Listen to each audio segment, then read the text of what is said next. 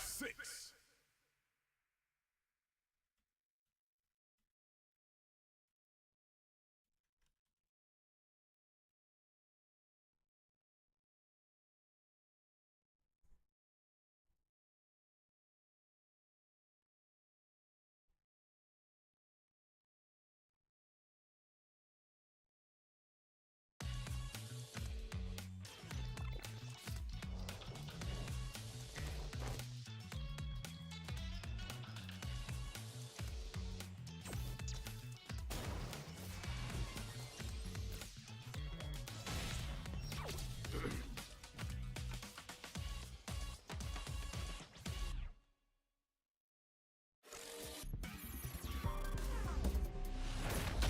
Fighter 6. Oh, hello! We're back. Back once again with the Renegade Master. Oh, do the people, do the people, do the people.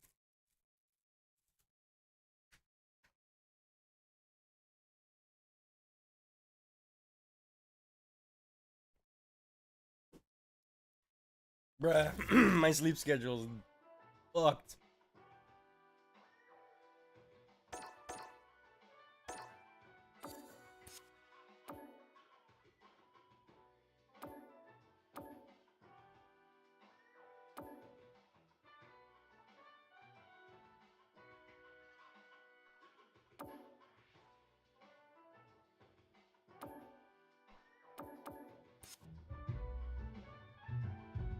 What's up, Shadows? How you doing, sir?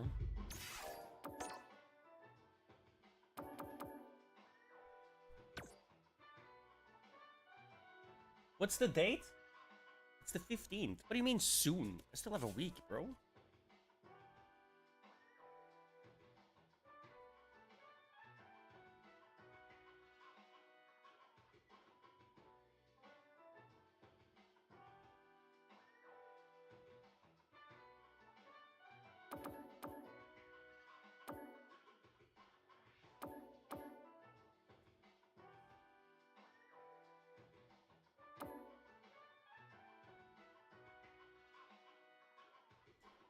All of them are Battle Hub. Ugh.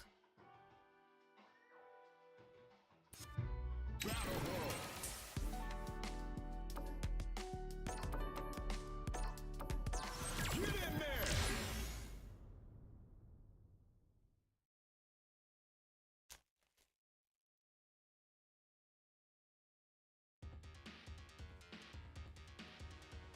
I'm gonna roll smoke first.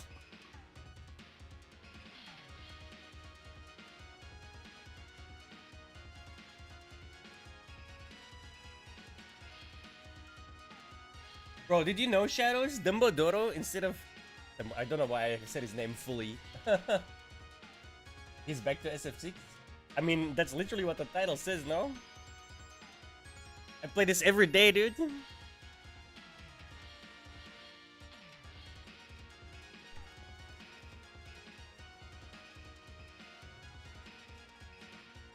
mean, would you rather I play Team Fortress Tactics or whatever? No, not Team Fortress Tactics. What the fuck is it called? Team Fight Tactics? I can't remember what it's called.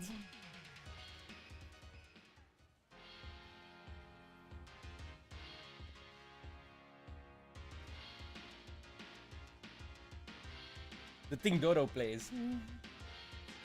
And puts everyone to sleep with. Would you rather see that? I'm gonna guess no.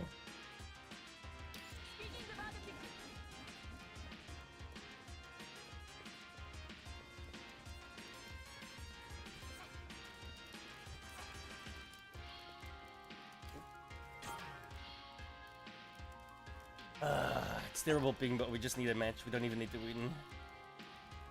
At least I hope so. And I hope you move to Terrace Land. Yeah, no, that's not gonna happen. We tried that for like 5 minutes. Here comes a new challenger. I am not a fan.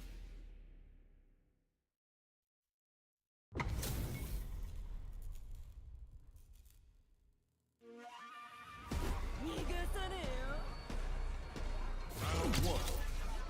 Fight.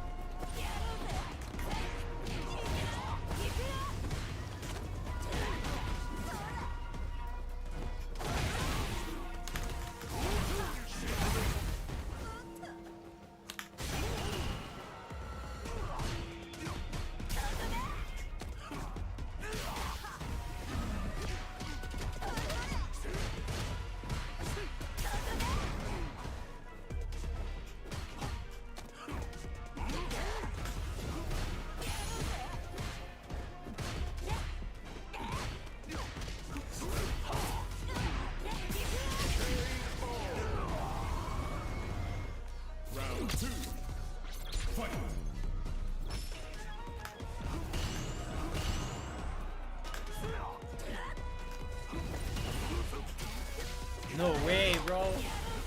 Some characters have it easy.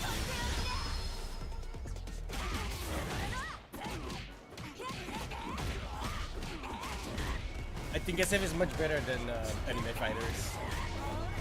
I mean, you've got people like this that are wasting my time constantly, right? Just play an OP character and then just mash their ass off.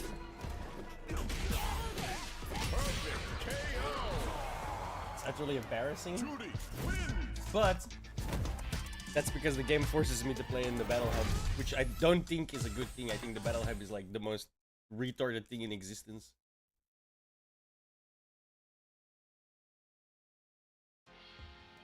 But it like literally forces me to play these people.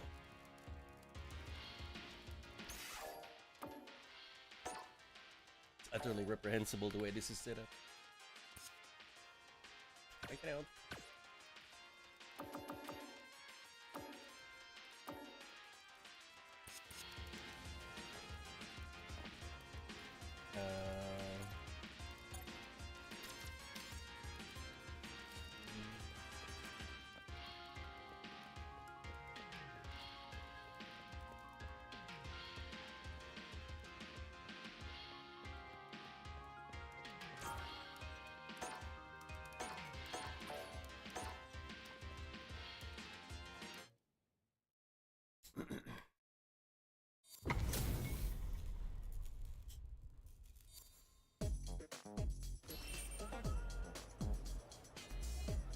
Round one. Fight.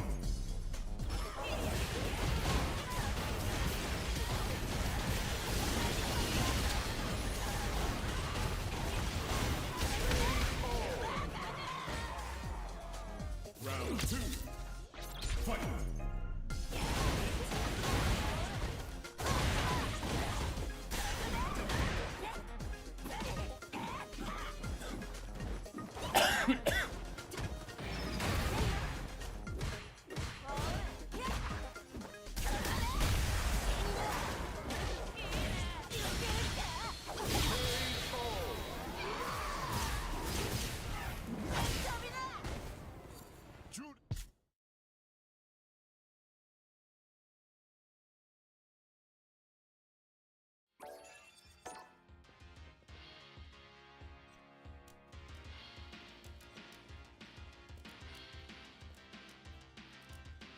Here comes a new challenger.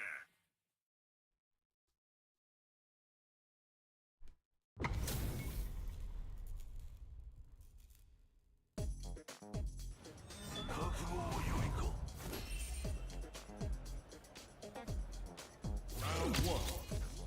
Fight.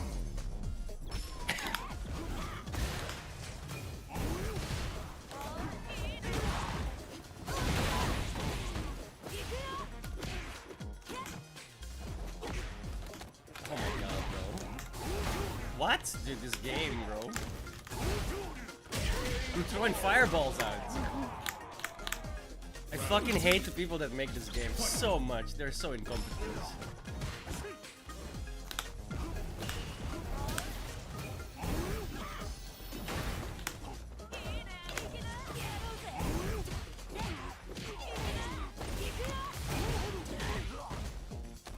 And now I wanted to defeat. Bro, this game is made for retards, bro. The dumber you are, the better you'll do. I hate this game so much, man.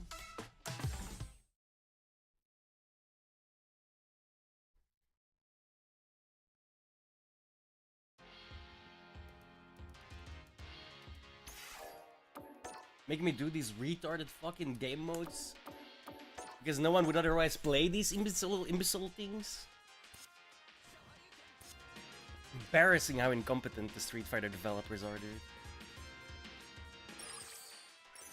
Like, there's a reason all of these garbage quests are all in the Battle Hub, alright? Nobody goes to the fucking Battle Hub, alright? We don't want your shitty-ass Battle Hub. It's garbage. There's no control whatsoever over the people you meet there. It's absolutely not a good thing, alright? Fighting ground. Practice online. Casual match. It drives me up the wall that they think that they're like trying to push you into it. I don't want to be in your goddamn Battle Hub, alright?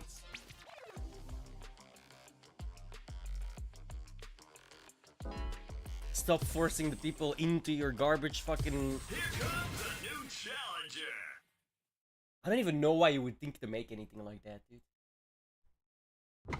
Like, you know arcades died like 20 years ago, right? Useless guns. The top player is here. Round one. Fight.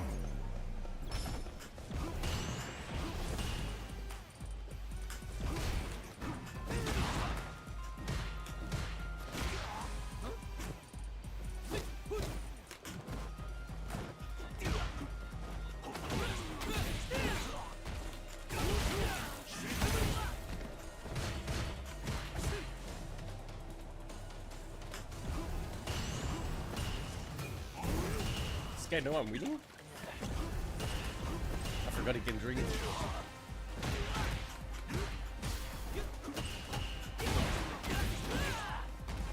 That is the most random DP I've ever seen in my life.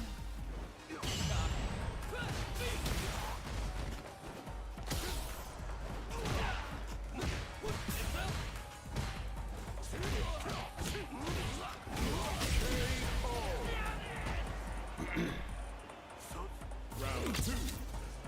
Fight.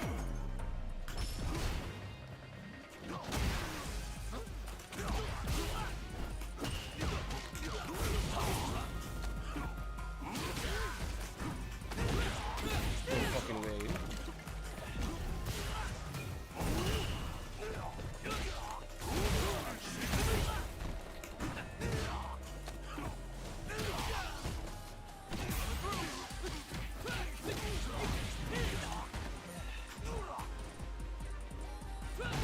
I was blocking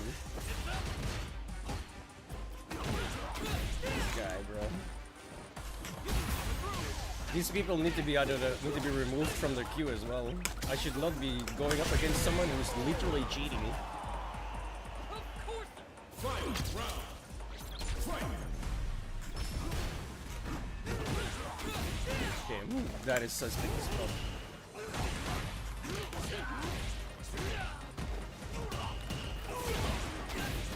Some characters are so brain dead easy. When you combine that with modern, GG, dude. Like this guy is actually cheating right now.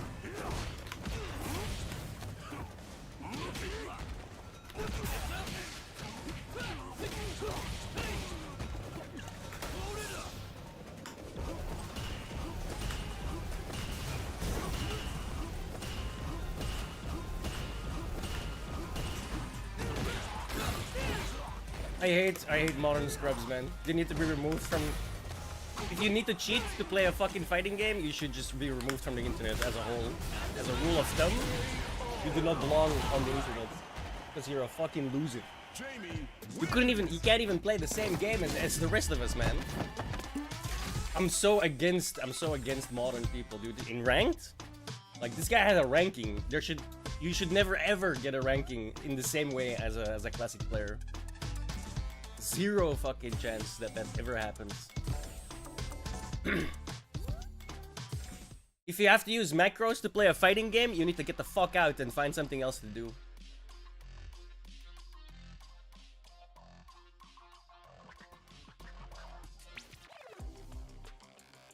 If I put macros on my fight stick, I'm a cheater. Why is it different for this filth that doesn't want to learn anything, right? These low-level, low-effort people. They're like, I'm not actually gonna learn half the game. I'm just gonna skip that. We really need better developers, bro. Like, the people that are developing fighting games right now, they're just the bottom of the barrel, dude. It's like, I cannot think of a dumber thing to do than put cheats into your game. Like, this ain't Call of Duty, motherfucker.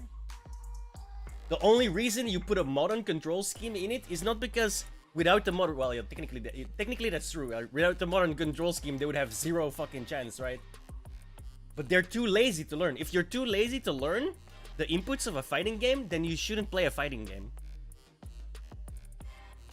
Casual match. Fucking despise this shit, dude. So much to the core of my heart, bro.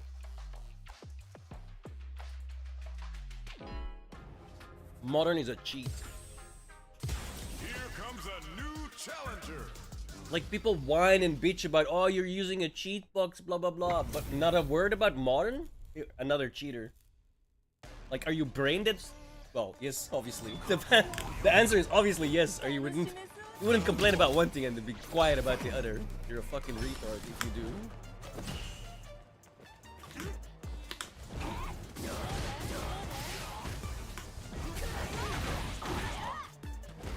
Like, all of this guy is like literally cheating. He hasn't thrown a fireball, he pressed a single button. He doesn't do a DP, he pressed a single button.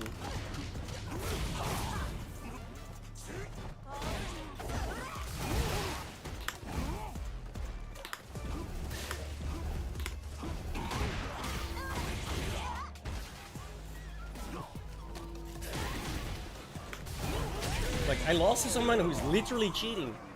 Legally. Why do we cater to the worst that society has to offer?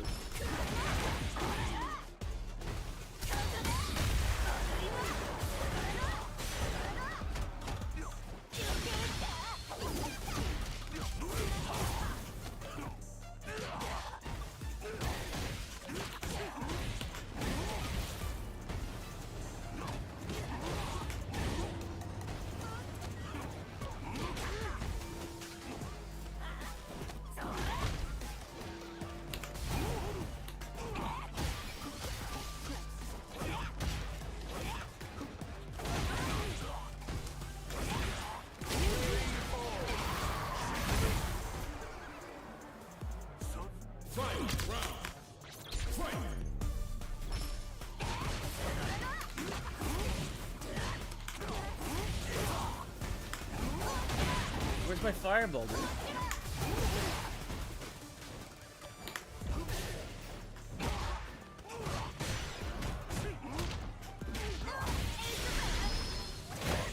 Wow, he can press 2 buttons in a row. This guy is so skilled. Fucking loses fingers.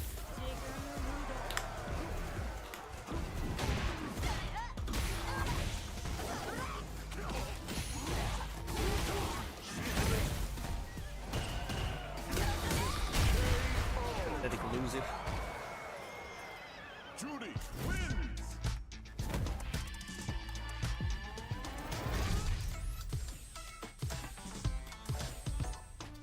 Can't deal with cheaters, dude. I really can't.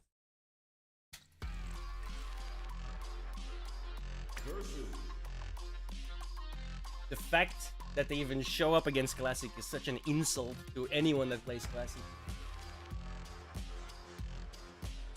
It's like the people on Call of Duty that think they're doing a thing by playing Call of Duty on a gamepad, which automatically gives them auto-aim. Like, bitch, you ain't that good.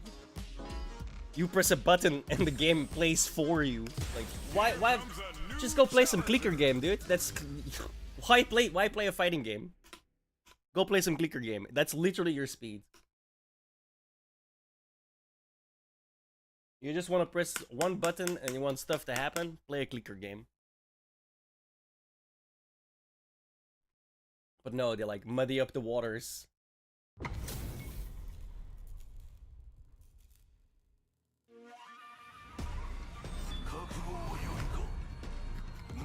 Round 1. Fight.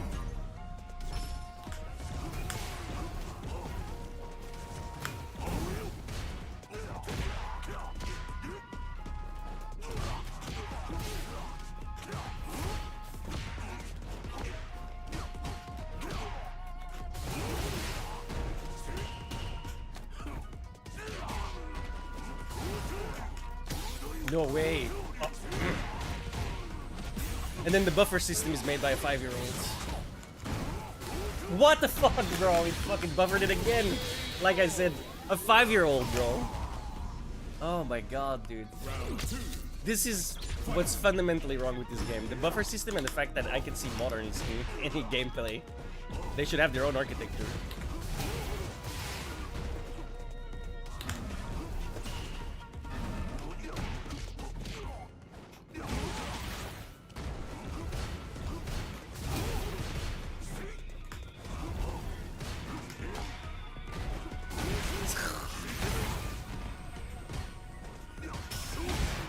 Grabs? Shouldn't I...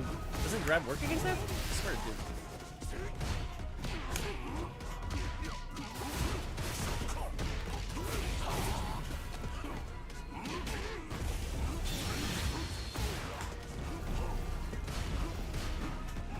No way! Okay, he was dumb enough to jump again at least. Fight round. Fight.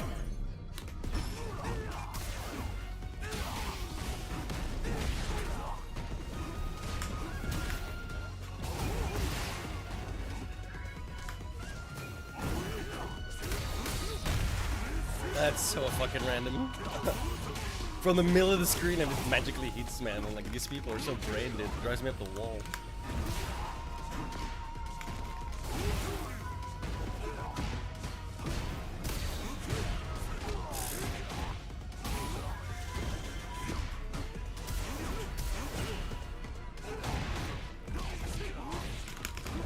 What? And now the fucking this fucking game, dude.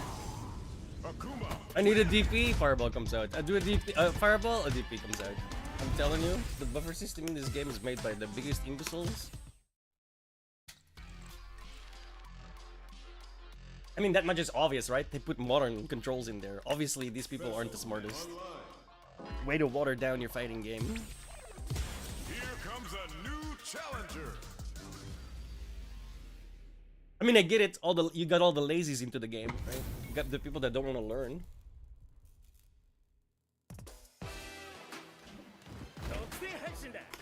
But I don't think that's an advantage. Well, it's an advantage for their bank, which is all they care about. Let's be honest.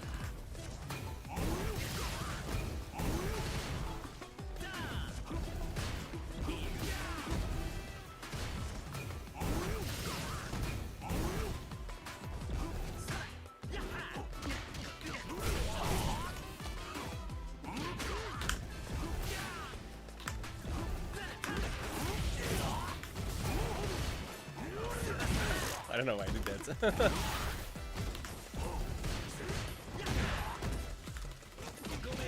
He was grabbing, I was DPing. Nothing happened. DP wins from grab, I might add.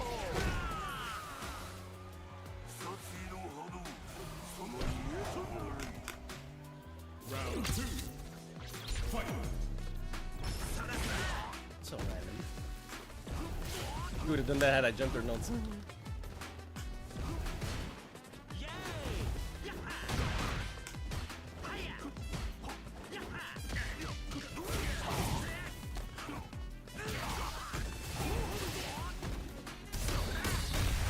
So fucking random these people do.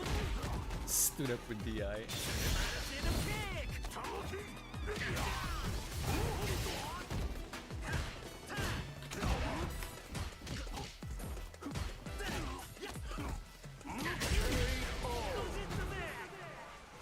Akuma win.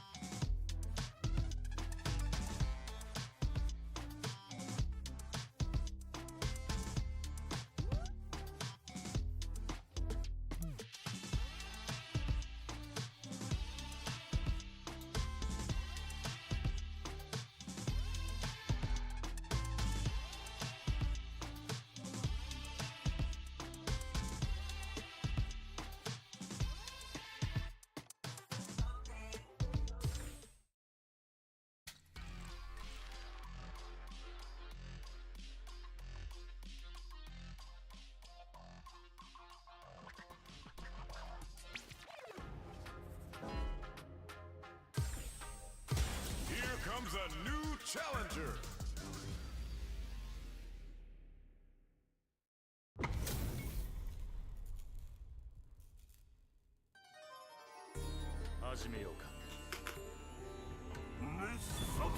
Round one.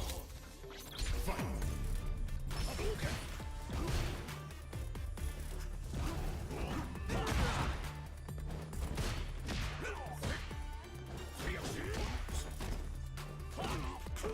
What?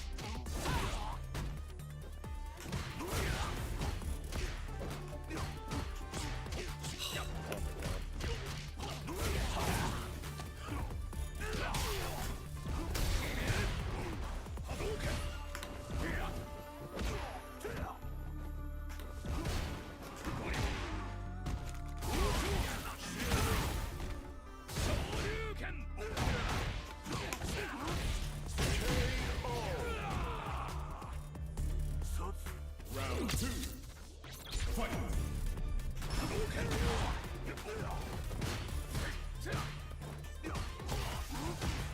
What? I fucking grabbed, bro. What? Man, these people they're doing weird shit, dude. None of this shit's at work. Like he's not a plus there.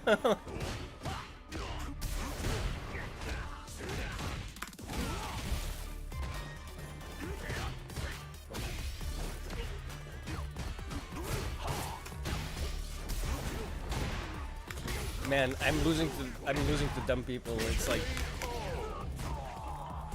I'm clearly tilted because this guy's branded.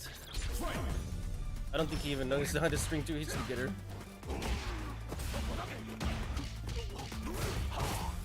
That links. Random DI. I hate losing to people that have no idea what they're doing, dude. I'm on tilt. I'm massively on tilt. Like if this brainlet gets me, then you know something's bad.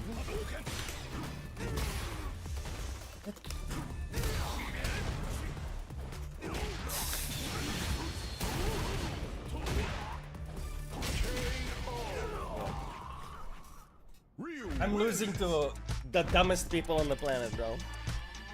This guy might literally be branded. I'll never know because I'm playing so bad.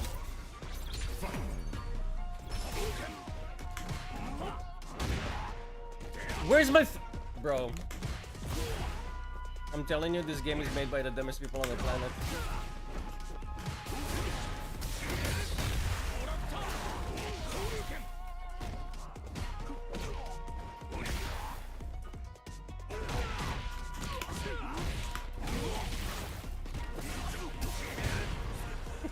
He literally just abuses that. That's how this guy got where he is.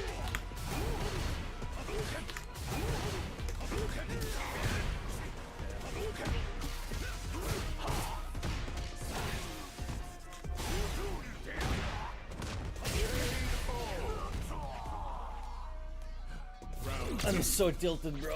This guy has no idea what he's doing.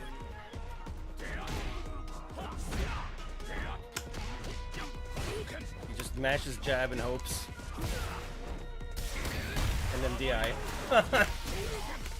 Man, this game is way too dumb. Like they made this game specifically to pull in people like this.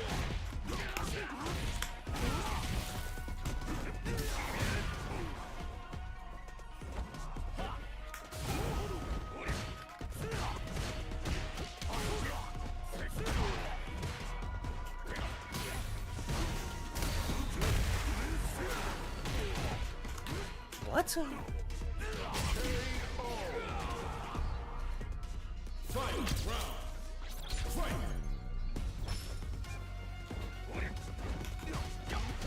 That's not real, bro!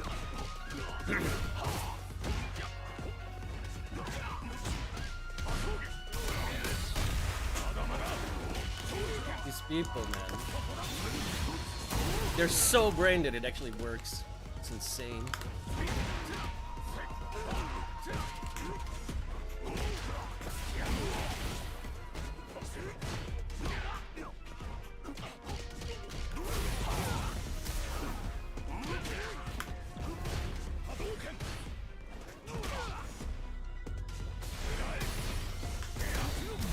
What? At least he fucking stupid because he had no health. I didn't press the I, bro. Bro, this game drives me up the wall, dude. Even when I win, it's like, how the fuck? That's not what I pressed.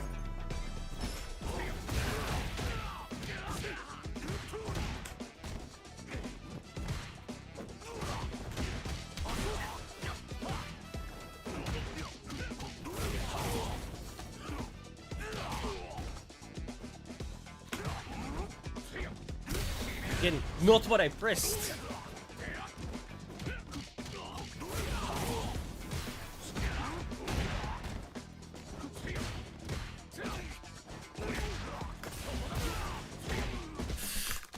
These people are so brain dead stupid, man. How is he not dead? I'm telling you, there's way too many noob mechanics in this game. The only reason this guy is platinum, the only reason this guy has any chance is because of these dumbass noob mechanics, man. Like, oh, let me just press a dumbass button. Oh, I armored 2 hits free and I got a massive combo off of it. They make these games so dumb these days, bro. Like, it's like, how can we get the people that are really, really lazy into our game? Oh, modern, a ridiculous buffer, and the most OP buttons in Pine game history.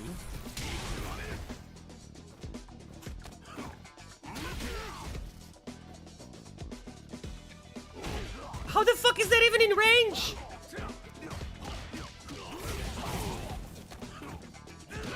He hasn't picked that shit once, bro.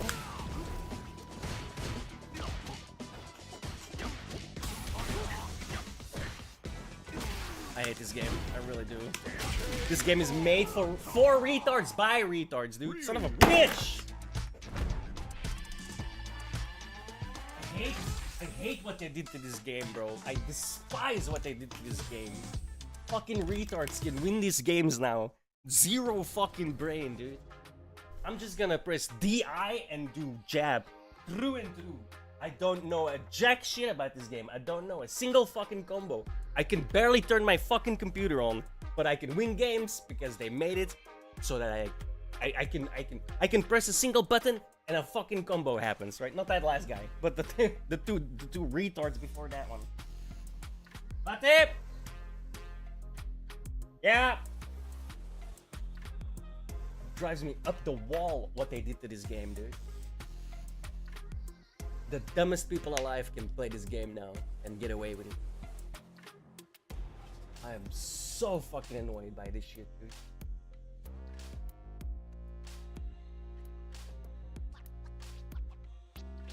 Like, clearly I'm tilted by the 2 fucking modern cheaters. Cause that last guy, that guy shouldn't have gotten a single fucking round, bro. Oh my god, I'm fuming, dude.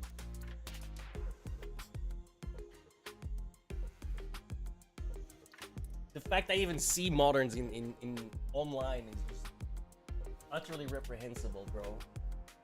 Like, you couldn't have a bigger tell than the fact that you don't want to learn by playing modern. That's literally it. You don't want to learn. That's why you would play Call of Duty on a gamepad, right? Because you don't want to learn how to aim. You want the game to take care of that for you. Why even play then? Go play some clicker game, dude. You can press the same button over and over and over again. It's perfect for you, alright? You press a button and something happens. It was made for people like you. Clicker games were made specifically for people like you. Like, you don't want to do nothing. You just want to click a button, put your tongue out, have a little drool go around your mouth, and then just look at the screen. That is the exact equivalent of modern control schemes. Like, if I put a... I cannot get past the fact that if I put a macro on my fucking classic, I'm immediately a cheater. But they just give it to these retards. And that's just fine. And then the same fucking people are like, oh well, the hitbox is a little too powerful. What the fuck do you mean, retard? You gave them fucking macros, but the hitbox is too powerful? Get the fuck out of here, dude. These people need to be removed from the gaming development sphere, dude. Like, if you think modern in a game where execution is literally half the fucking game, if you think that's a good idea, you need to be removed from the gaming industry and you should never ever touch a computer again because you are a massive moron of epic proportions, alright?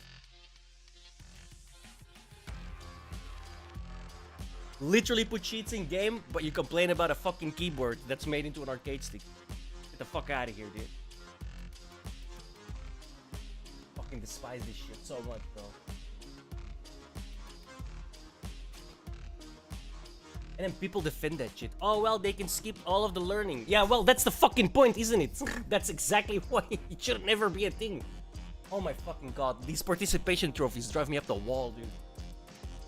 Well, you're too retarded to learn something, so we're just gonna give you the game. We're gonna make the game play it for you, and then, oh, congrats. Congrats. These people walk outside with helmets, dude. There's no fucking way. There's no way. I don't get it, bro. Amazing, amazing. We live in a fucked up world, dude. We really do.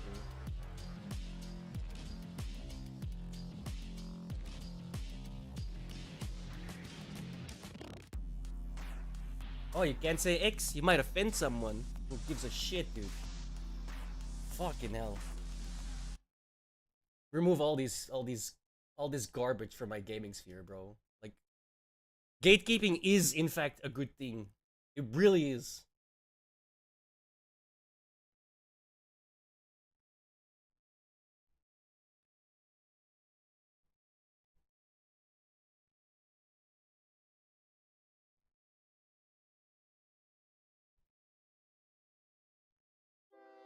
Like, fighting games have always been like a measure of skill, and you threw that right out the window with this modern shit, dude. These people have no skill. They couldn't do a combo if they fucking... Well, they can only do a combo if you make it for them, if you do it for them. Literally. Like, get the fuck out of here with that shit, dude. I should never, ever, ever see that. I should never, ever, ever in my life see someone who doesn't give a shit in the same game as me. If you don't give a shit, you don't want to learn, that's fine. You want to play modern? That's fine. Get the fuck off of online. They need to have their own fucking architecture. They need to have their own infrastructure. I should never ever see someone who's too lazy to learn a single thing about the game in my fucking game. I should never see that person, ever. Gatekeeping is a good thing. And y'all need to start doing it again. This whole cater to the lowest common denominator just to get some money is fucking destroying your game, dude.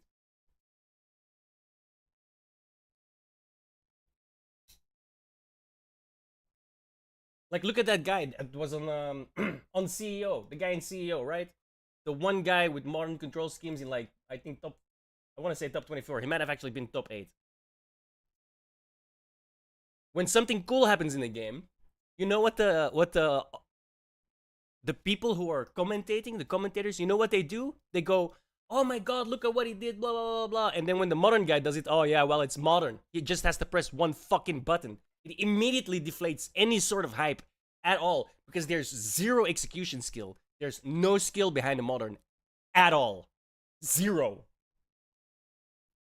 Oh, he reacted with X to Y, to Y. That's really hard to... Oh, no, wait, he's playing modern. Never mind.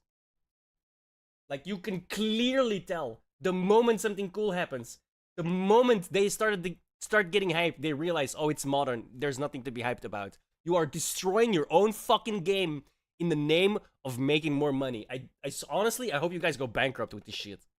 Because you deserve it.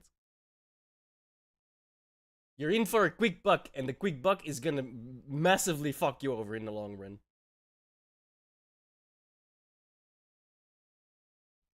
Any sort of hype in a real tournament is instantly deflated when it's a modern.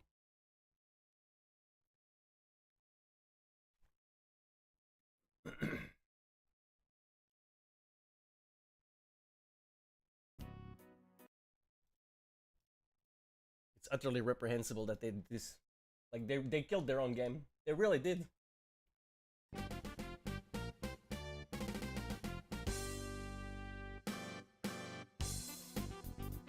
Like, we're gonna stream Evo, right? The whole weekend. I guarantee you, if a modern comes on stream and you see him do something cool, I guarantee you that'll be brought up. 100%. It will be much less hype than it normally is, because normally, you know, okay, it's really cool that you did that, but the execution of it is the really, really cool part for like 90% of the people that watch it, right? But if it's some retard holding L1 and pressing X Nobody gives a fuck about that. That is not cool. That is just some retard holding L1 and pressing X. And not having great reactions and then doing a crazy ass combo behind it. No, it's just some retard pressing L1 or holding L1 and pressing X. Right? Like, how did you not realize this was going to destroy and divide your game so fucking heavily? These people should have never been allowed online. Like, you play modern? Fine. Here's your own fucking little corner. Have fun. Enjoy not learning.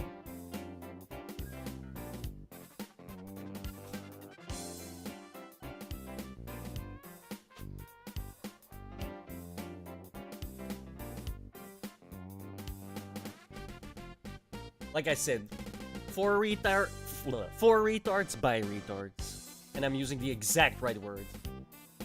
Destroyed your own game, dude. All the hype of it is just gone.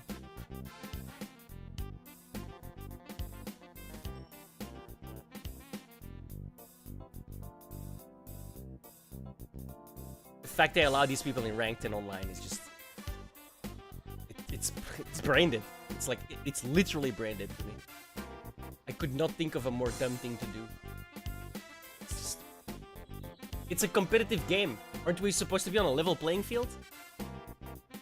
Yes? Okay, then why am I playing against retards with cheats? Literal cheats built into your fucking retard game. For retards, by retards. It's utterly reprehensible what they do to it. Literal cheats. Completely allowed. Pathetic.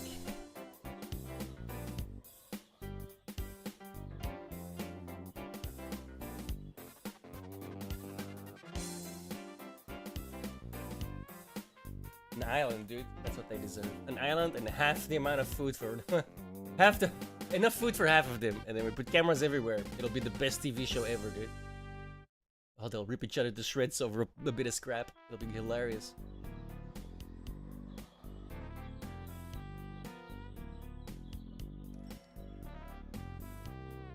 It'll be the most bumbling. You know, it will be the most bumbling, like. Inept people, right? Otherwise, why play? Why do these things, right? You have to be utterly brain dead to even think this was a good idea. Like, if you're this incompetent at your job, I cannot imagine how incompetent you are at actually life. You know? So, I'm telling you, it'd be the best TV show ever, and you know people would watch it.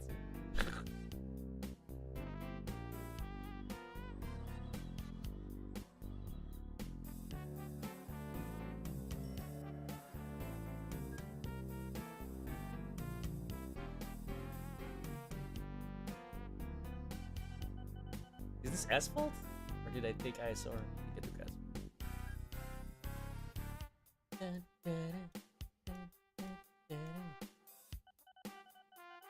I was doing something last night before I went to bed, but I can't remember what. I didn't go to bed. That's why I can't remember. There's many sleepless hours after that as well.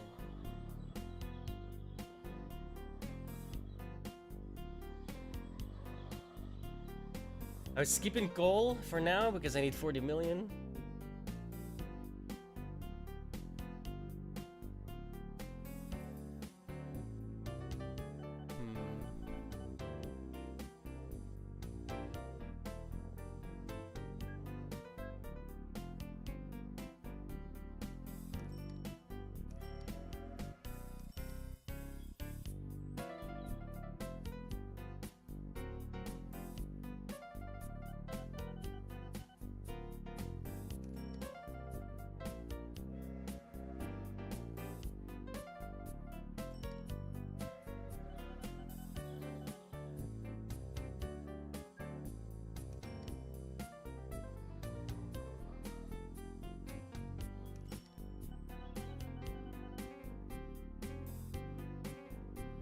Just checking.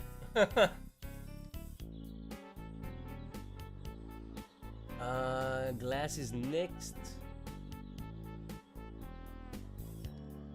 I need aggregates for that, I think.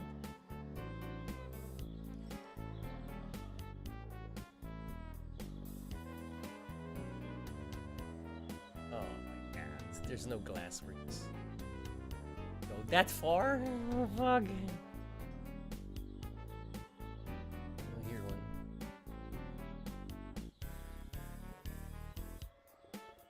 Sand, soda ash, limestone, nitrogen. Soda ash comes from here, right? Yeah, that's nice. Limestone we can't do because we need that for the kiln. Nitrogen from a cryo.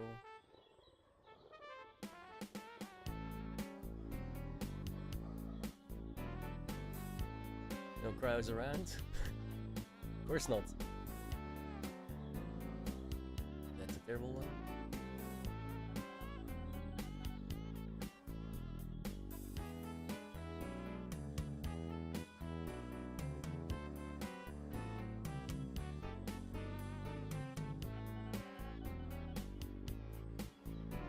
Oh, no nitrogen. Sand. Where did I get sand? Quarries.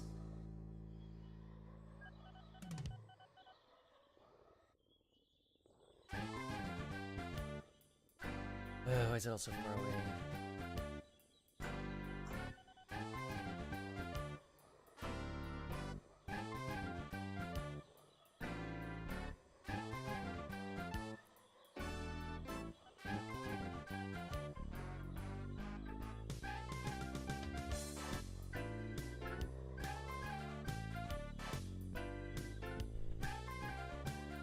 I mean, it could be worse.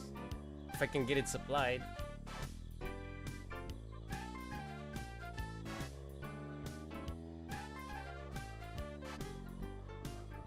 I can build a port here. Oh, there's one. Oh, we're using that already.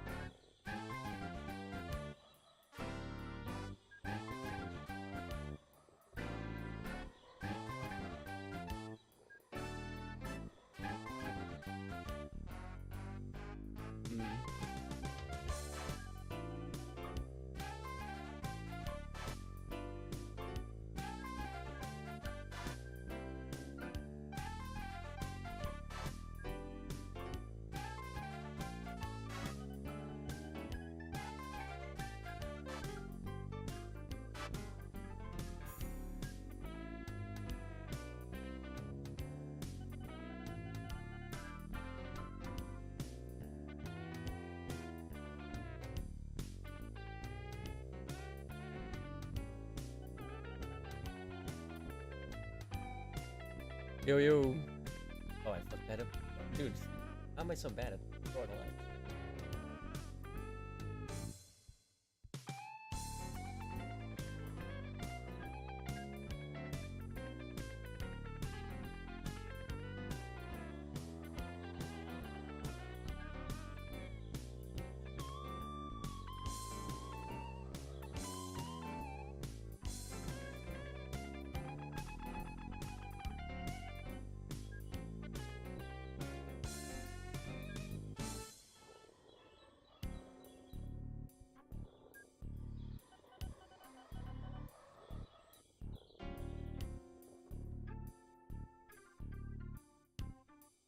Alright, man.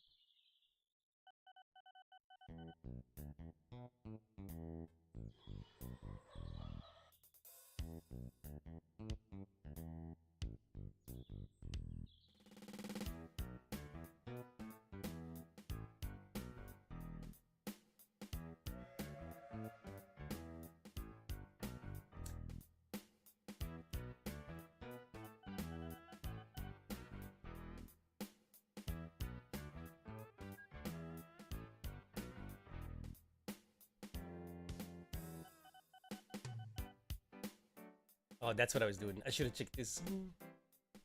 Oh well. Later. I need glass as well anyway.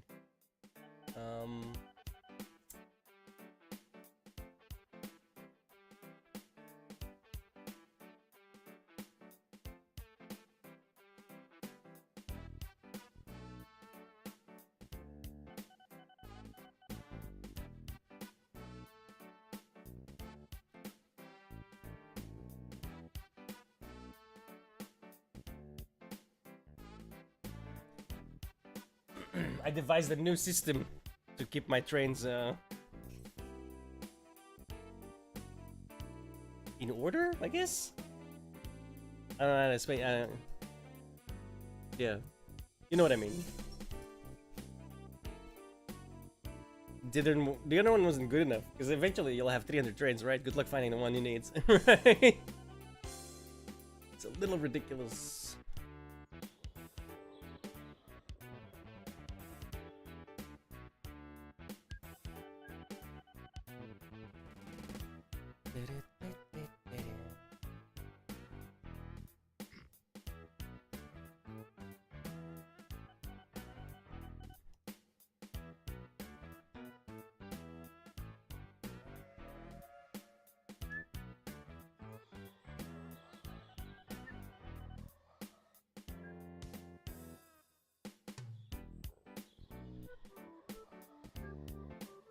Exactly.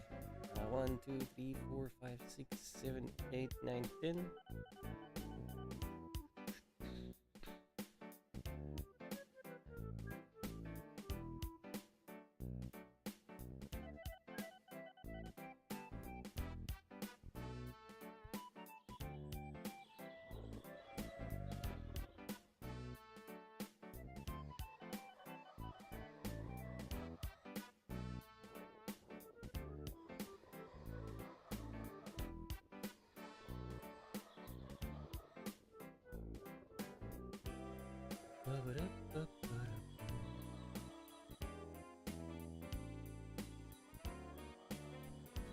Oh, I finally calmed down. Brains will do that. I'm still pissed about the water though. I really do think that should be gate kept the fuck out of the fighting community. It's a plague. If you don't want to learn, play a different game.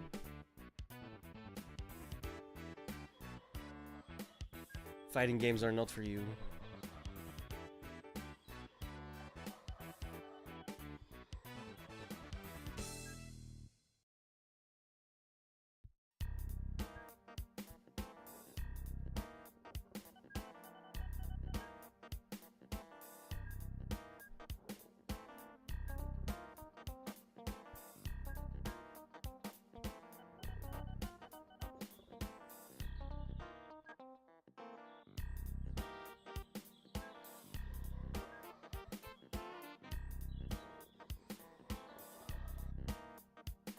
I'm heavily into it. I'm just quite upset about what they did to it.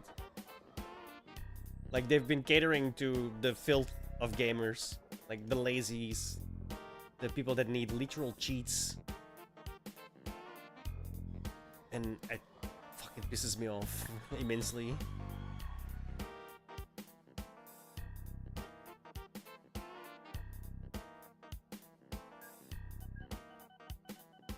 I play a lot of fighting games. Like a lot.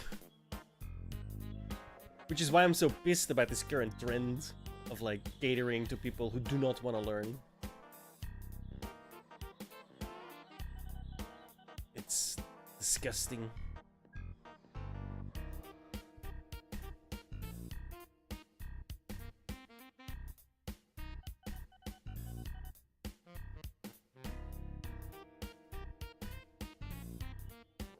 Well, there's modern control schemes now. Your button mash will turn into literal macros. But if I use a macro on Classic, I'm a cheater. It's the same. They basically pulled a Call of Duty. And it's retarded on Call of Duty, right? Like where they give gamepad users a massive advantage by giving them an aimbot. Literally, that's literally what happens. They give people in fighting games that do not want to learn literal macros. Like you hold L1, you press square 3 times, and he does like a weird like a legit combo. Right? It's embarrassing beyond belief, dude. The fact that they're catering to the lowest common denominator, right? It's destroying the fighting game community.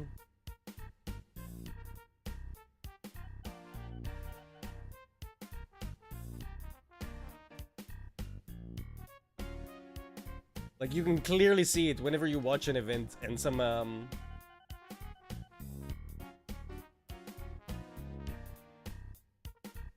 you can clearly see it when you're watching an event and some rando on modern shows up on stream, and then the moment they do something which theoretically would be really fucking cool if it wasn't a modern, you hear the commentators go like, oh, it's modern. Like, they destroyed their own game, dude. Like, the hype is just gone.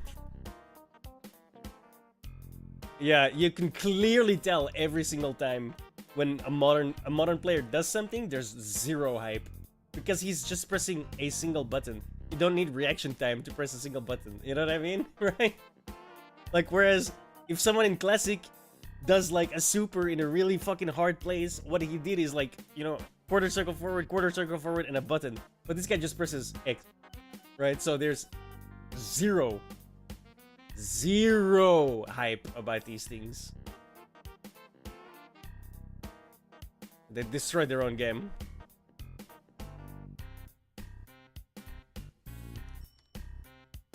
Oh, fuck's sake.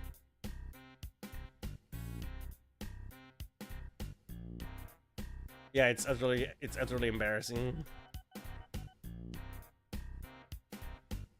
Like, that's how you know they fucked up, right? That's how you know. That's how you know. Like, even the commentators are like, oh. I mean, I guess he was alright. He pressed a single button in time. Woohoo. You know? Like, where the hype is just gone, bro. It's an embarrassment beyond belief that they even thought of doing this, let alone actually do it. Brain dead developers, bro.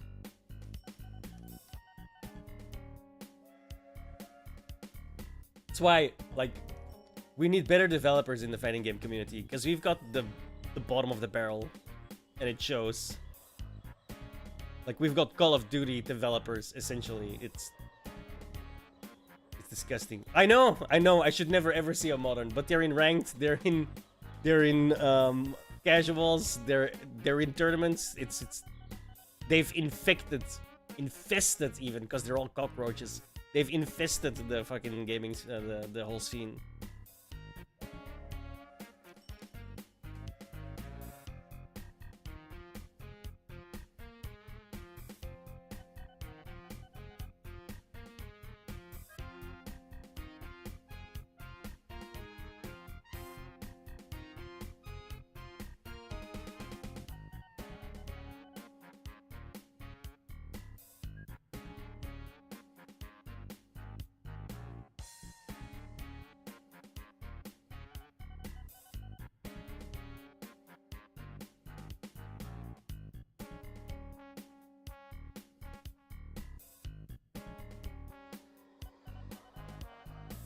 Far enough I can put 2 on this.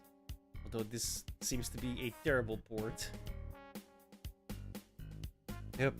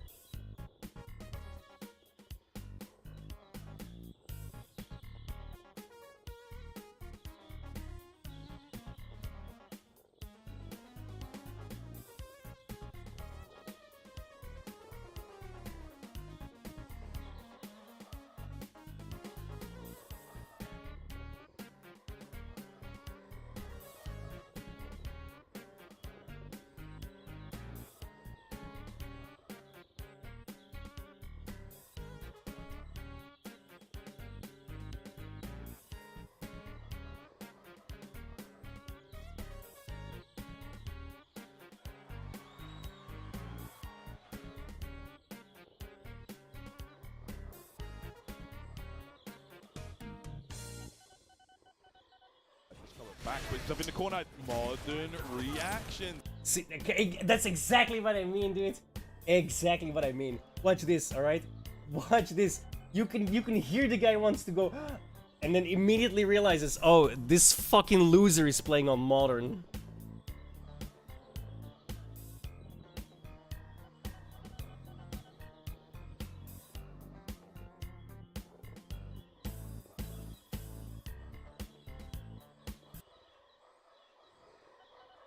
About to cash out in that level 3 if you can get one final hit.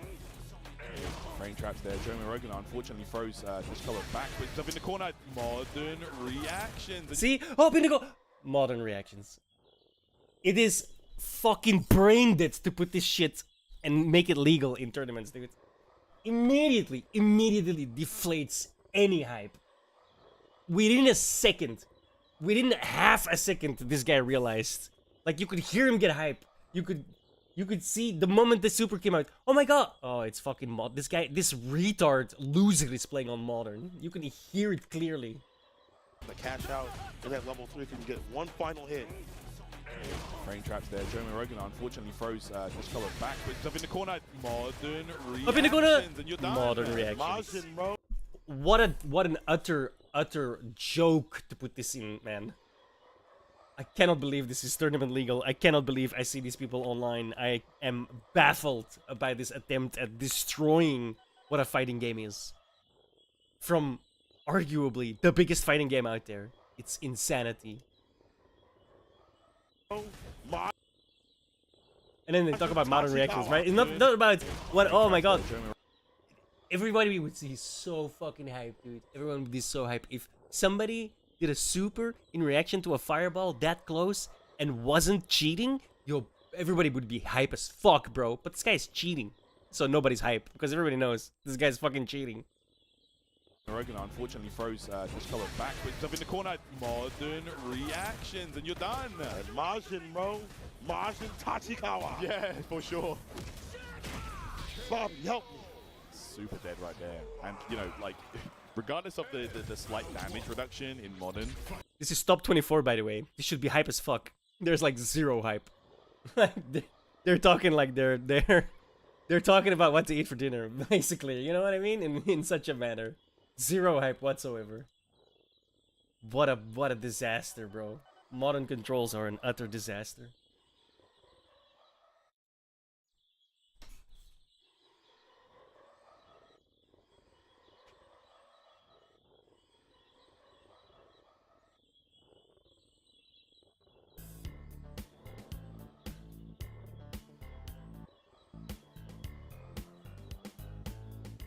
Yeah, modern audiences, yeah.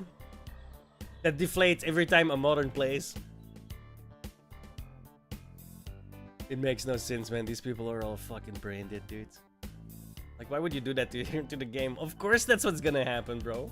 If you give people literal cheats and they use those cheats to go into tournaments, obviously it's gonna deflate everything, dude.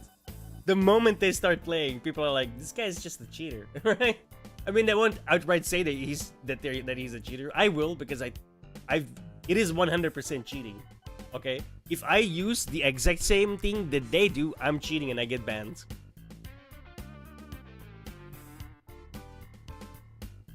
That makes what they're doing cheating, clearly, because if I do it, I get banned for it. So they're cheating. All right, and you cannot rationalize that.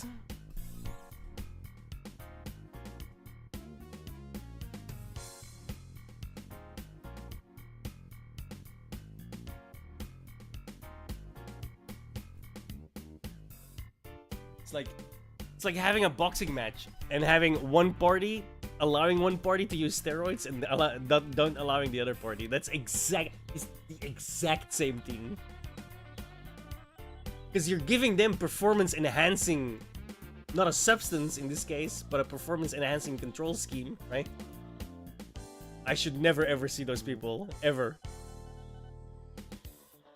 In online. Never. We're fundamentally not playing the same game. Like, on an actual fundamental level.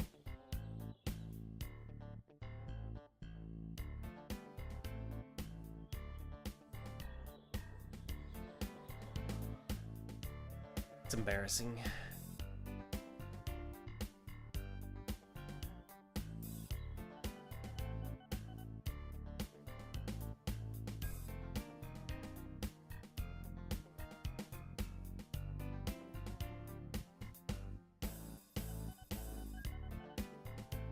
Like, I'm all for giving people training wheels, but you gotta make them graduate from the training wheels at some point. It should never be allowed online, ever.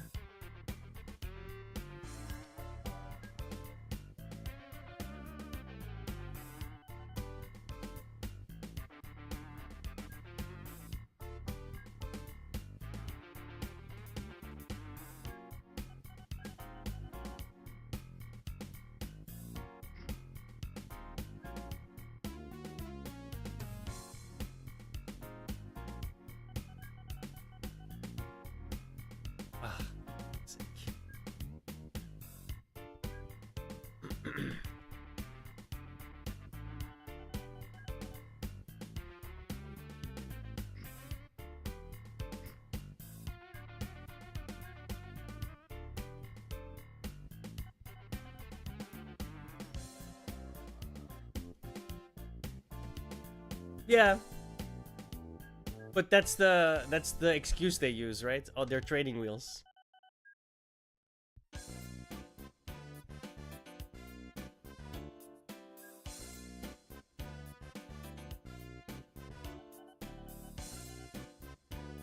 I know. I know. I'm right there with you, dude.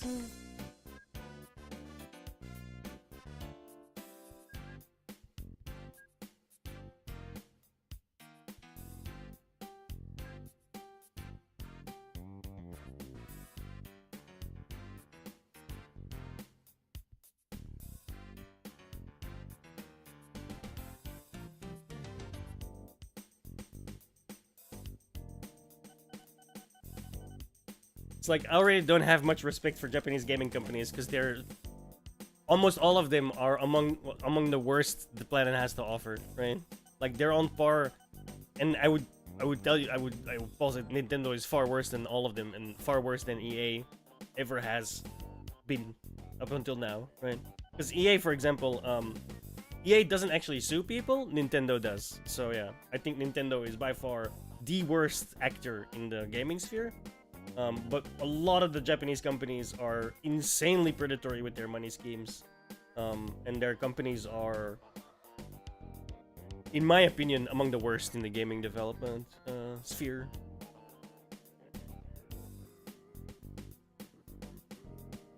Like Capcom, Bandai Namco, Nintendo, they're all just as bad, and in Nintendo's case, worse than EA, Ubisoft, Blizzard.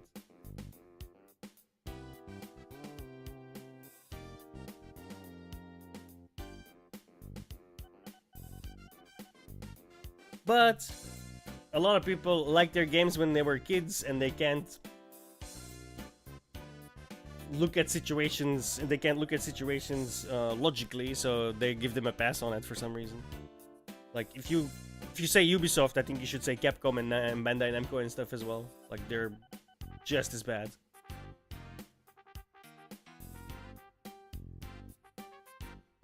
Yeah, so has EA, right? So has Nintendo.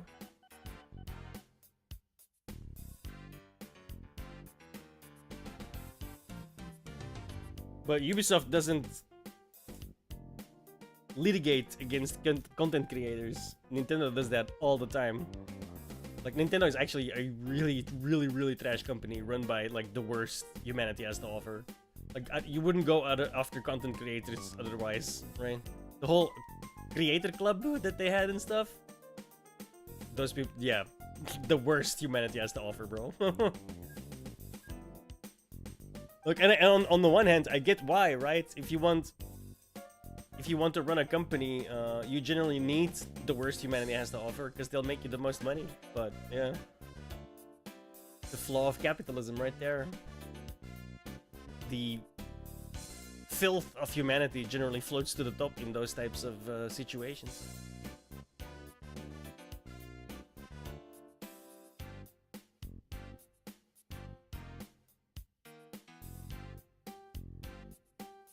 Is soda ash or oh no, soda ash?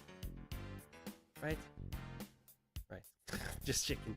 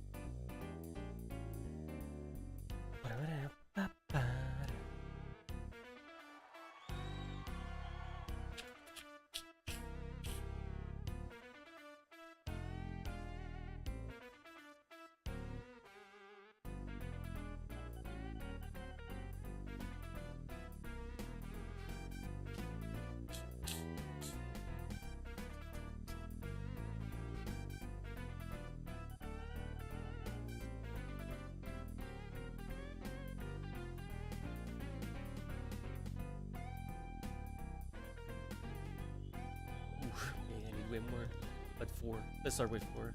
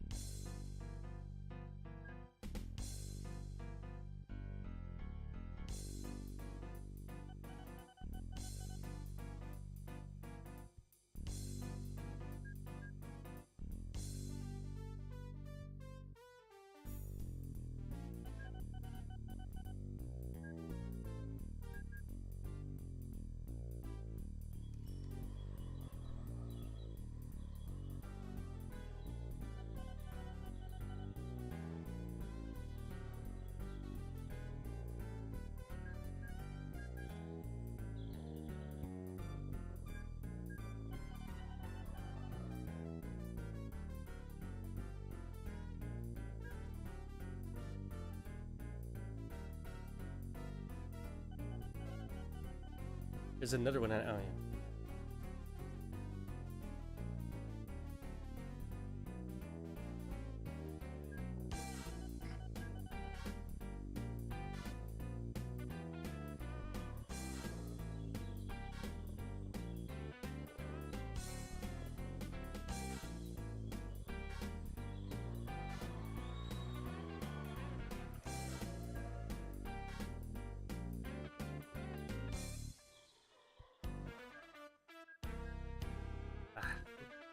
That's one off.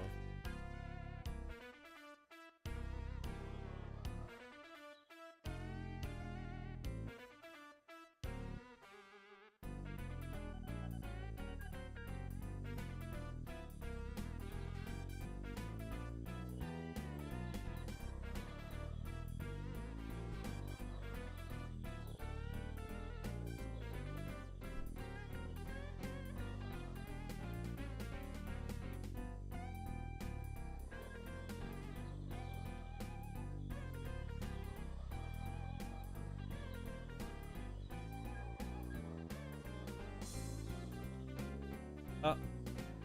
Oh, fuck.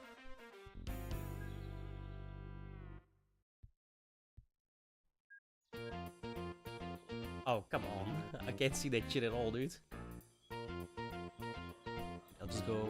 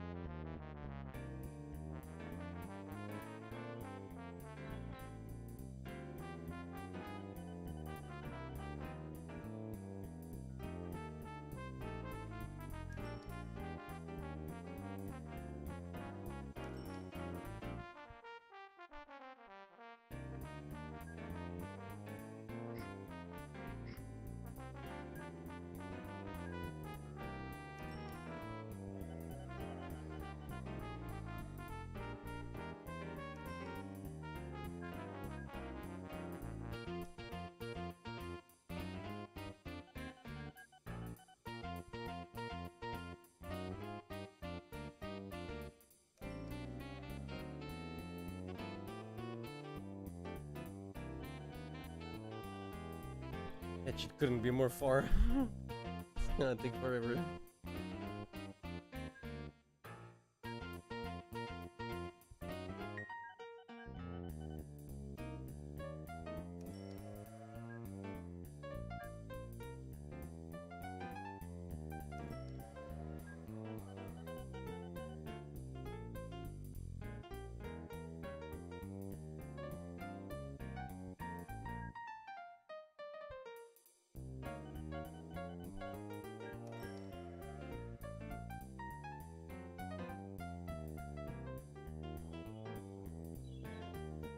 It's really far.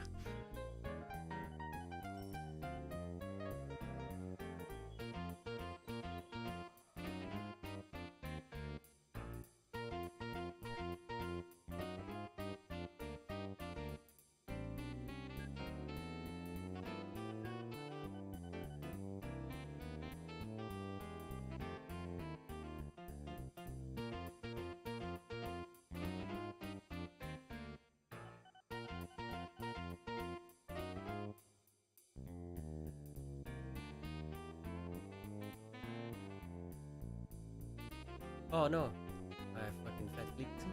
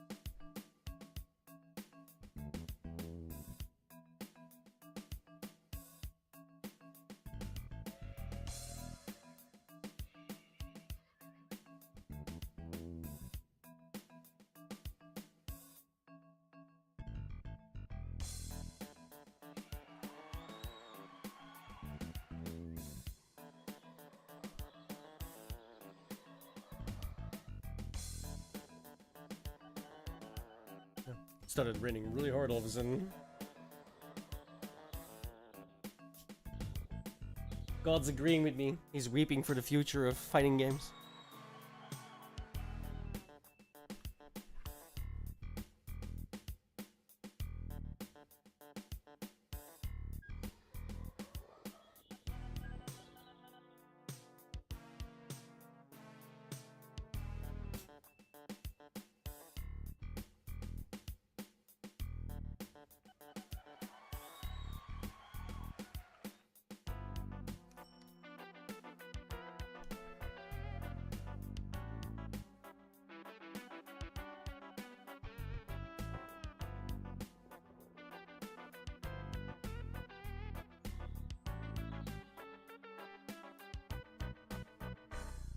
No one's going to east, I think, because it's empty.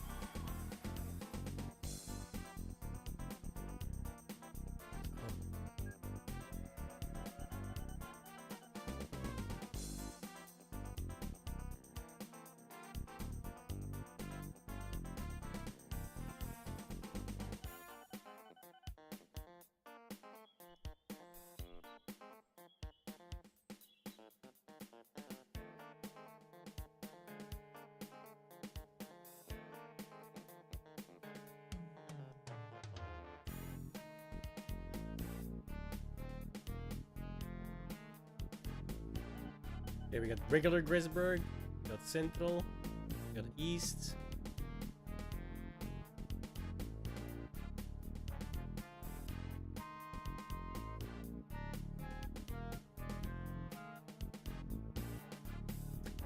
Actually,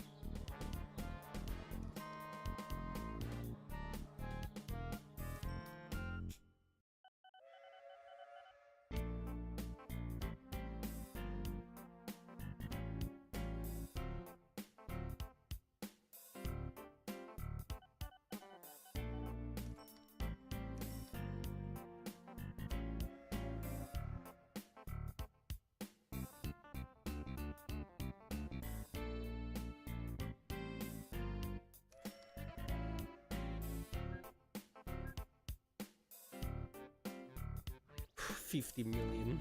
Fuck my life.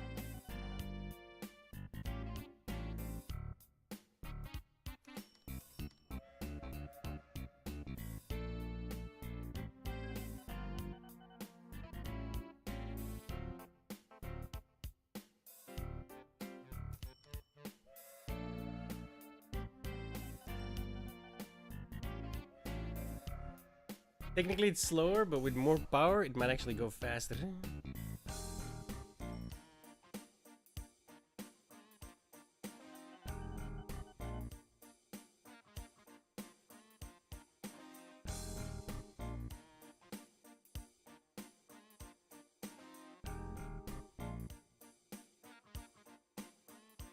Oh crap. The one's almost back again. Shit.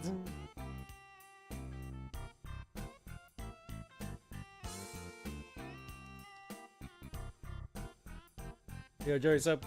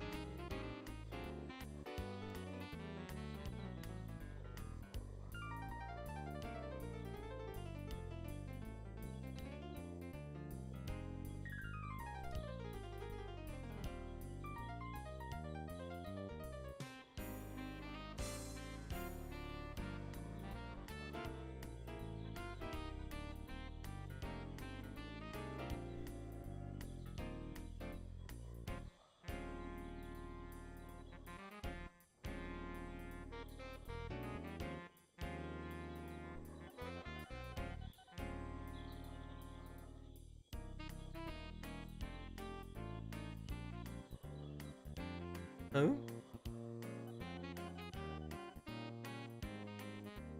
Oh, there it is. I couldn't find it, dude.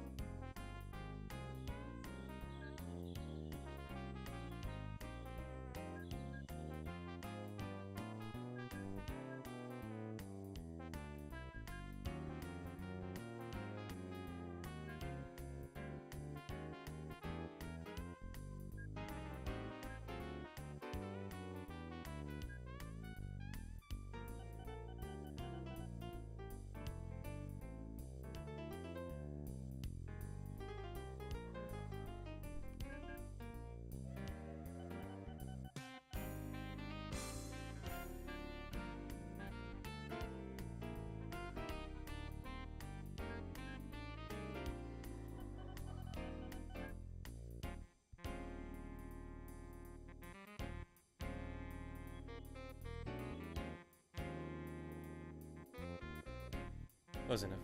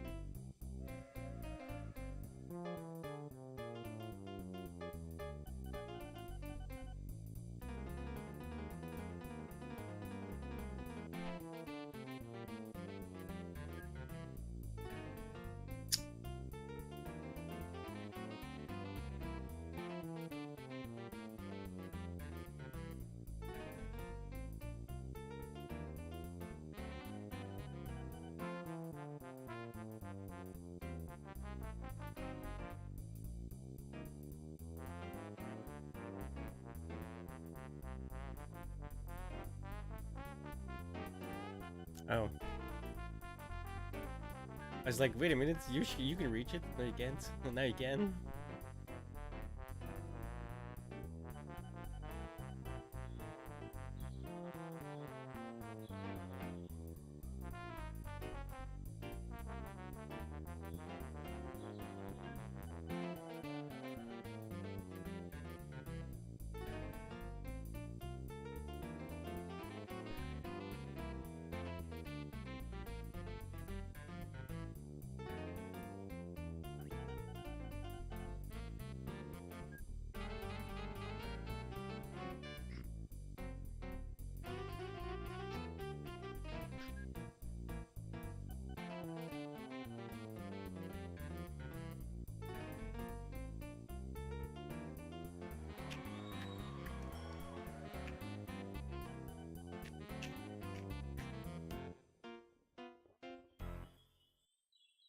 Let's hope they're good.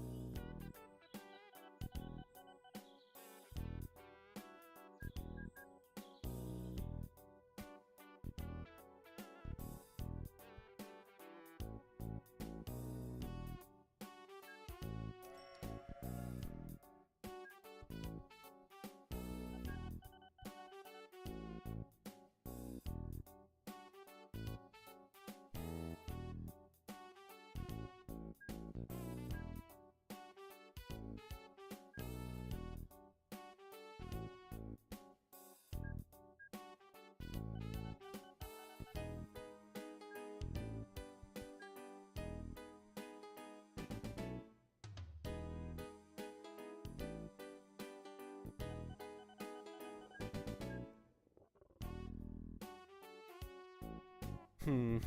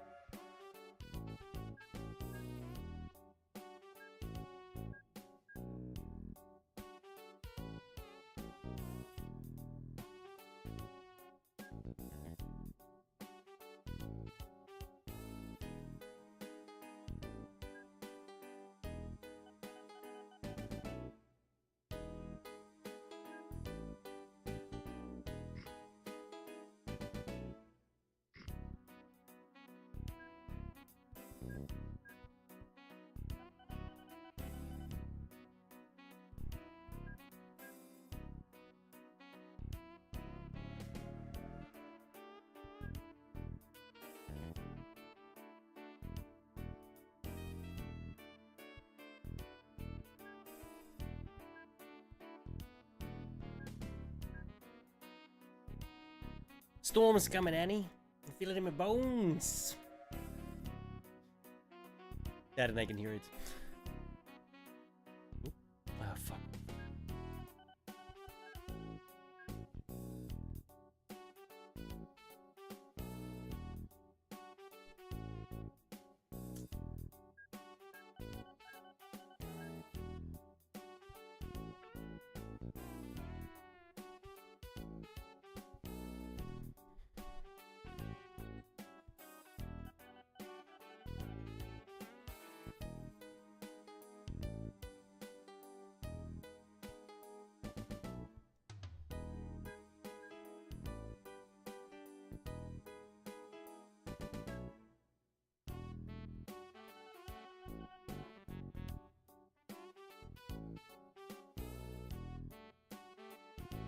Why are they all they're all shit, bro. It sucks.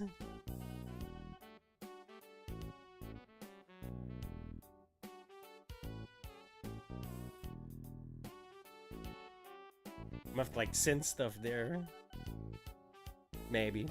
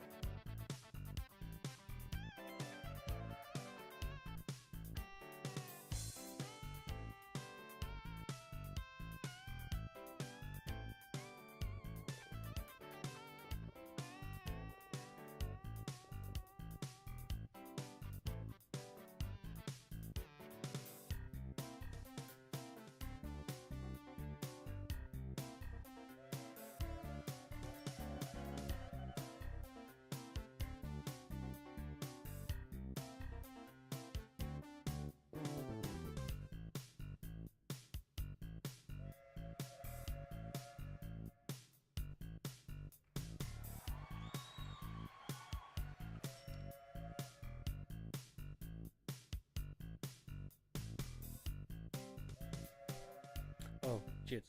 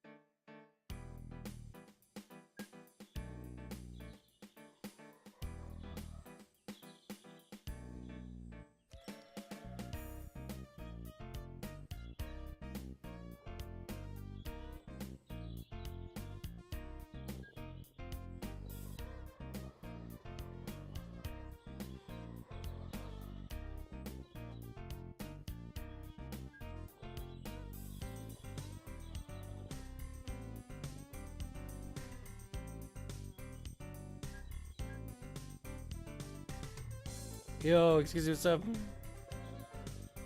I'm alright. Surviving.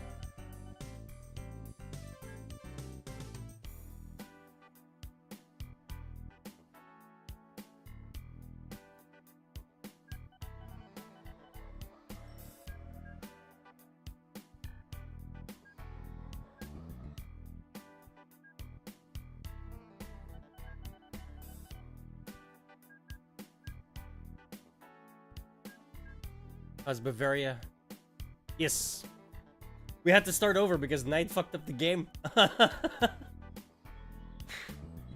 He broke the script. I was like so far, dude. I had like this crazy ass fucking... Dude, I had like 200, 300 trains. And then he broke the script. Oh. He deleted a town. So I've turned permissions off, right? So if I delete stuff, the town like starts hating me, but it doesn't stop me. So I can literally, if I wanted to, delete this town. The town will still be there. It'll just say 0. And then he took the town, which obviously you can't divide by 0. And the script, when you take a town with this script, it like does calculations in the background because it has to, you know, get the city ready for being able to grow and stuff. So completely broke the script.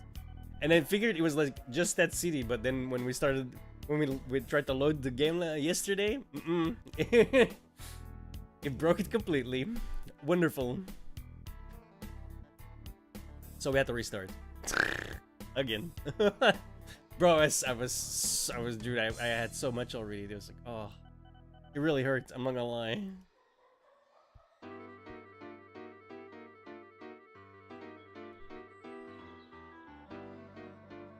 But it's fine.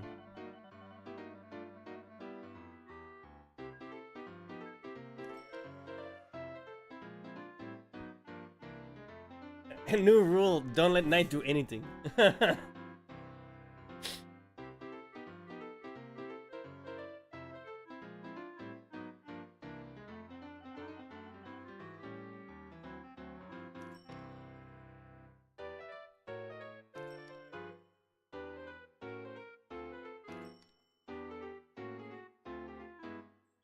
I'm about to show you how complicated this game gets. What was this? Coke to coke oven? No, coke to blast furnace. Oh, which one did I put that under? Fuck.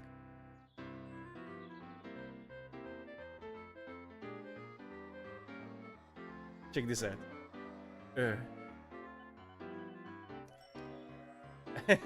So, I don't even have that many trends yet. Only like 75. Oh, I forgot to group the last two. Okay, that's O2 furnace, coke, coal to coke.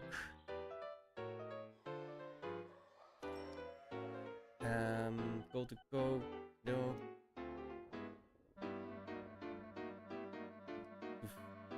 NG to coal. No, NG.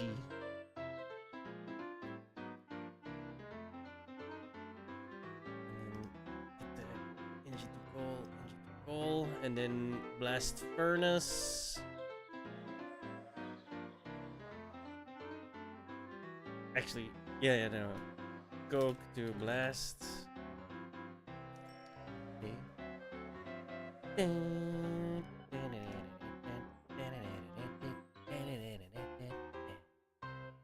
Boom. Okay. So I've got my O2 furnace, which is over here somewhere. But the prerequisite is a blast furnace because it needs, well, and a coke furnace and a kiln, like. And then Ravenrock itself has like all of the food, the glass, the passenger service. And this is separate still. I don't even know where to fucking put this yet. And then we have the intercities as well.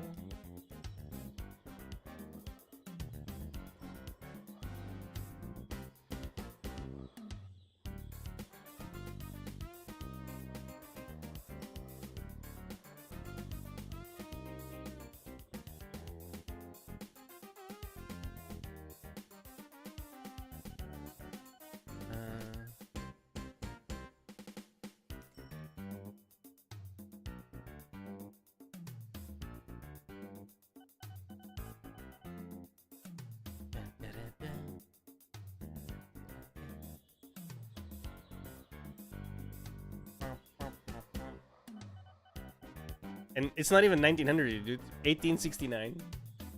We started in 1850, so we're only 19 years into it. The problem is, I need coal to grow my city now. But I can't get any yet. I need to make a coke oven? Not a coke oven. No, yes, I do need to make a coke oven. I need to make a coke oven here because otherwise I can't accept coal. Because coal is the only thing that uses coal is the coke oven. Which I think is kind of annoying. Honestly. If I play this again, I might just take the coal requirement off. It's kind of dumb having a coke oven just for the coal in your city.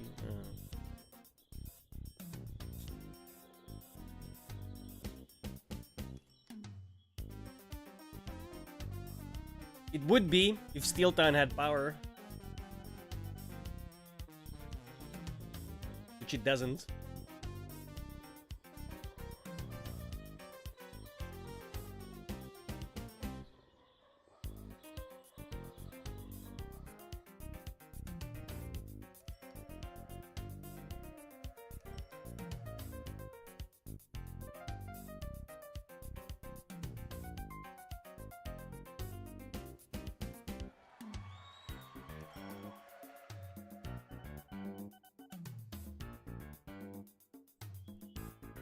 No, I know. I'm just saying, logically speaking, in terms of the economy mod, I don't really think it makes sense.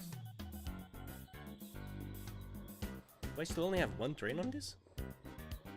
Oh, Jesus. Let's make that like 8. You know? Fuck. Start with 4.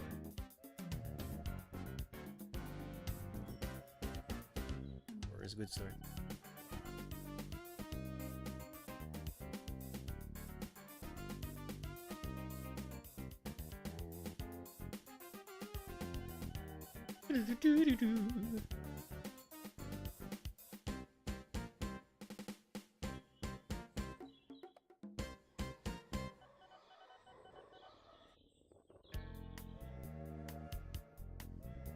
It'll boost the glass production as well.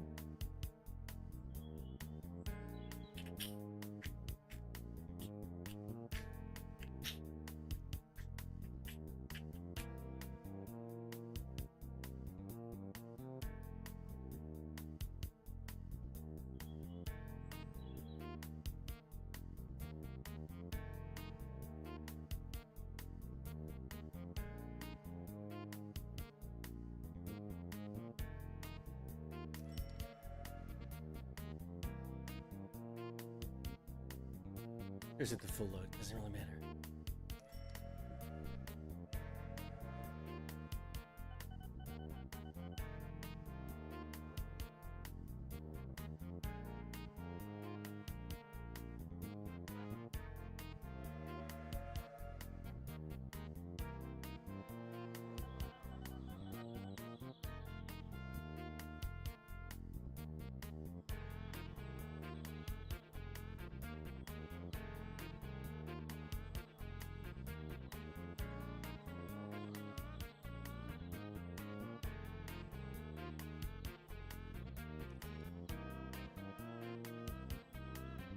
The only coal mine near me is still shit. I'm just gonna build one.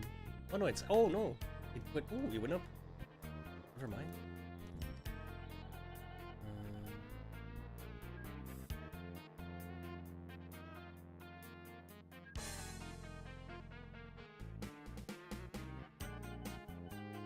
Which roads?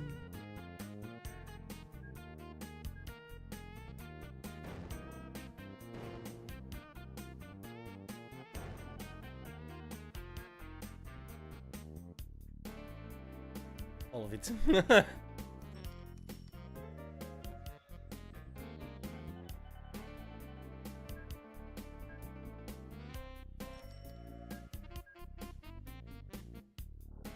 Fuck is this?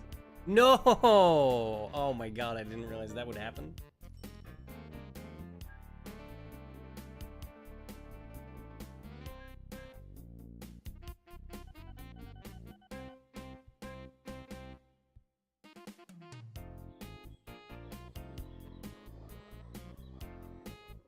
Ooh, and there's a port here as well. That's kind of lucky.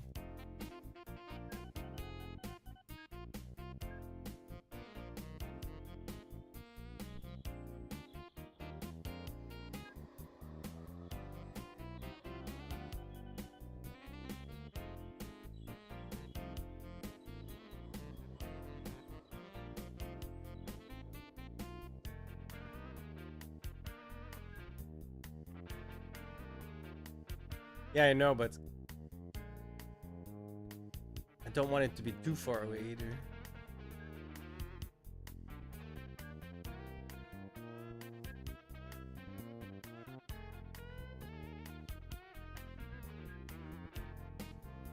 So I can actually use the coke that I make in there, you know?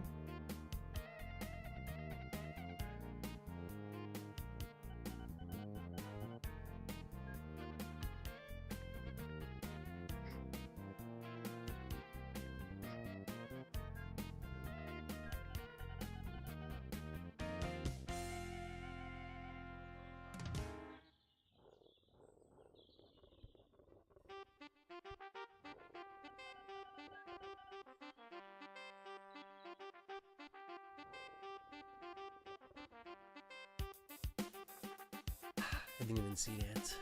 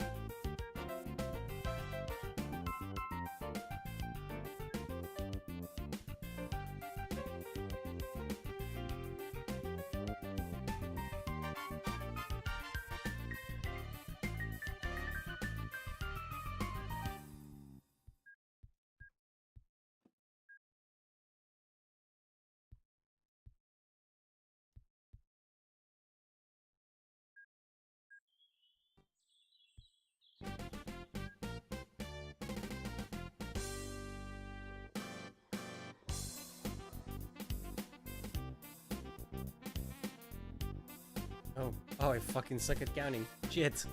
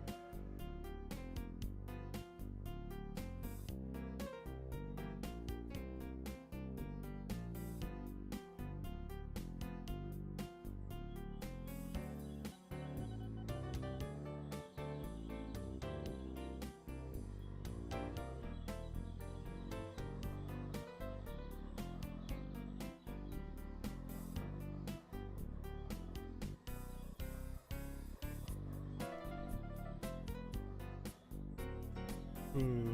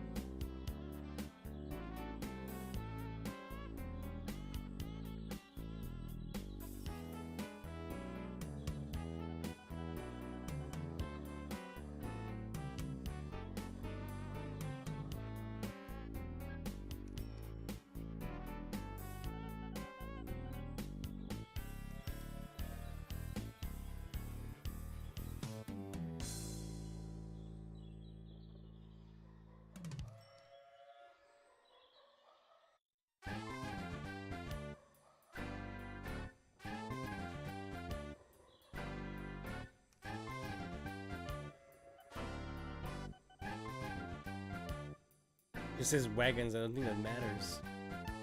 Turn that off.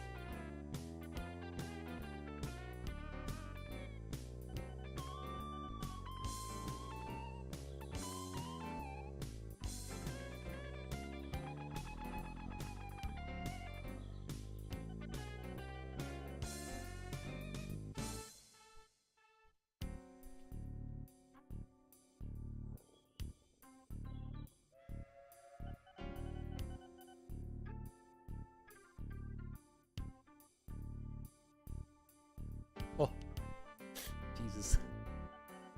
Not even close.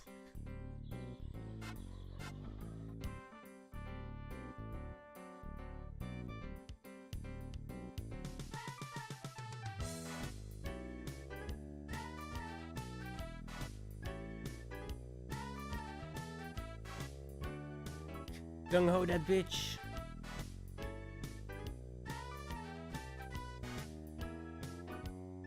Rip.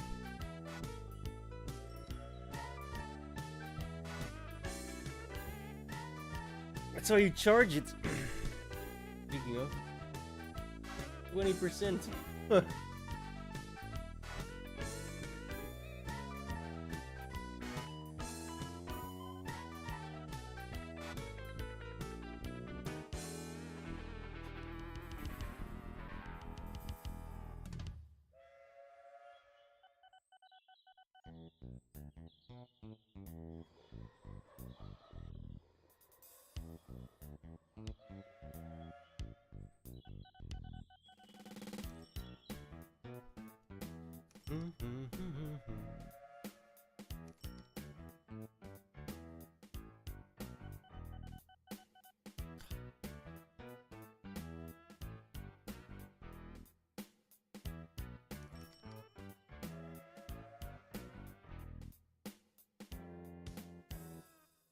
And I love starting early. I also hate starting early. Like, fuck's sake. 150,000 per glass load is not bad.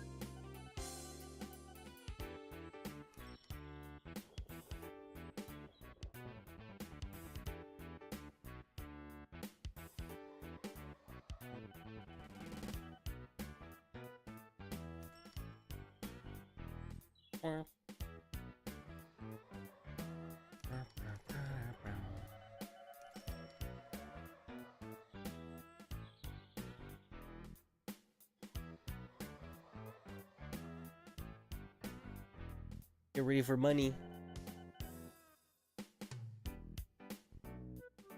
Cha-ching.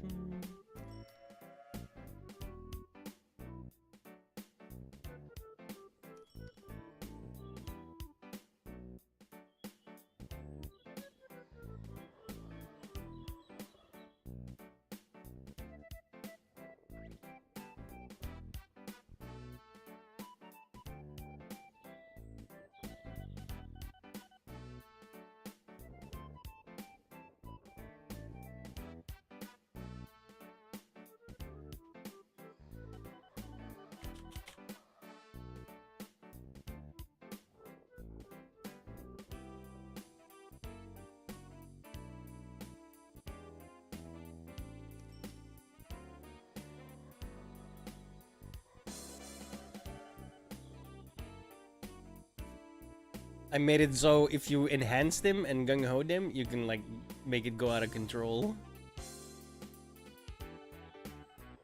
It's really fun, actually. I want giant fucking trains, dude. Big raids.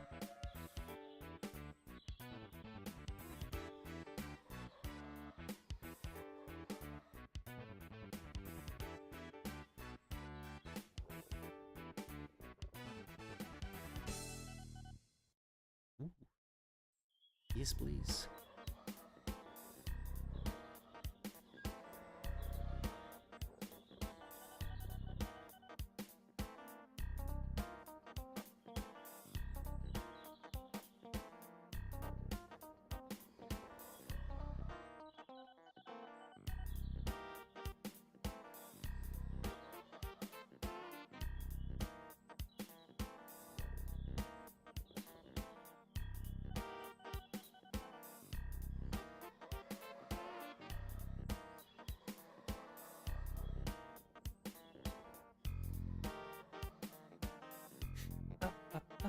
Ba-da-dum.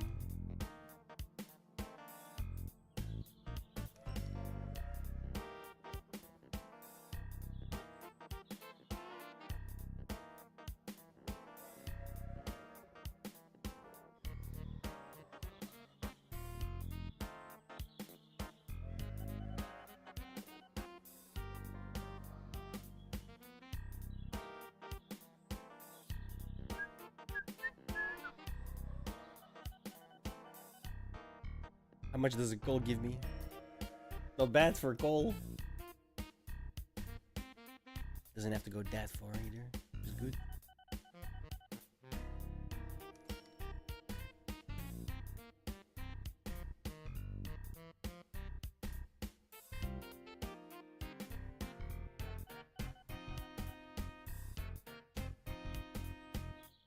Fucking they'll spread out.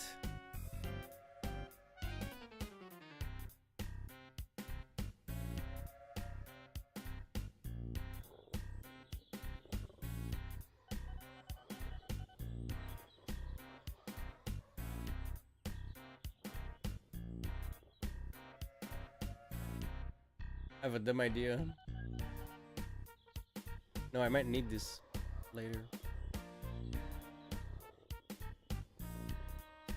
I'm just gonna do it differently. The way I always do it. Just make more. I have the technology. If one port's not enough, build another one.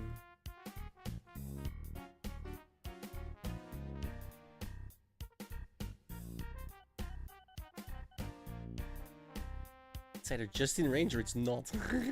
I'm not sure. It's not.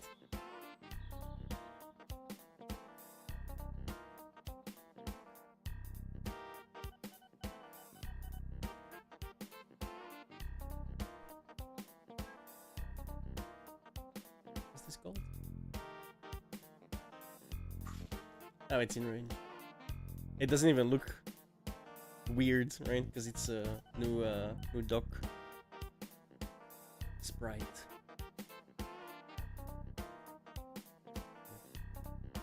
Hi. I didn't even realize.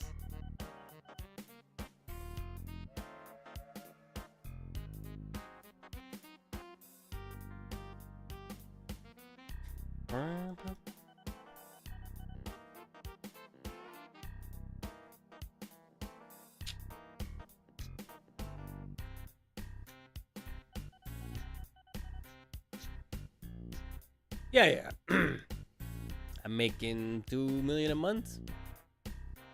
Pretty much spending 1 million a month as well, but you know. I'm gotta spend it to make it, right?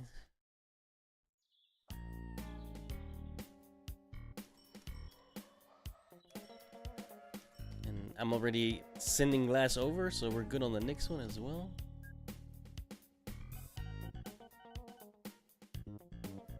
Structural steel. Oh, that's really annoying, dude. Structural steel is a pain in my fucking ass. Misclicked. I don't know where I'm at. Here we go.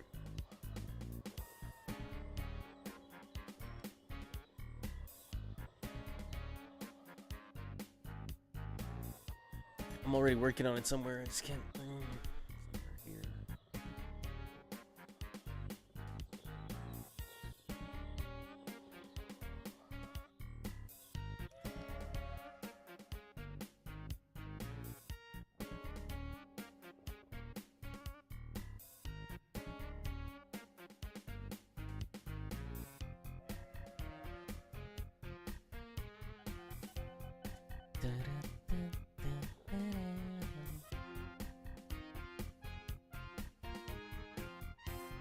Ooh, I got so much gold.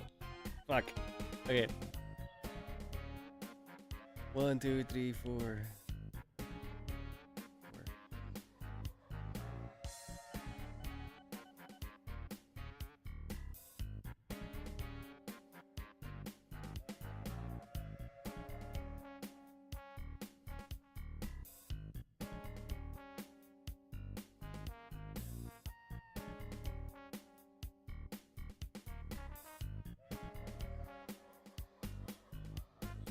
That'll balance itself out.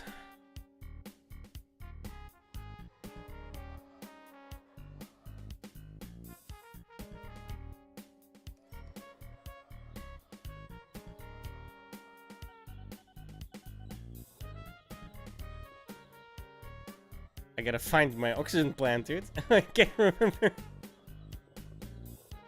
I can't remember where it's at.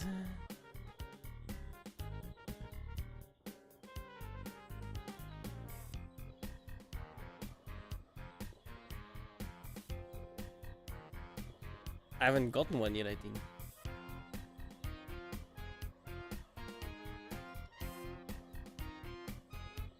Nope. Yeah. Where was the blast furnace? Here.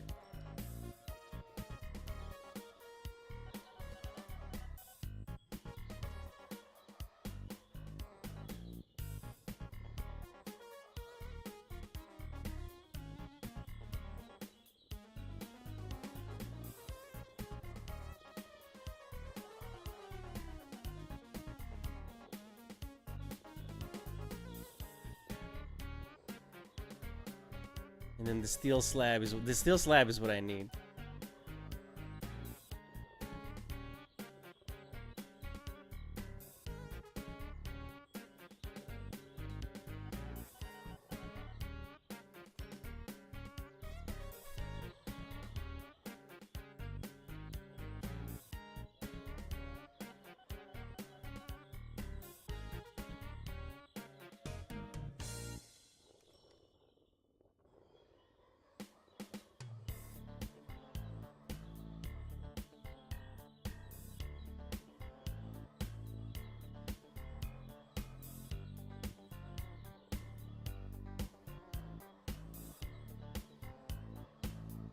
From here to here to here.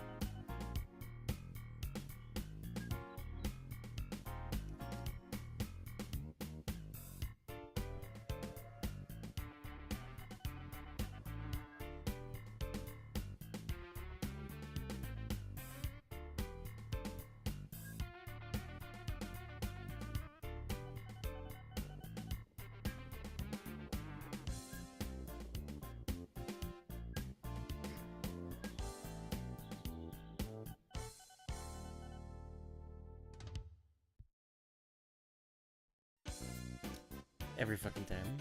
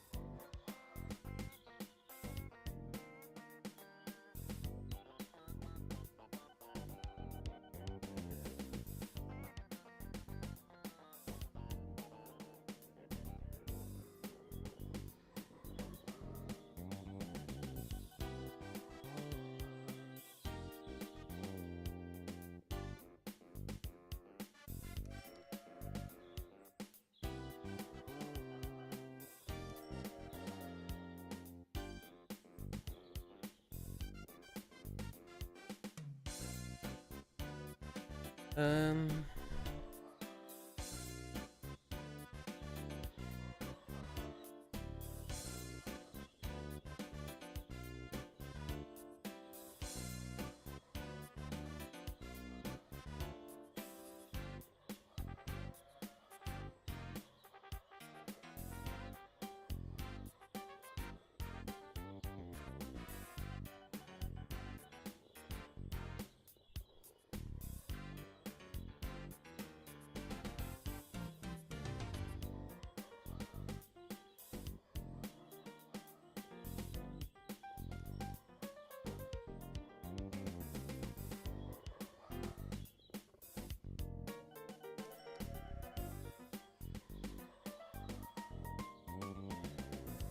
Oh, that's just. Yep.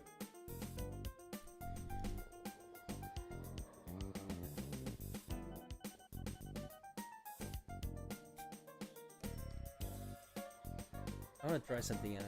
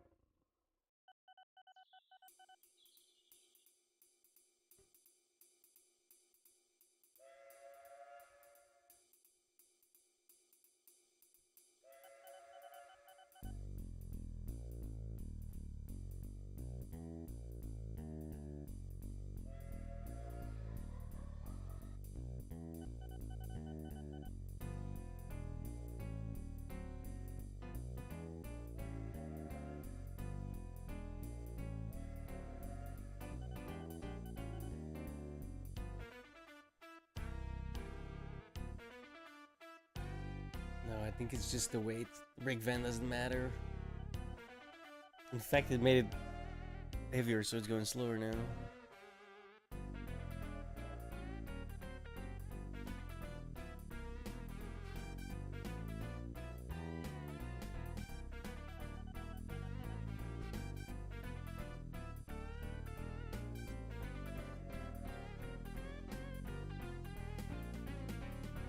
Yeah, okay. Just checking.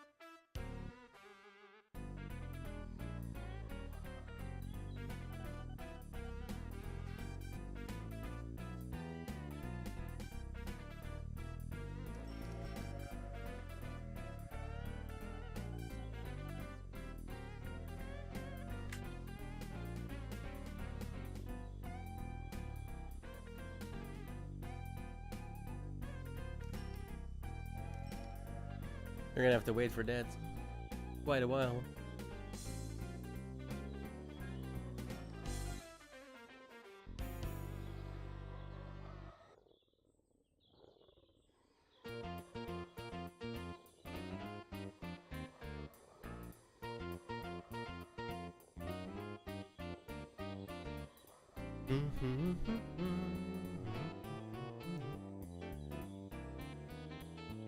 Finally. That took forever.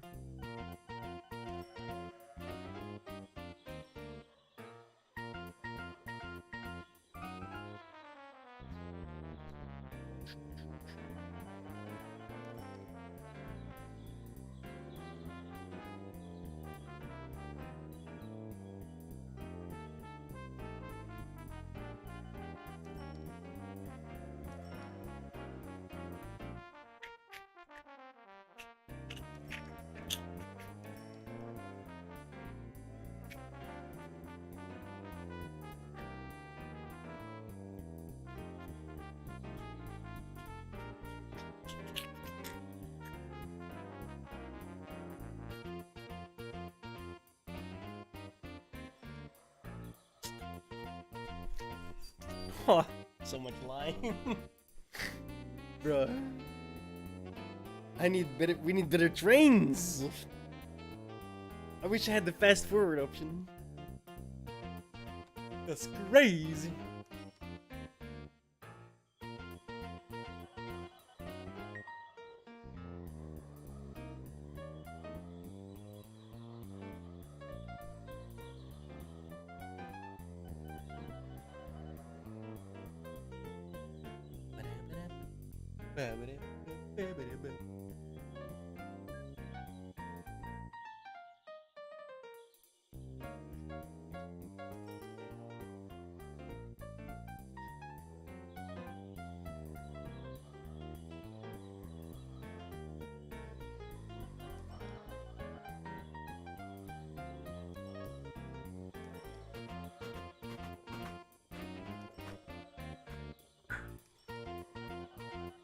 My cat's like, what?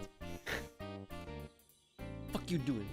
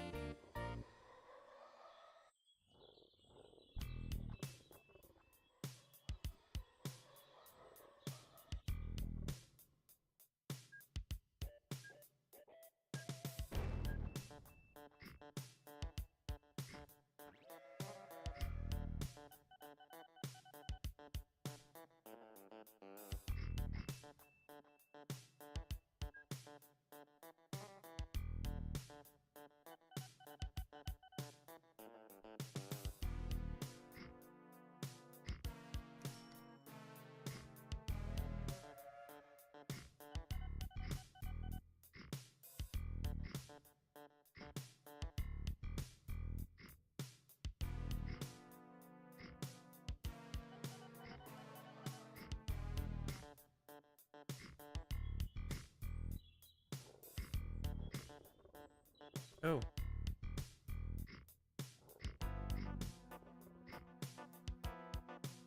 Blind as a bat.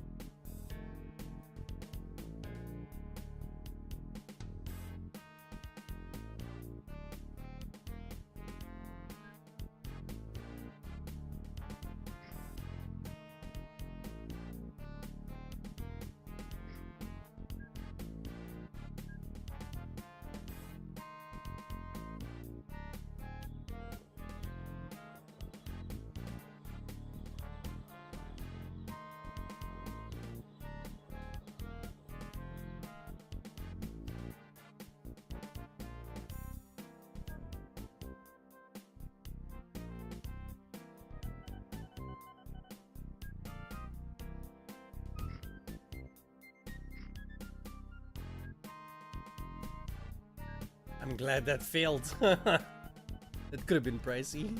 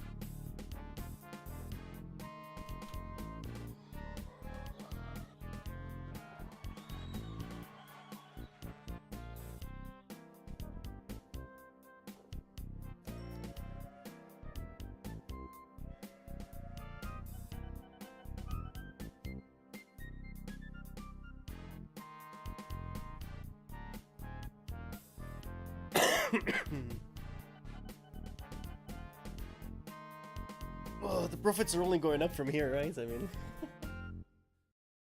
it's gonna be fantastic. I need better trains, bro. Faster, stronger, longer.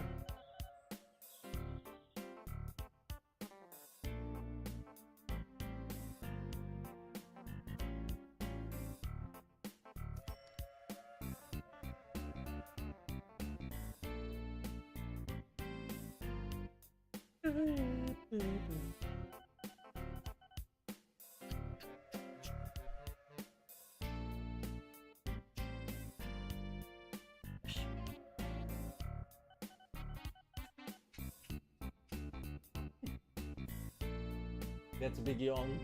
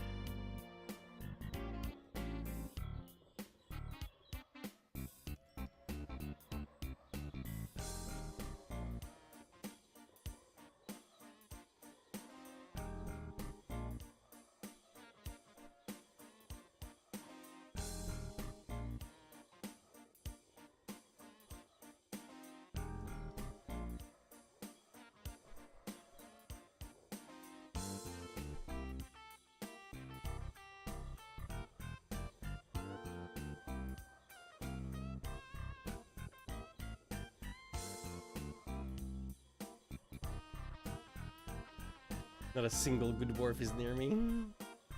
Near anyone. Ah. Goss is lucky with those two.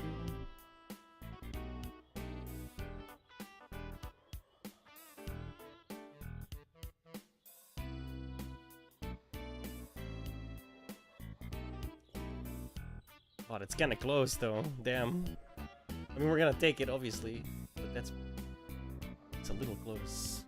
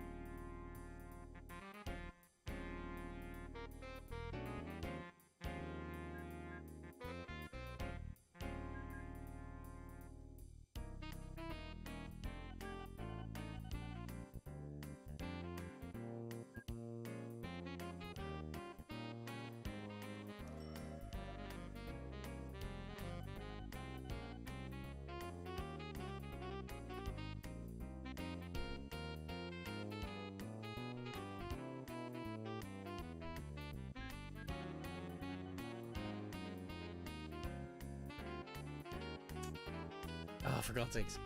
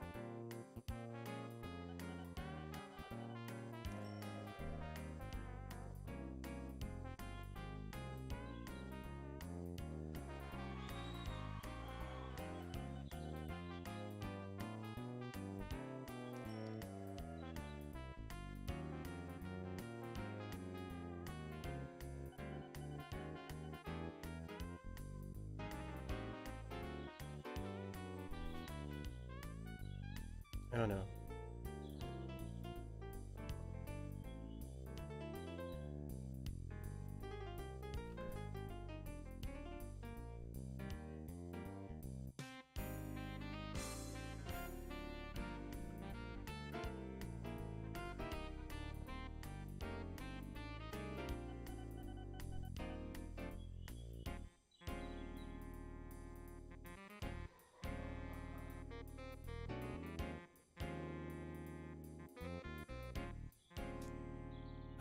Kinda, yeah. It's...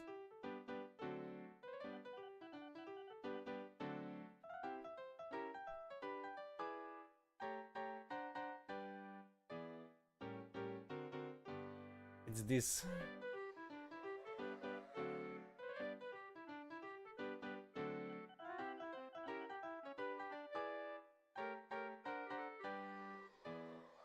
It's kind of like a little bit more refined.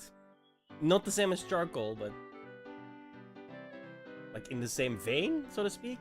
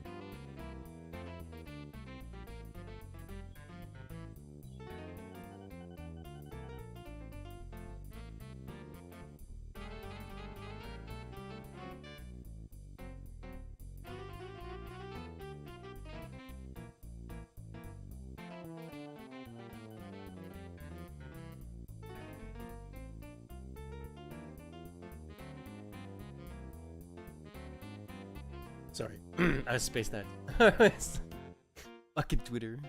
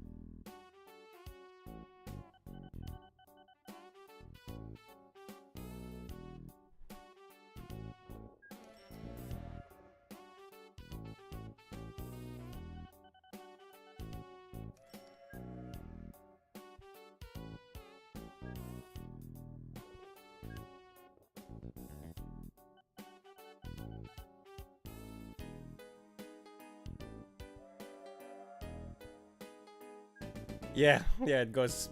Like I said, it's only going up from here, right? Money-wise, at least.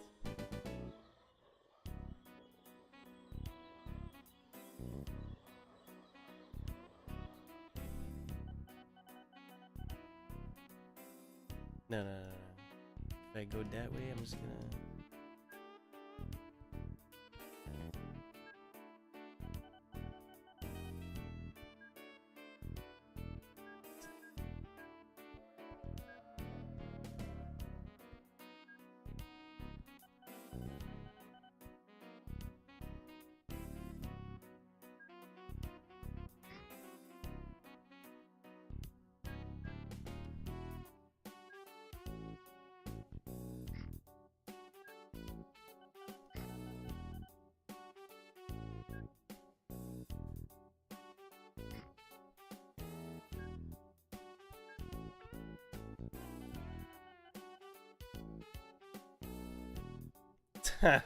Yeah, but that's mismanagement and corruption.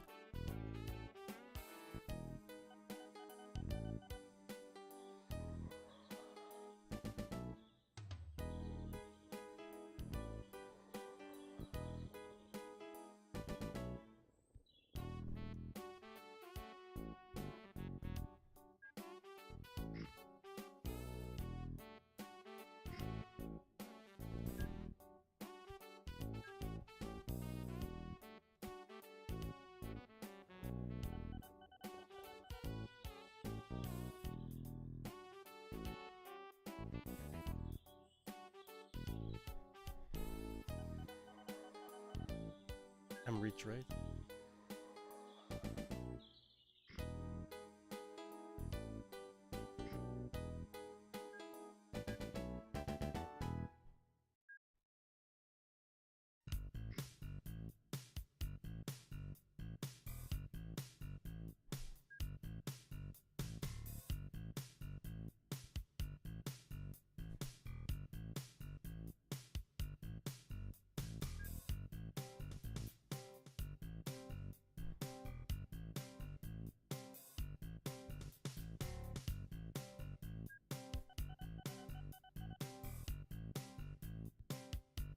Every time.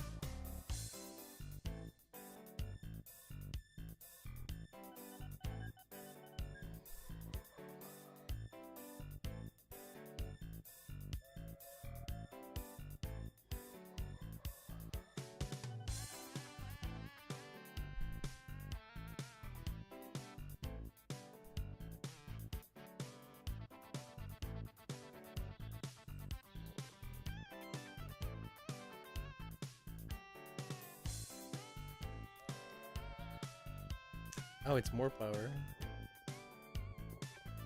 Oh, damn.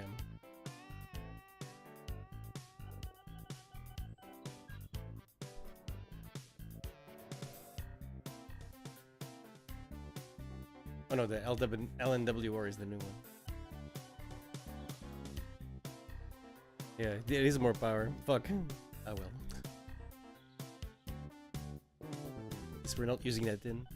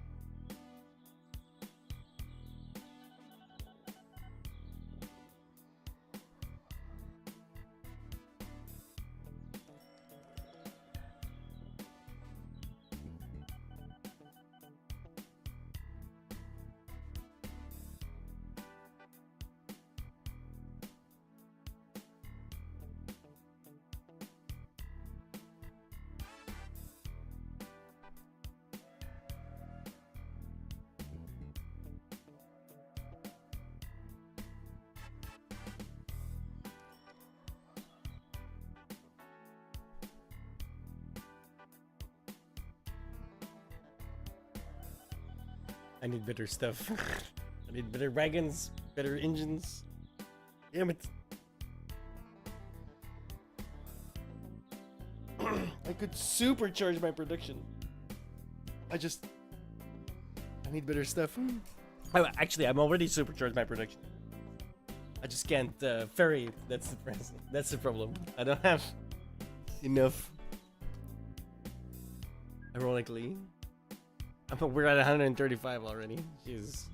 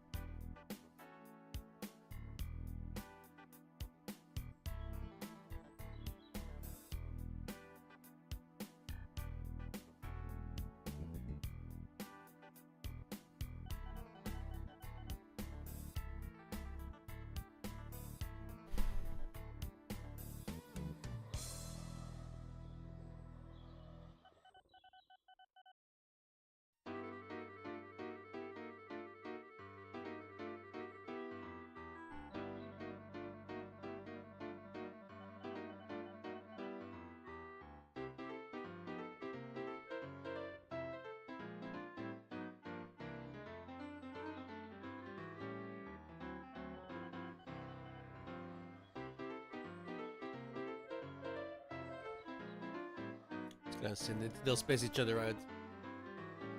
Themselves out.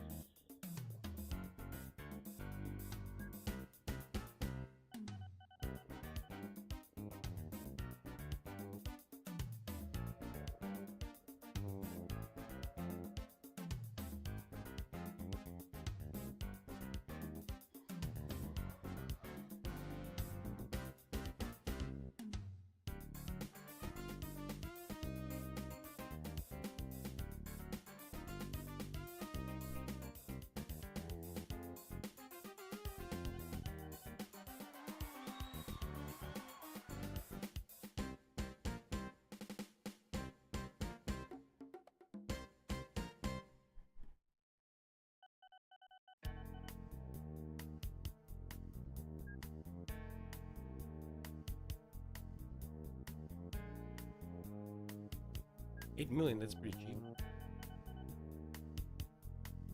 Build 2. Got the technology. And the ridiculous amount of money.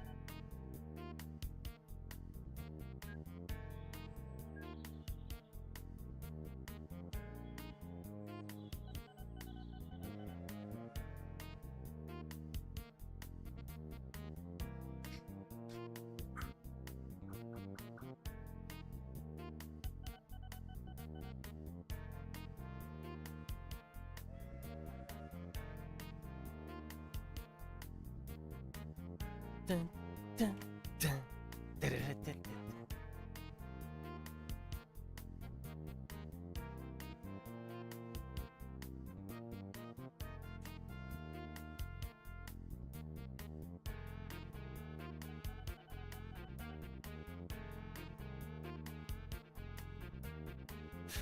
The reason I built 2, by the way, is because 1 is definitely not gonna be enough.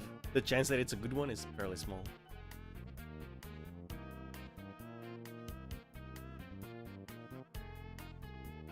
And you can't overcharge these, so have to buy more.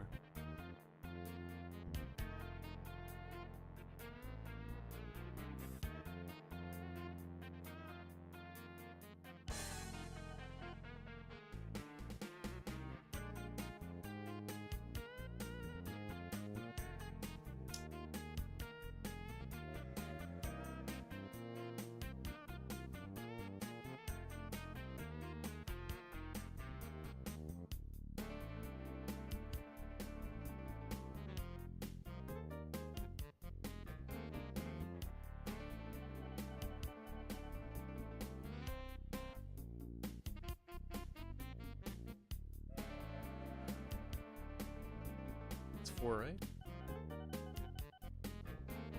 4, 5, 6.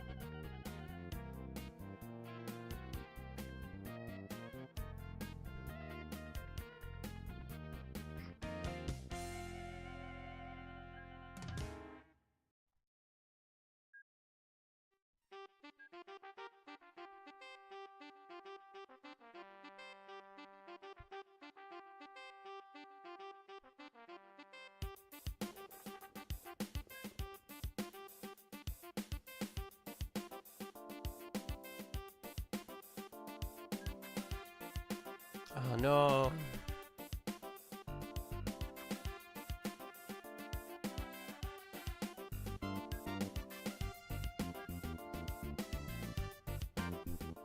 What is this?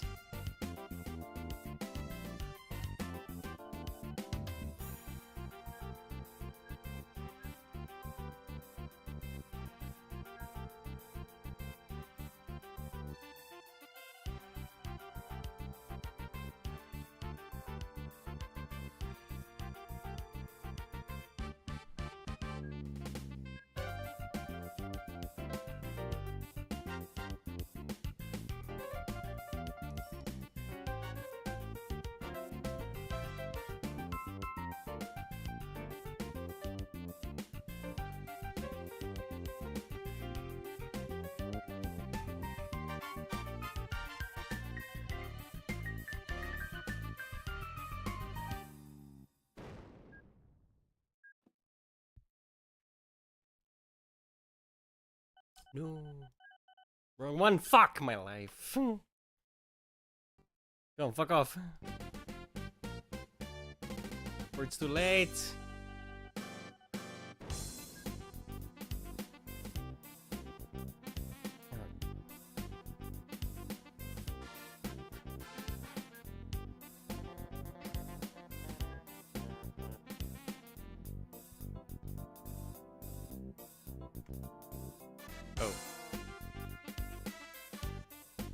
Oh. Zinc.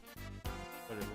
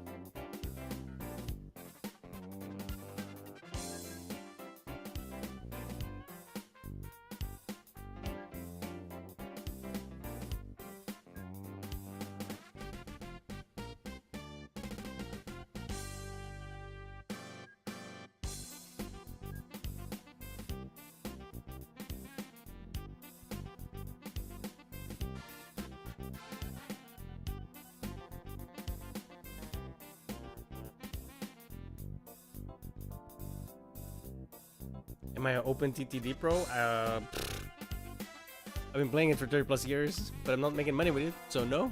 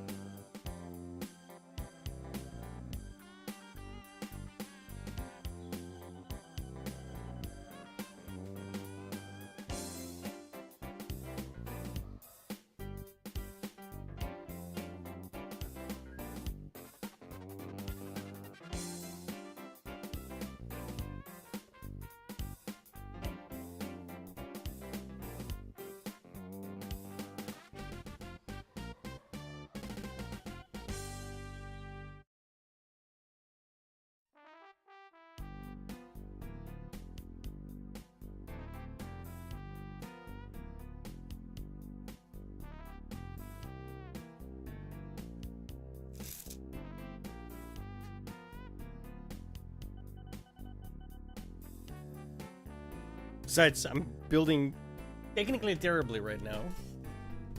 I wouldn't recommend playing building this way in a real game, but in a city builder game, 100% build this way.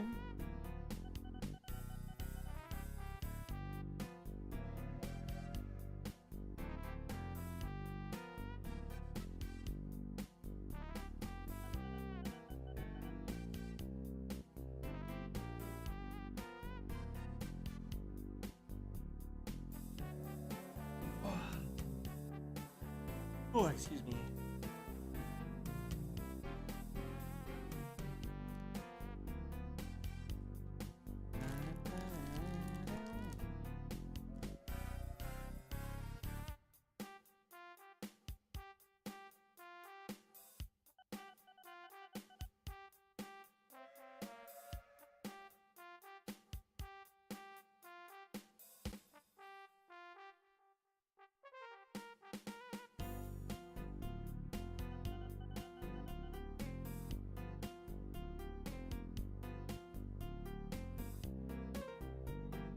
This train is supposed to reach like 135 kilometers an hour.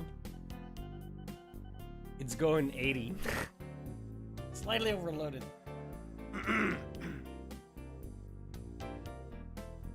Like I said, I need better trains. But it's, you know, the 70s from the last century. Well, 2 centuries ago technically, but yeah.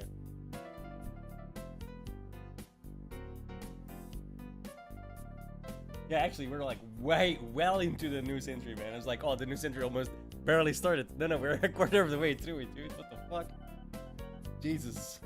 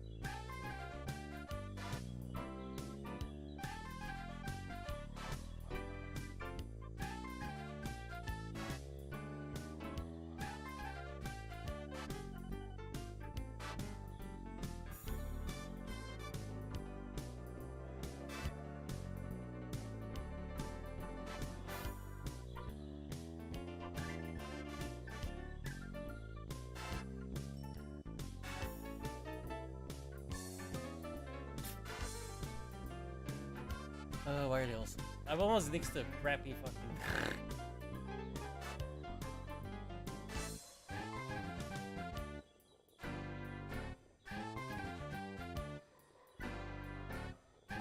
Oh, there it is.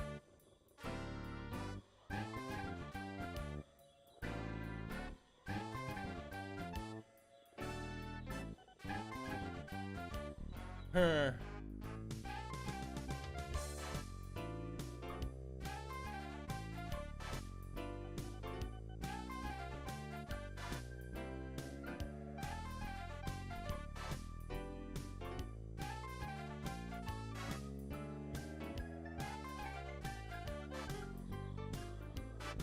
Barrel.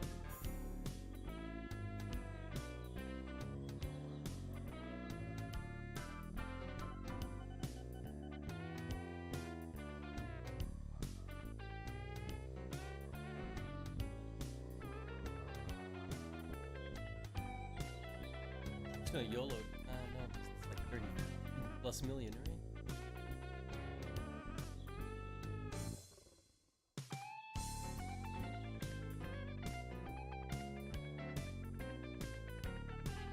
That's not cheap.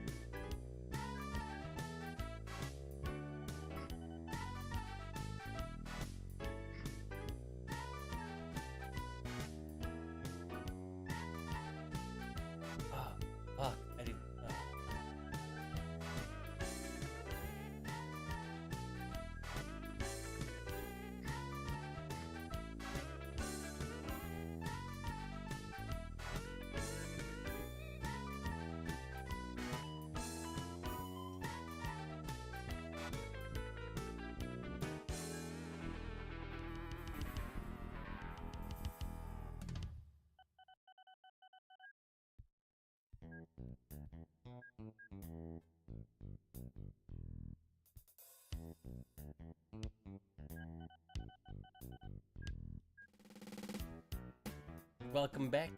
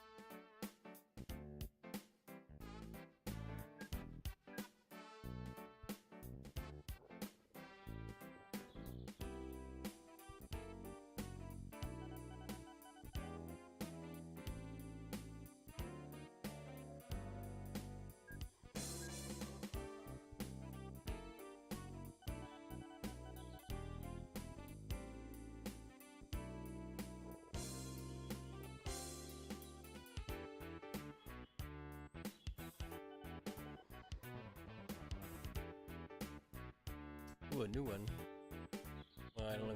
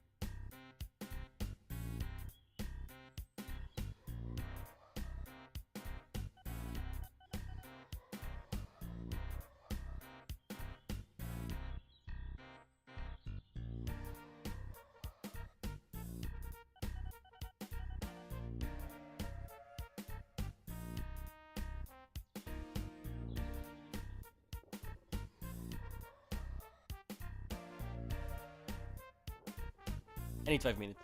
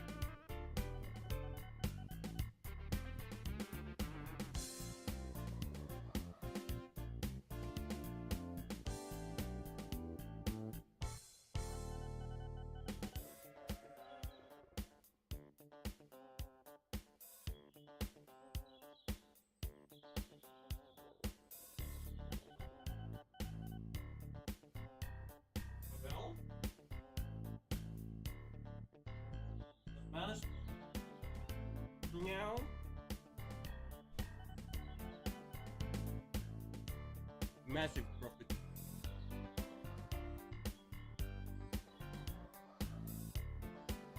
Going up, not down.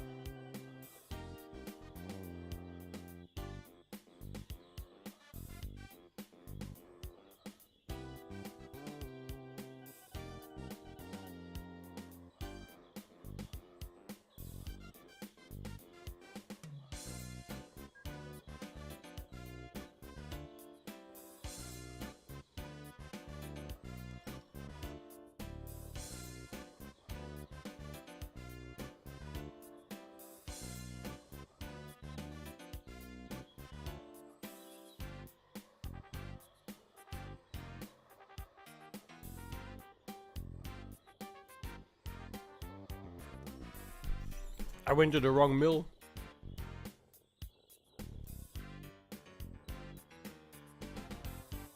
That wasn't smart.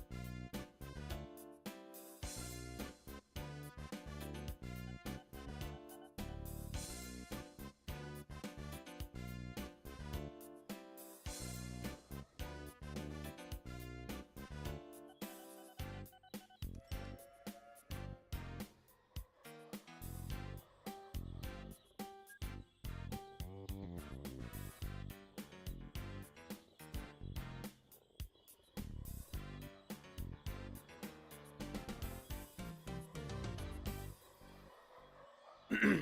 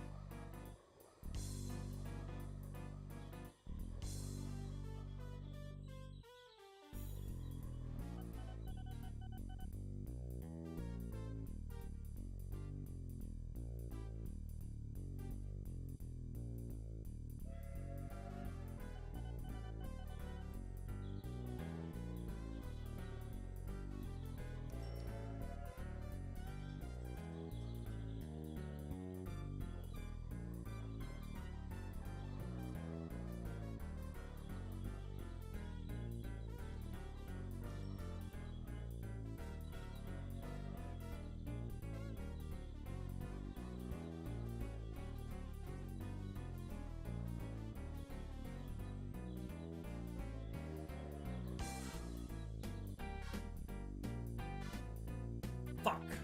I'm gonna I have to get rid of all of that. Well, not all of it, but that one line. Can't afford the skill slap to go in the wrong direction. That sucks.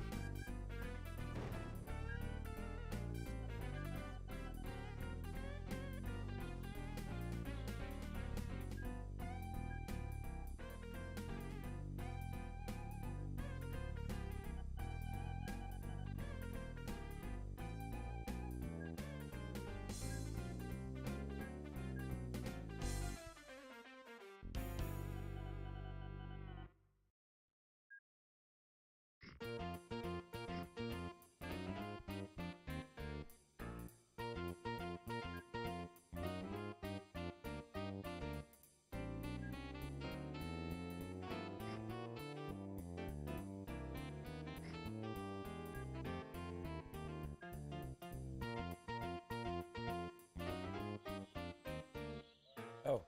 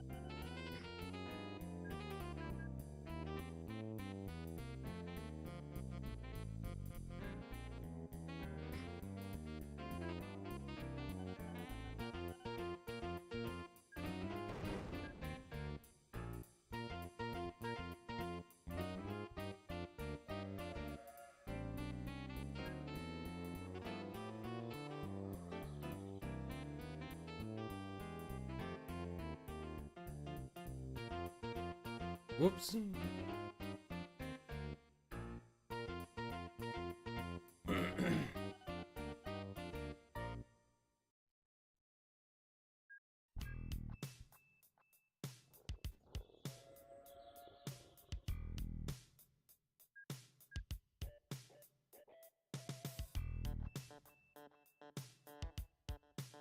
I didn't realize I had 4 of them. I thought I had 2.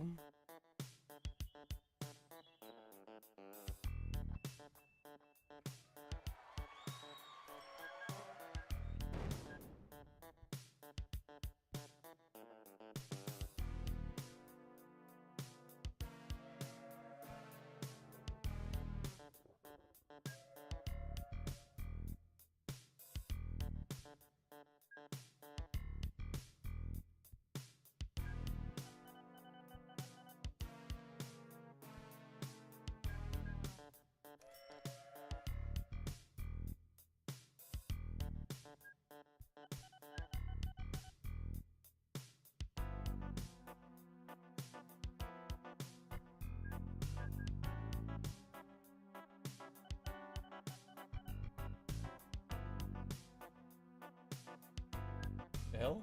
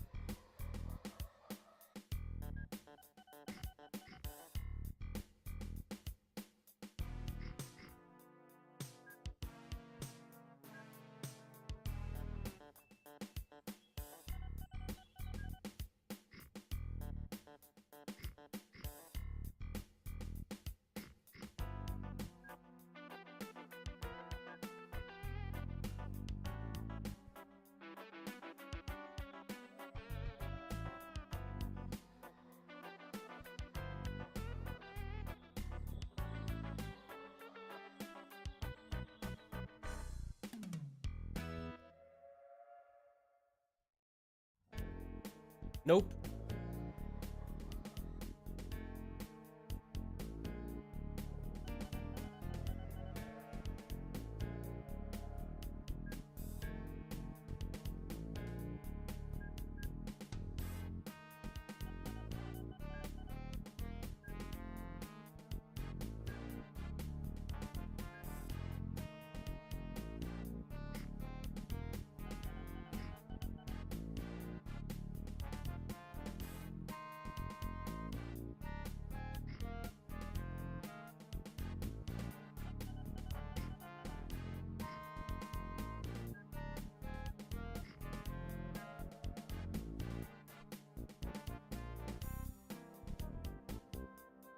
Oh.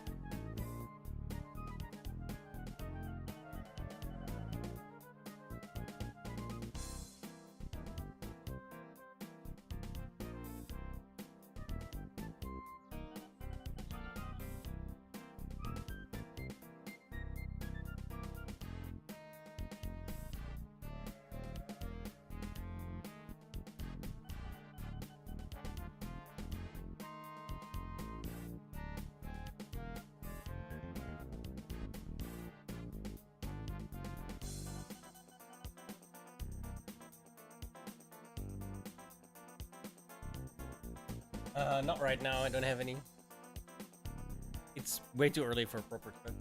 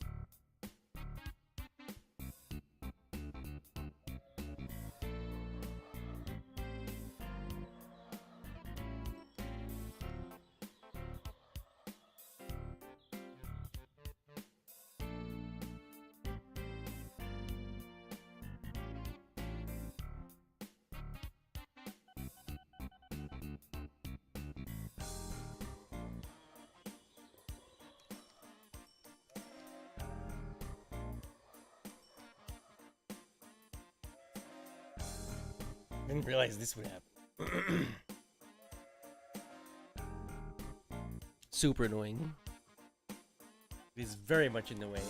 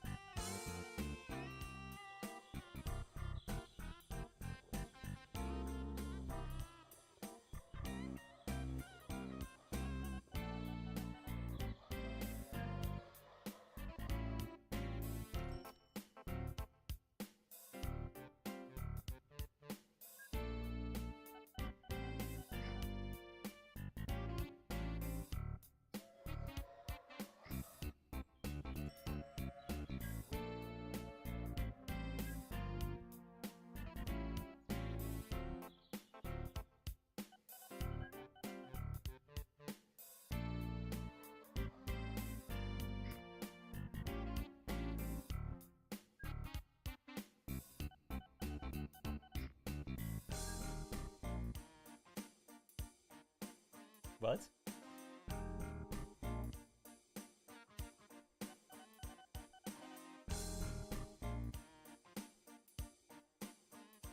Hmm?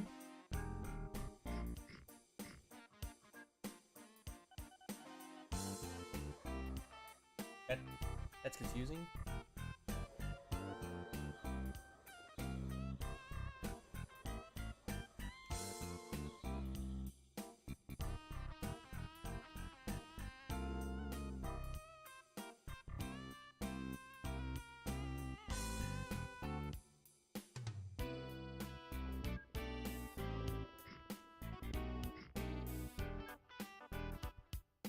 Yeah, it was lower than I thought it was.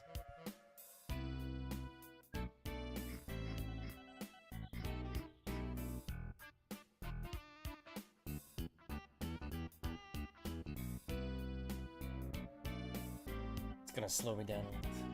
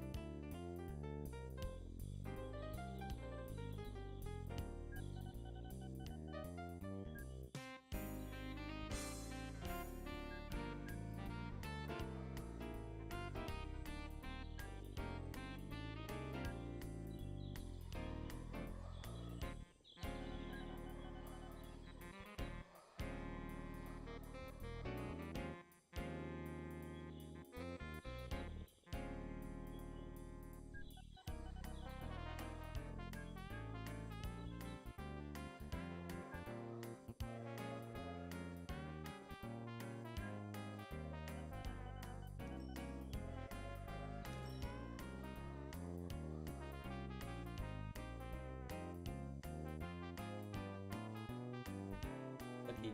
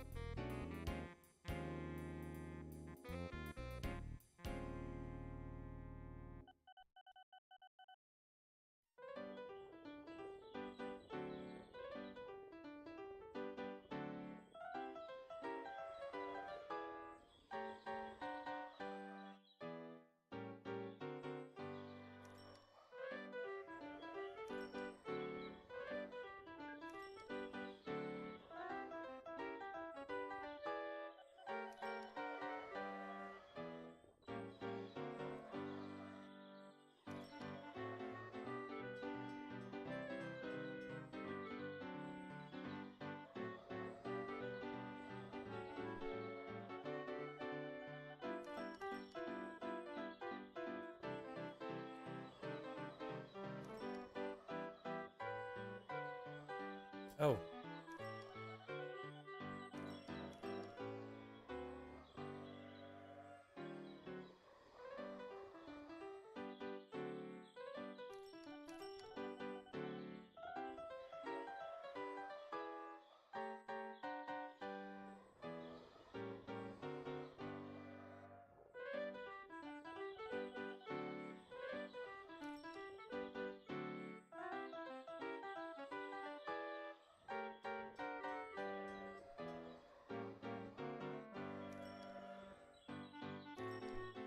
That's kind of dumb. Oops.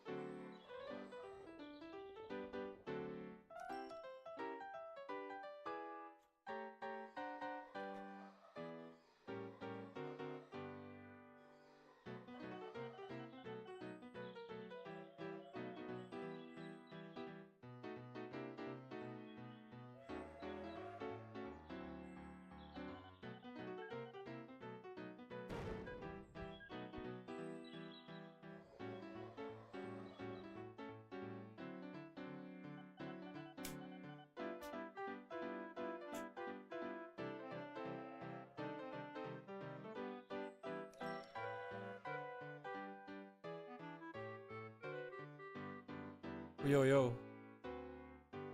Jump on in, cause I won't be here much longer.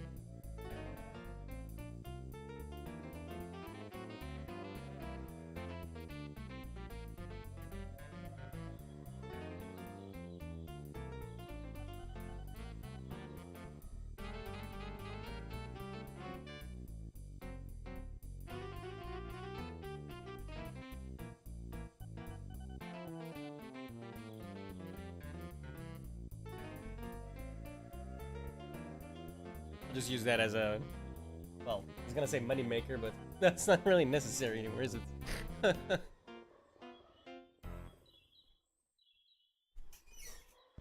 Whoa.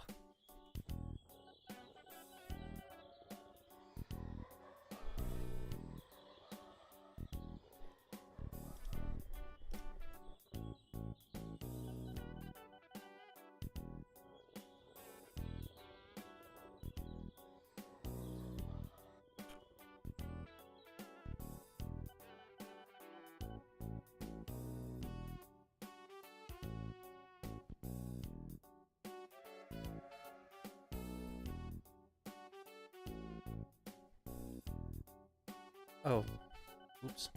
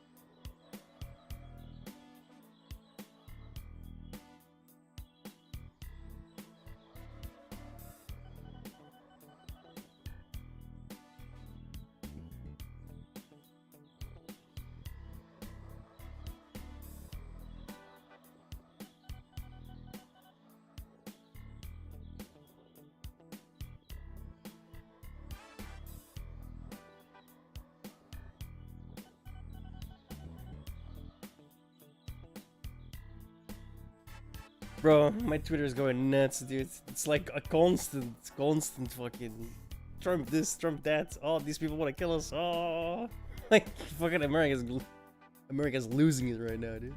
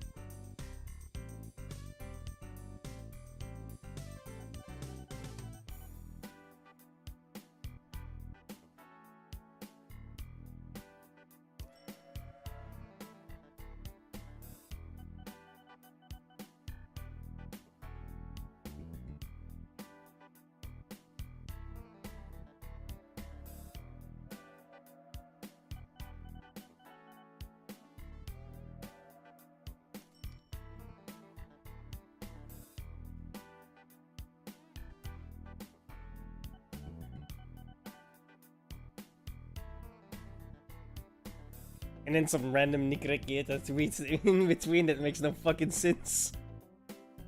This guy is so retarded, dude. That guy is losing it. Holy shit, what a spiral.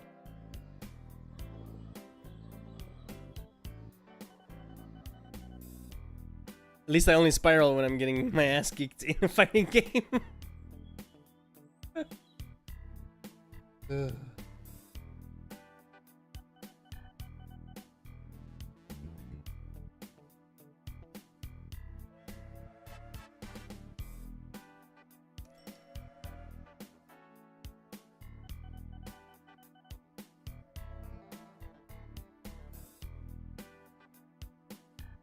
Did you?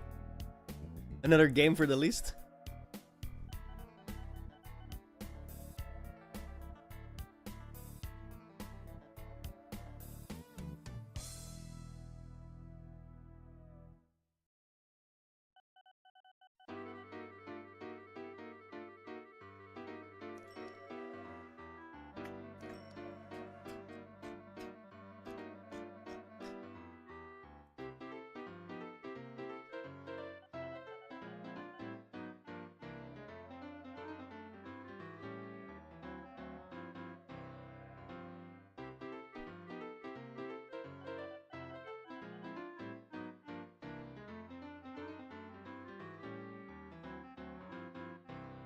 I get that too.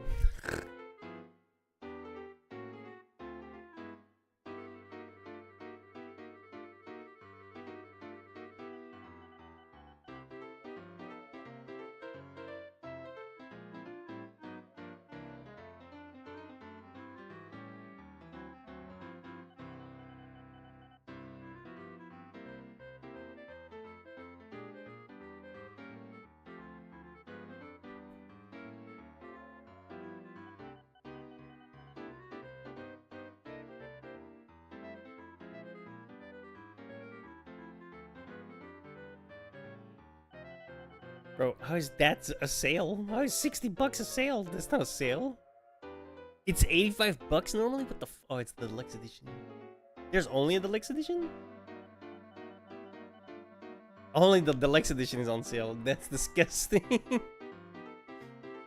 I'm telling you, dude, Japanese companies are the worst when it comes to their monetization schemes. Unreal.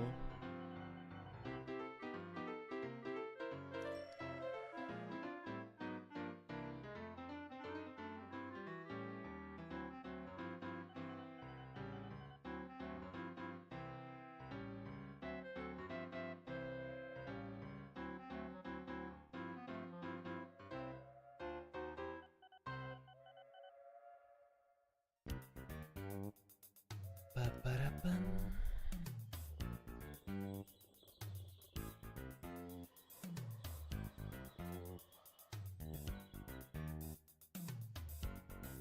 Shit, fucking bunched up again.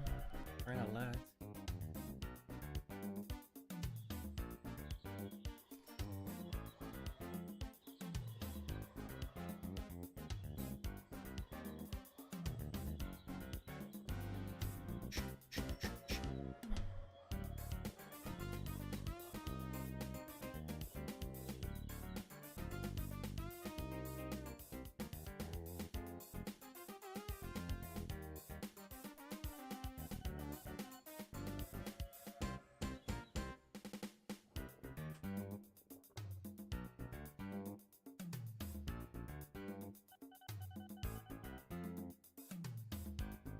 You forgot Capcom.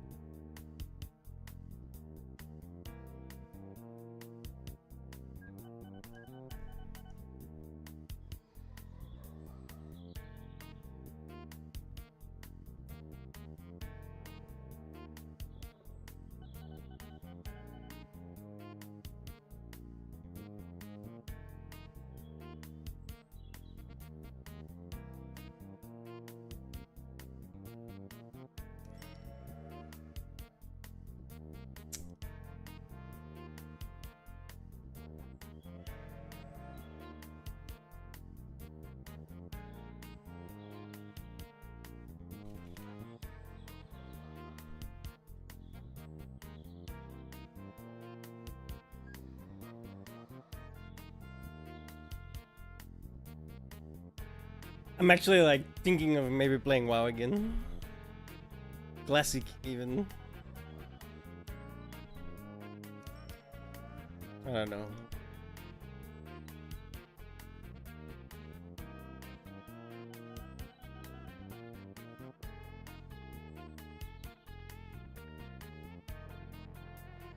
Oh no, I already have that. Oops, delete this. Ah, fuck's sake.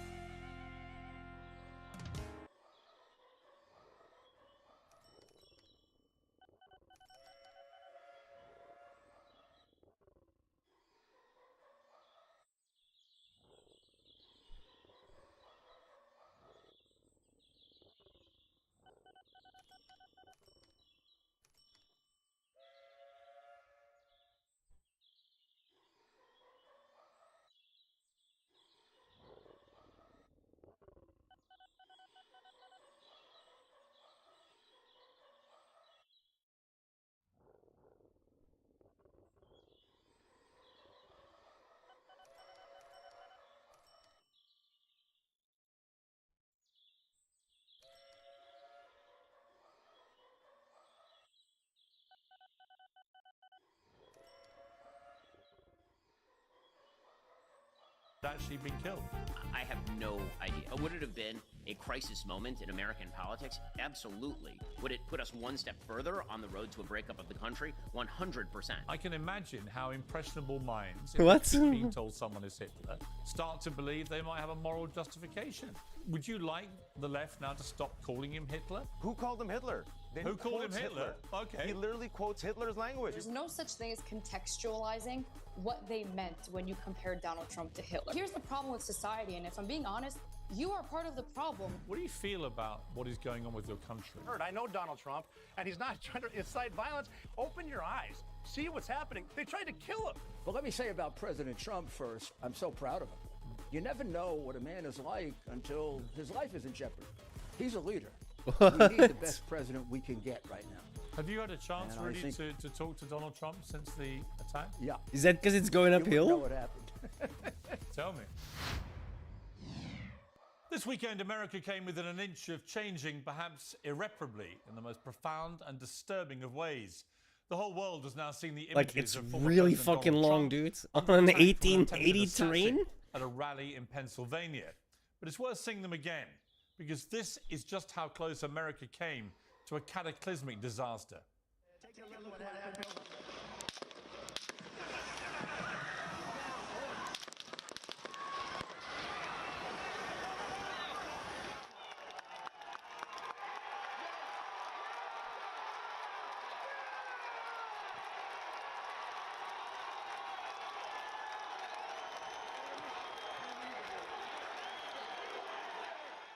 It's frankly a miracle, but Donald Trump is still alive. If he hadn't momentarily turned his head away from the crowd, which he rarely ever does, Trump would now be dead. America could be facing deadly unrest, maybe even civil war. Trump's opponents have screamed Yeah, about the see? need to It was 'cause protect it's going American uphill. democracy from him. But there's no greater threat to They all have it. democracy than the failure to They're protect our political getting too leaders old, I think. so that voters can decide who governs them. Democracy means ballots, not bullets. There are massive unanswered Yeah, questions maybe, yeah. about the failure Yeah, to that's protect that's the probably service. the, yeah. It seems unfathomable that a shooter 'Cause it's with hard a to clear start from line of there, sight right? could be left prowling a rooftop just 130 meters from where the former president was speaking. Footage clearly shows Had the that same many thing on the other supporters of game the rally with spotted trucks. this shooter on the rooftop and tried to raise alarm with police authorities. For 3 minutes, somebody was shouting, "They got a gun," before the shots happened. Somebody put a timer on it. Well, we now know that the rooftop itself had been flagged by the Secret Service as a risk in the days before the rally. So how on earth could this have happened? These are urgent questions that need urgent answers. But there are also difficult questions for political leaders on both sides about the febrile and hostile nature of US politics. If Trump is the new Hitler, a threat to the very survival of the Republic, as so many on the left have been calling him for so long, is there not a moral justification for assassinating him? How do they explain, if there isn't, why they keep calling him the new Hitler? That is the grim picture that his critics, of course, have painted for so long. Only a few days ago, Biden told donors that it was time to put Trump in a bullseye. That kind of violent language, which Trump himself has often used too often as A well. very long time, yeah. There's no Especially when place there's in a kind of civilized snipers. democratic society. Clearly, America needs to turn the temperature down. But amid the tragedy and chaos of Saturday night, Trump somehow managed to rise up. His face splattered in blood, and he punched the air in defiance. That's already become one of the most iconic images in American history. Yeah, dude. And it may well It's become like the 100% want him to image fucking that defines Donald Trump's zero historic chance. return Biden, to the White House. Biden already had very little chance. I Well, feel in a like, moment, we'll be and it's joined over by my now. panel. But first, Daily Wire editor emeritus Ben Shapiro joins me. Ben, an extraordinary moment That's in one history. political ad you can't fucking Donald Trump fight. literally within an inch, maybe less, of being assassinated. First of all, where were you when you heard about this? So I was on the West Coast. I'd actually been doing Bill Maher's show, so I was in Los Angeles, and it was Sabbath for me. My security came in and told me that President Trump had been shot. They said that he was okay, that they were sort of informing me moment to moment. But, I mean, it is one of those moments in American history where you're going to remember exactly where you were when you heard it, like 9/11. In my lifetime, that was really sort of the only other one where I remember where I was when I heard it. This is going to be one of them for sure. And what was your immediate response in your head to what was unfurling? I mean, I think that my immediate response was shock, but not surprise. And I think, unfortunately, that was the response of a lot of Americans was, I'm shocked that this would happen in the modern age. We haven't had the assassination of a political figure. Even non-Americans thought that way, because that's exactly how I thought about it. In the early 80s. Like, holy shit, but I'm not surprised. I wasn't surprised because, again, the pitch of the rhetoric has been so high during this campaign and for the last 10 years, specifically about Donald Trump. I mean, I think if any other political figure had been shot, it would have been more surprising. Donald Trump being shot at is incredibly unsurprising, given the fact that, as you said, Piers, there's been an attempt to turn him into Orange Hitler since pretty much 2015, and that has ratcheted up day by day as the Democratic Party becomes more desperate to see him not reelected. That has really sort of hit high pitch. In the New Republic, 6 days before this assassination attempt, ran a cover image of Donald Trump mashed up with Adolf Hitler. Like 2 days before this assassination attempt, the president of the United States, Joe Biden, said that the American people want a president, not a dictator. When you say that kind of stuff over and over and over, again, the only person responsible for an assassination attempt is the prospective assassin. But if you keep turning up the heat on the pot of boiling water, you can't at least be surprised when the water boils over. Right. I mean, I've got a mashup here of people on the left calling Trump Hitler. Let's take a look. Many are openly comparing Donald Trump to Adolf Hitler. Trump's been compared to the German dictator by some throughout his presidential campaign. Is Donald Trump really a fascist? Maria Chappelle-Nadal posted this picture to Twitter yesterday. It appears to compare Donald Trump to Hitler. Former President Trump doubles down on a phrase many say he borrowed from Hitler. President Fantasyland decided to take a page out of Adolf Hitler's playbook last week. Yes, Donald Trump took his Hitler cosplay to the next level. Do you want to clear the air because you think you're being unfavorably compared to Donald Trump? A unified Reich? That's Hitler's language. That's not America's. New York's Daily News ran this front page earlier this week. Trump is Hitler. According to the Washington Post, Trump has long toyed with the language of fascists. Former President Donald Trump allegedly praised Adolf Hitler, saying the Nazi leader had, quote, done some good things. You know, Ben, I appeared, actually, by coincidence, on Bill Maher's show several years ago. The fact that people think that's like a slam dunk. Oh, he said Hitler did some good things. Yeah, you ever heard of Volkswagen, you fucking retards? Like, Jesus fucking Christ, these people are so one brain celled, right? They can only see things in 0 and 1. You're not a fucking computer, you dumb shit. You can think in more shades than black and white. And I was on with a comedian called Jim Jeffries. Fucking hate people so much, dude. Comedian, Australian. And we got into a serious debate about the fact the left kept calling Trump Hitler. And I said, look, you know, I'm not in the tank here for Trump either way. But what I would say is Adolf Hitler murdered 12 million people. He perpetrated the Holocaust of Jewish people. More than 6 million of them were slaughtered in concentration camps. The idea that Donald Trump should be mentioned in the same breath as somebody like that is deeply offensive and completely factually wrong. Never mind anything else. But it didn't stop. This was like 3 years ago, I think, when I was on that show saying that. And I got roundly attacked by Jeffries. He told me, he uttered a profanity and told me to go stick myself and so on. But it didn't mean I was wrong. In fact, if anything, you know, like you, the more they call Trump Hitler, the more concerned I've become. Because, as I said in my monologue there, the moral justification for assassinating Hitler is very clear, right? You know, most people would agree that Adolf Hitler should have been killed for what he did. So if you apply that brand to Donald Trump, to a warped, deranged, impressionable young mind, who knows what the motivation of this shooter was? But it's not entirely surprising that people may want to eliminate the new Hitler. That's exactly right. And again, all you have to do to understand how ridiculous the argument is to say, you know, actual Hitler, he gets there's assassination attempt. We say, well, we wish our best to actual Hitler. We hope that actual Hitler and his family are doing well. Our prayers go out to actual Hitler. Well, you wouldn't say that, obviously, because you'd want Hitler to be assassinated. I mean, we celebrate in movies people who tried to assassinate Hitler. And so if you keep actually making that comparison, and it's not just the Hitler comparison, it's the idea that if Donald Trump wins, there will never be another election in the United States. If Donald Trump wins, that this place will be the Handmaid's Tale, which is literally something that the Biden-Harris headquarters tweeted out like 2 weeks ago. They tweeted out a picture from the Handmaid's Tale saying Donald Trump's Project 2025 will effectuate this in America.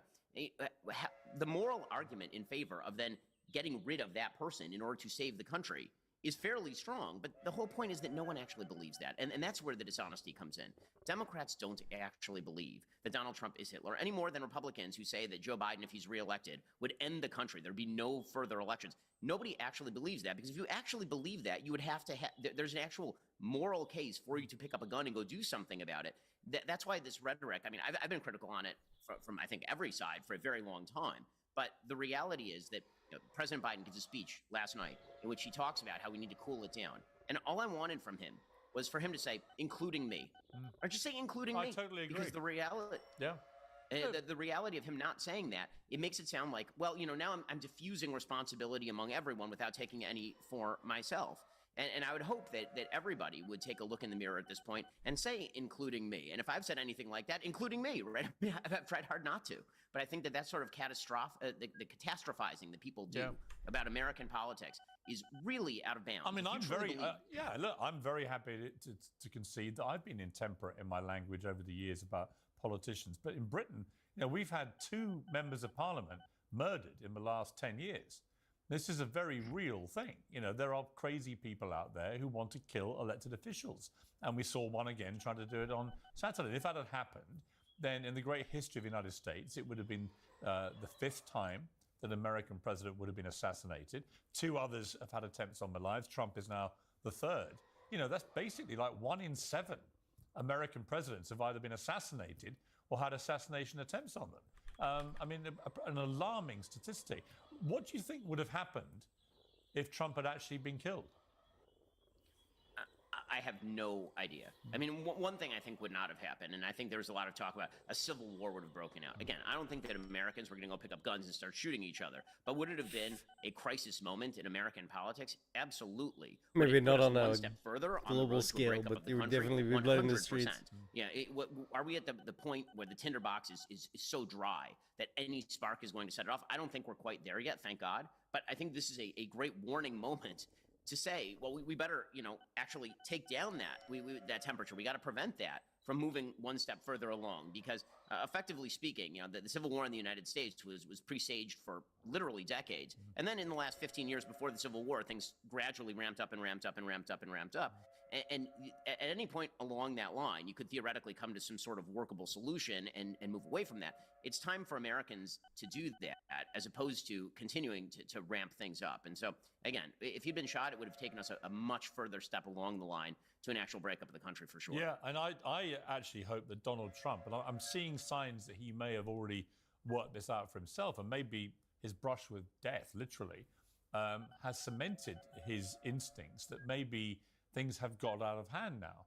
And I hope that, given that I think he's almost now 100% certain to be elected president again, I hope he does come with a different tone. There's no doubt when Democrats say, well, what about Trump? I do think it's way too early to be saying that when a guy just literally had an attempt on his life. But there is a legitimate thing to say that Trump's language, the way he abuses opponents and so on, that he's gone too far. And it would be incredibly disarming to many of Trump's critics if, unlike Joe Biden, he did actually acknowledge that and say it's time for all of us to dial down the rhetoric. I mean, I totally agree with that. And I think that, again, what you've seen from President Trump in this campaign, this is the shocking part of his campaign, because it's very different from 2020, which was very inflammatory, or 2016, which was very inflammatory. This has been a significantly more moderate campaign in both tone and tenor. And I think that because of that, it's been disarming for the Biden campaign. They keep trying to paint him as this fascist, and it was not going over with the American people, which is why Joe Biden was losing. And that's why he had to keep ramping up the rhetoric with regard to President Trump. President Trump has already said that he's completely rewritten his speech for the RNC for Thursday night when he gives his keynote address. He has told everybody who's speaking that they should be speaking about American unity, about moving forward arm in arm together. And the reality is, again, President Trump is a non-ideological figure, and people who have been watching his administration and people who watch what he says positionally understand he's a non-ideological figure. I think that if President Trump gets in his head, and I think he does at this point have in his head, that he can be a transformative American figure and bring Americans back together in a way that actually does make America great again, it could be a signal shift in the trajectory of American history. I mean, there's another extraordinary story developing today. The judge in Florida has dismissed a criminal case relating to classified documents found at Donald Trump's Mar-a-Lago estate. That's another major legal win for Trump. This attempt to weaponize the justice system against him has pretty much spectacularly backfired. I mean, they went first with the Stormy Daniels attempt over him, shuffling paperwork to hide the fact he paid a porn star for an alleged one-night stand 20 years ago. It all sounded ridiculous at the time it was being brought against him. It turned out to be ridiculous. He got convicted, but off the back of that, his poll ratings surged even higher, and he got about $150 million worth of donations in about 2 weeks. I mean, none of this strategy from the left has worked, has it? The attempt to go after him and try and incarcerate him to stop him being re-elected. I mean, that is clearly true. I'm a religious person, and so, I tend to see the hand of God in history. It's kind of hard not to see the hand of God when you realize, as you said at the very top of the show, Piers, that if Donald Trump turns his head about 2 inches, he's dead at this point. It's called being lucky. There's something happening that I don't think anybody can really explain without reference divine to intervention nonsense that they don't understand happening with regard to President Trump. As far as the dismissal of the documents case, once again, that documents case was the most serious of the cases against President Trump. Judge Eileen Cannon may be reversed on appeal. It'll be too late for the election. And there's a very clear effort to use the legal system to prohibit Donald Trump from becoming president of the United States again. everybody could see it, and it's not going to work. There are a lot of reports today that House Democrats are basically in a state of surrender about this election. They feel that Donald Trump has already won it. It's way too early to ever say that. I mean, we're only in July at this point. There could be something unprecedented that happens since we've now had two unprecedented some people things actually happen in the believe last that. month. The collapse Like, of guaranteed. President Look at Biden Twitter, dude. on the stage, Like, at people are least going nuts on both logistically, sides. and then the It's attempted so cringe. assassination of President Trump's. There's a long way to go.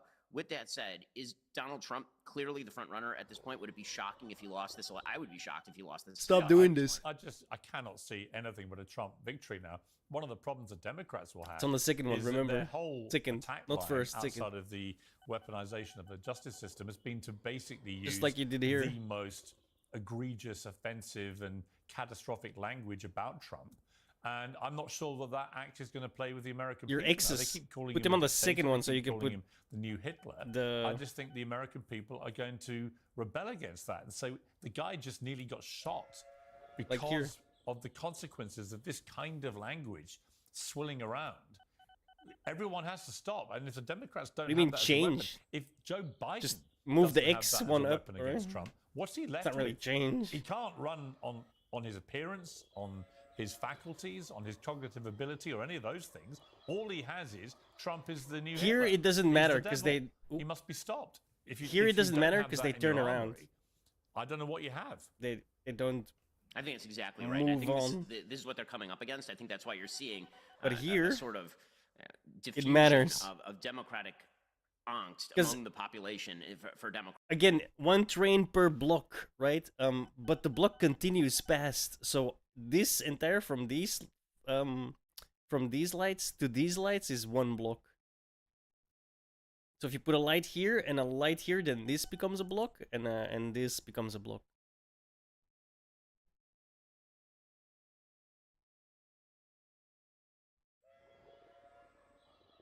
I mean, I think Democrats are looking at the situation right now and all the energy that was built up behind. Maybe we can supplant Joe Biden, get somebody else in there. That other person can beat Donald Trump. I think they're starting to realize that Donald Trump is not beatable in this election. And if they try to replace Biden with somebody else, that person is going to run up and against the exact same issue, which is that Joe Biden, the real underlying issue for Joe Biden, put aside the senescence, put aside the fact that he seems to be declining into senility. The man is not a good president. He had a 32% approval rating before any of this. And so because of that, I think that the supplanting of him with somebody else would then have to make exactly the same case that Biden has made, which is that Donald Trump is an unprecedented threat to the Republic. I always thought that was a weak attack line because we've seen him be president. That attack One line way, didn't work right? in Those are one-way 2016 lines. when he wasn't president. Now we saw him be president, and hell, it was pretty good. And that's what the American people are saying as well. And I do think that in the reality of, say, if you're Gavin Newsom, you know, what may have looked very appealing last week. No, is no, stepping sorry, in wait, to wait. Save the Hang on, what? Democrats Hang on. against the monster and stop the dictator check. getting re-elected. If you're Gavin Newsom, you're running a mile from this now, aren't you? You're No, thinking, these need you to know be what? bad let, signal. Let Biden get completely. So this is a one way. massacred This is a one way. in That's November, good. which is And then highly these two likely. bad signals. And I'll come and save the party And the same on the after other that end, right? election. Because I just don't see that anyone can beat Trump right now. You look at all these legal wins he's now having, the Looking massive that way. donations, a huge Yep. surge in money coming in to And help then this him. one but that way as also well. the fact that if you're in the middle, if you're not on the toxic right or left, really, the And then sort of here, you make extremities, them look if you're a pretty this way. moderate person, which most Americans, in my estimation, are, and you're independent, So perhaps, and this sort of is working out correct. where This to needs to vote be stuff, turned down you out, cannot but and the look way at what this is happened at the weekend to Donald directed Trump needs to be over here. and not feel better towards him.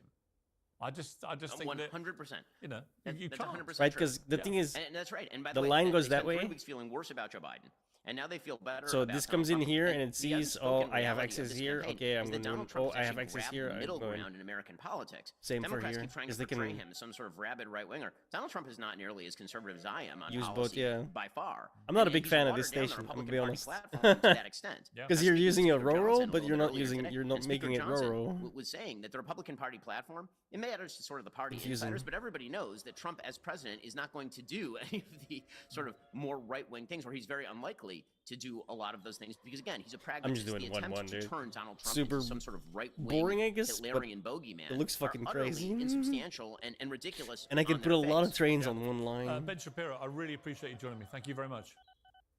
Thanks so much. Well, join me now to debate all this is columnist, author, and co-host of Democracy-ish podcast, Wajah Ali, the former US Navy SEAL, Robert Neal, and the journalist and commentator, Emily Austin. Well, welcome to all of you. Let me start with you, Robert Neal, because I've been absolutely staggered by what we have seen in terms of video clips from this attempted assassination about the Secret Service here. And I'll say why. First of all, the shooter's 20 years old. He's got an AR-15. He clambers onto a roof 130 meters from where Trump is speaking. And members of the public, a lot of them from the video clips I've seen, are alerting authorities to what this kid is doing and warning he looks like he's up there doing something. And yet he's still allowed to go ahead and fire off a bunch of rounds. He nearly assassinates Donald Trump. He kills at least one member of the crowd, seriously wounds two others. But then the Secret Service, I found this extraordinary. I remember when Reagan got shot. He came out of the hotel in Washington, he gets shot, and immediately the Secret Service are racing to get him straight into the car and get out of there, right? Here, they seem to let him go to the ground, then prop him up, then allow him to stand above some of the height of some of his agents, with his head clearly exposed, in what must have been an ongoing live shooter that you don't know if there's more than one, and he's allowed to address the crowd. Now, it was a powerful moment when he addressed the crowd, but I just watched the whole thing and thought, what has happened here? How is any of this Secret Service protocol? Now, am I wrong? Am I being unfair? No, I think you're on a couple of different things there. I think it was the president's call himself, even though it's not the principal's necessarily call once there are shots fired. The Secret Service, I think, did a great job getting to him as quick as they could, and they covered him up. And, you know, kudos to them because, again, you don't know how many shooters there are. There are bullets flying, and they did get in front. They did try to cover him as best they could. You can hear the president saying, you know, I want to get my shoes, and then he was holding them up because he knew at that moment if he could raise a fist and say fight, he's going to keep people calm. He's going to keep the unity. So it's, you know, I wasn't there, so it's very hard to you know, Monday morning quarterback. And I think they did a great job there. Having said that, they completely dropped the ball as far as the perimeter. I was a counter sniper too. Even back in 1998, my first real job was in Albania doing this kind of counter sniper stuff. And to have a perimeter it's got to be at least 500 meters. I mean, at the very minimum, and you've got a spot less than 200 meters away. And we're just lucky. Well, this shooter, I guess, tried out for his high school shooting team, and he was booted. And they said because he was dangerously bad, like he was a horrible shot. So the perimeter should not have been there, and anyone who's ever done any kind of work like this would know a line of sight like that, elevated position in the daytime, no, he should not have gotten there. So I don't know. I'm amazed someone hasn't been fired or stepped down yet. Now, to put yourself in the eyes of the counter sniper, you got to realize he's a real person too, probably with a family, and he knows how cops are treated. If you're looking at someone crawling, even if they're yelling there's someone up there, you can't just take a shot. I mean, look what happens to vigilantes, you know, for lack of a better word, on a subway that stands up, and then they go to prison for doing whatever. So this sniper is thinking, okay, is that a gun? Is that someone with a camera? I don't know if I should shoot. And I've dealt with that in war as far as rules of engagement, and you do not need that. You need to realize the Secret Service job only is to protect the principal. That's it. The military's job is to break stuff and kill people. That's it. But our heads get filled with all this nonsense, a lot of it from DEI, that that's BS that shouldn't be out there. So there's so many different moving parts, but whoever was in charge of that, up to the director Cheadle, they should have been gone yesterday. I completely agree. I think it's been a massive dropping of the ball. And finally, Rob, before I go to the other two, a lot of criticism of the female agents, just for the body language and so on that we saw, and the fact that physically people are arguing they should have been bigger to physically be able to protect Trump. I got to say, one of them was right in front of him on stage when she could have been shot. So I think they're obviously highly trained, very courageous people. But this idea that Trump's detail that day seemed to have so many women agents there, given what a massive target he is that, from your perspective, is that a problem? Is that something that actually the way the world is going should be encouraged? Are they as trained? Are they as effective as their male counterparts? I don't know the answers. I'm just putting the questions that X has been raging with. I mean, you know, as far as I can tell, getting to that detail of a president or a former president, you need to be top of the line, and the woman can't help how tall she is. However, that's the unfortunate truth. One of the jobs is to be a human shield, and she wasn't tall enough. And again, I wasn't there, and I don't understand the stress they were under. I've never met the three women that we saw. I know one had an issue holstering her pistol, but look, there are shots fired, people moving. You might not be as calm and cool as you are on the range, so I can't judge that. But it brings me back to the point. If they were hired because they were good enough, competent, had merit, fine, hire them. But if they're simply getting hired because they're women, that's wrong. And again, they might be awesome, I don't know, but we can't just be putting people in places because it checks a block. We need to take the best people available, hire them regardless of the color of their skin or their gender. And that's not happening in a lot of places, and people are getting distracted by a bunch of different crap that's out there they don't need to be involved with. They need to do, where's the principal, where's the out, where are the potential avenues, is it secure? And the answer to all those is no, none of that was done. Wajad Ali, you posted this. Biden and other leaders thankfully de-escalated, did not make jokes or laugh about the violence like what happened when MAGA and Trump mocked Paul Pelosi. I mean, look, I've seen a lot of people on the left say that Trump, uses just as incendiary language. He's just as insensitive as people who've been attacked for being insensitive over Trump's shooting. But do you think that was a timely thing to post? I mean, do you not think that one of the arguments the left always put against the right in America, particularly after shootings, is there should just be a period of dignity where you treat what's happened with utmost severity and you don't try and play whataboutery? I just saw your interview with Ben Shapiro where it was nothing but whataboutism, and I'm not here to BS your audience or gaslight anyone. There was a registered Republican, a white male, who tried to assassinate Donald Trump. Unfortunately, also there was a person who was killed, a father, and there were 2 people who were critically injured. And Donald Trump, ever since he descended the escalators 9 years ago and ascended to power for 9 years, has stoked the ultra-violence. I remember at his protest, he used to openly say, knock the crap out of him, I'll pay for your legal bills. This is the same people who's called the press, people like us, people like you, Pierce, enemy of the people. And as such, for the past 9 years, multiple cases where his followers have tried to commit violence against law enforcement, the press. Because the left doesn't do that. This is the same man who said, as of this campaign, I want to be... Oh my god, bro. It's like, I'm not here to do whataboutisms. He's doing nothing but whataboutisms right now. These people are fucking the filth of humanity, bro, I swear. Dictator for a day. Last week, he praised the January 6th violent insurrectionists, called them hostages. He incited a violent insurrection. When those insurrectionists came to the Capitol with violence, some of them came to assassinate Nancy Pelosi and Mike Pence, his former vice president. You know what he said? Yeah, they're onto something. He encouraged them to kill Mike Pence, his former vice president. 2 weeks ago, Donald Trump posted that he wants televised military tribunals for Liz Cheney, who used to be the number 3 Republican. And also, the head of Heritage Foundation, who has released Trump's Project 2025 2 weeks ago, Pierce, said that we're in the process of a second American revolution, and it will be bloodless unless the left allows it to be. This is what we're dealing with. It is a toxic environment which has been stoked by Trump's embrace of the ultra-violence and violent rhetoric. And yesterday, Nancy Pelosi, her husband Paul Pelosi, folks, for those who don't know, another far-right nut, tried to assassinate her. He opened the door. He took a hammer to her head. He survived an assassination attempt. Do you know what MAGA and Trump did? Okay. Yo, that is some bullshit.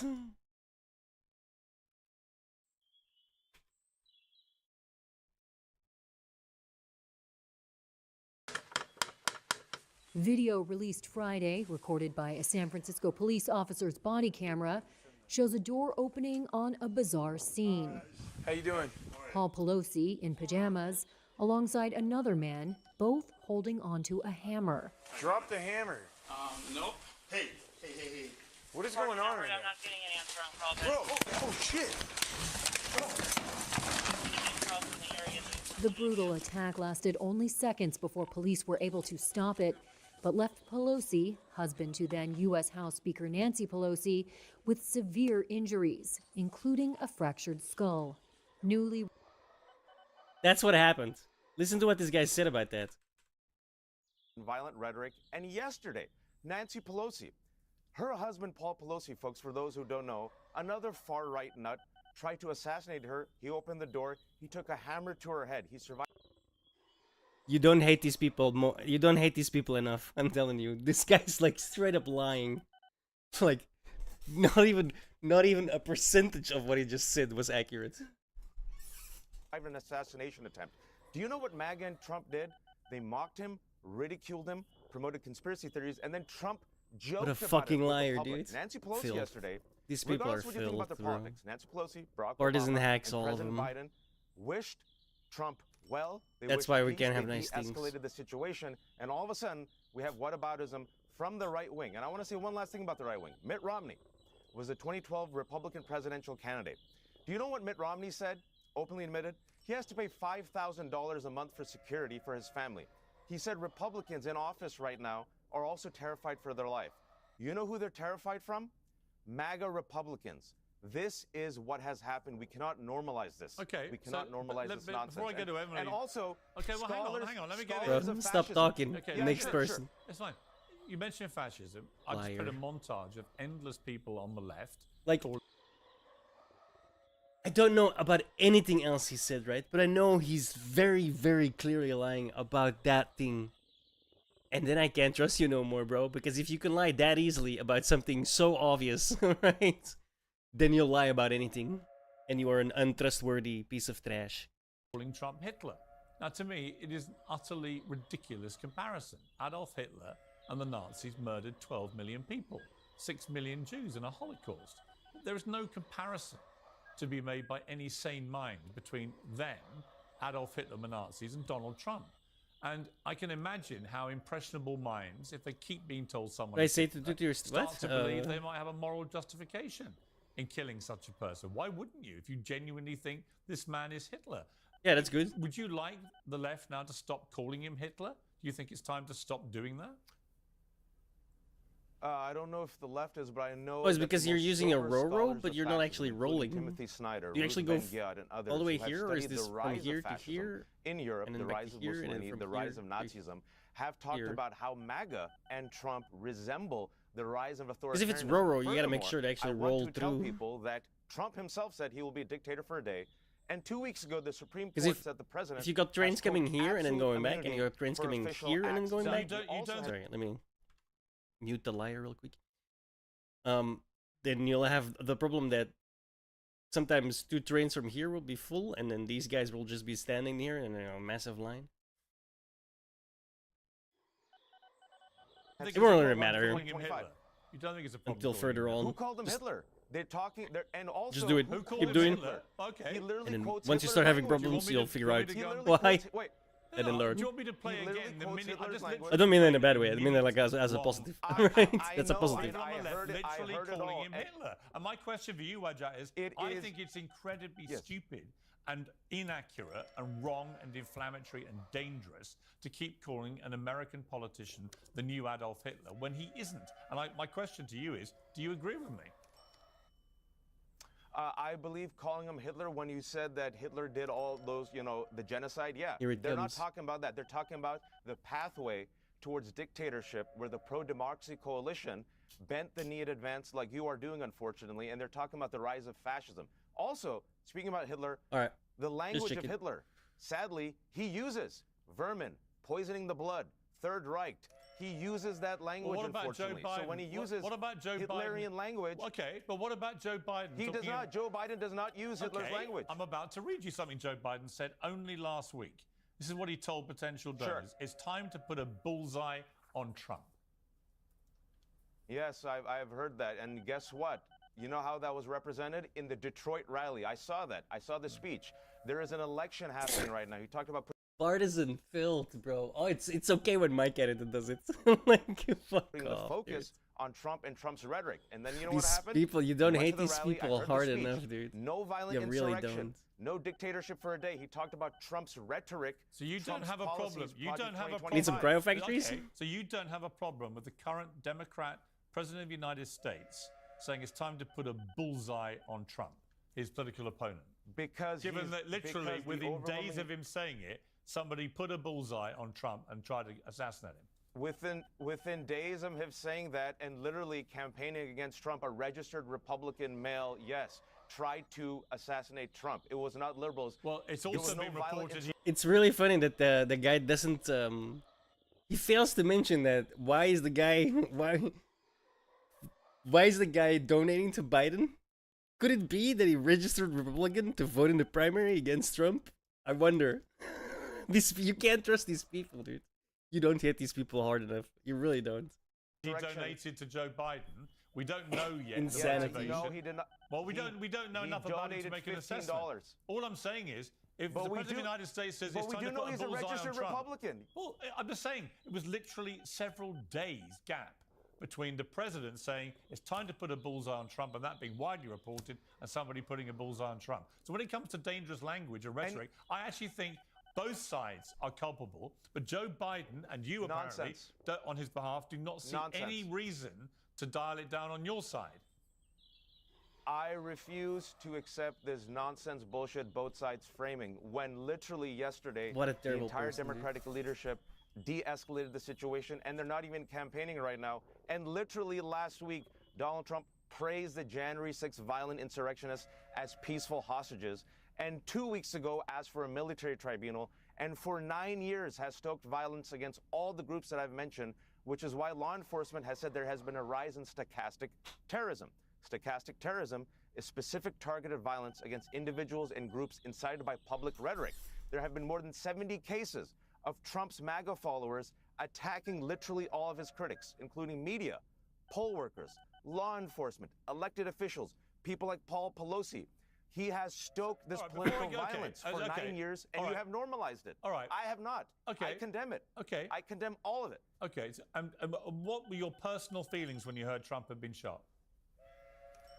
It was I was on a WhatsApp group and someone said he's been shot. I'm like, no way. And I immediately checked the video. I'm like, oh my God. And then he got up and I'm like, thank God, because I agree with what everyone said. It would have been disastrous for everyone. I mean, a political assassination. And then I thought nobody else was killed. Later on, I found out that the father tried to protect his family. He was killed. And then 2 individuals were critically wounded. And then the shooter was also killed. So it's one of those situations of exile and relief because, again, political violence has no place. There should be a way where you should look at the record and the rhetorics and the policies, and that should be enough, in my opinion, to show you that Trump is not fit. But thankfully, the leadership right now, regardless of what you say about Biden and everyone else, they really de-escalated yesterday, and I'm glad they did. That is sober, responsible leadership. All right, Can you imagine, Piers, God forbid, if the situation was reversed, what Trump would say? We know. We know the violent insurrection. We know who he is. All right, let me bring in Emily. You've been waiting patiently. Your response. Thank you, Emily, for waiting First patiently. of all, I'd like to say Oh my that, God. first of all, as a Ugh. Jewish person, there's no such thing as contextualizing what they meant when you compare Donald Trump to Hitler. You can't say, oh, he's the KKK, but minus the part where they hunted down African Americans. There's no such thing. But here's the problem with society, and if I'm being honest, you are part of the problem. I'm sorry, I forgot your name. Why'd You Ali? cannot justify the violence because Pierce asked a very head-on question. Is this wrong or whatever it was? And you spent the last 10 minutes trying to explain the other side, but then say you don't believe in 2 sides. Political violence is wrong, and I'm glad to hear you condemn that. But by you trying to make the argument that Trump, because he's XYZ, you almost made it seem like you understood why it could be justified and then looked for all these reasons that are completely invalid. You are part of the problem because we live in a society. I where if you 100% don't agree like a with this lady. person, we try to delegitimize everything they say. We invalidate the things that they say. We come up with outrageous accusations, and then we dehumanize them. And do you know who dehumanized groups of people? Hitler did. So the Democrats are actually taking a page right out of Hitler's playbook and then have the audacity to make the Hitler comparison to Trump, which I just find ironic. Rob, I want to bring you in here. I'll talk to you about the security aspect of this. But All right, just fuck as an American hero who served his country with great valor and heroism, as I said, with Navy SEAL Team 6 for so many years, what do you feel about what is going on with your country, particularly in light of what happened at the weekend? Well, I think that a lot of people are being fed nonsense from different news outlets, and if you try to bring up a different point, you get silenced. And it's the whole fascism: admit nothing, deny everything, make counter accusations. Your guest, Mr. Ali, is saying he's a fascist. Oh, how's that? Is he silencing his political opponents? Is he bringing up BS charges, charging him with stuff that he's never done? All the stuff they're doing to Donald Trump, and then they put a gag order on him, and then they try to assassinate him. This is South America nonsense, and it shouldn't be that way. And just spinning everything the way they want it, like they're saying Donald Trump said suckers and losers, and he badmouthed the military, and violent insurrection when he said go down there and have your voice be heard. I know Donald Trump, and he's not trying to incite violence. And then as far as he's a violent insurrectionist, what about all the cities that the left burned down? And then no one says anything, mostly peaceful, yet the entire city is burning behind me. And again, I'm not a Republican either. I'm not a a Democrat. I'm a registered independent, but I also have a brain in my head. I don't just sit somewhere regurgitating other people's thoughts in an echo chamber, saying it like Nancy Pelosi admitted. If you say it enough, the useful idiots, that's a communism term, will repeat it. And that's all that's happening. Open your eyes. See what's happening. They tried to kill him.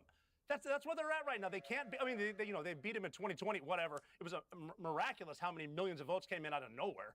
It's like, and you're not allowed to even say that because then you get shut off from social media. Like, just take a deep breath, go outside and talk to people. Like, yeah, it's so obvious. Who are you going to believe, me or your lying eyes? Right. It's crazy. I mean, my hope was that we would get to this debate today, having had 36 hours to think about all this, and there would be a concerted, united effort by everybody to try and dial everything down. An acknowledgement on both sides that the rhetoric on both sides, whether it's the left branding him Hitler all the time, or it's Joe Biden talking about putting a bullseye on Trump, whatever it may be. You know, we've had 2 politicians in Britain killed in the last 10 years by lunatics. There are lots of crazy people out there who will act if they believe that elected officials are somehow doing stuff that deserves their death. And to whip up that with this language, and I'm going to say both sides, because it is both sides. You know, you can construct an argument that Trump's worse than the left, and the left can construct an argument the other way around, and he can about you.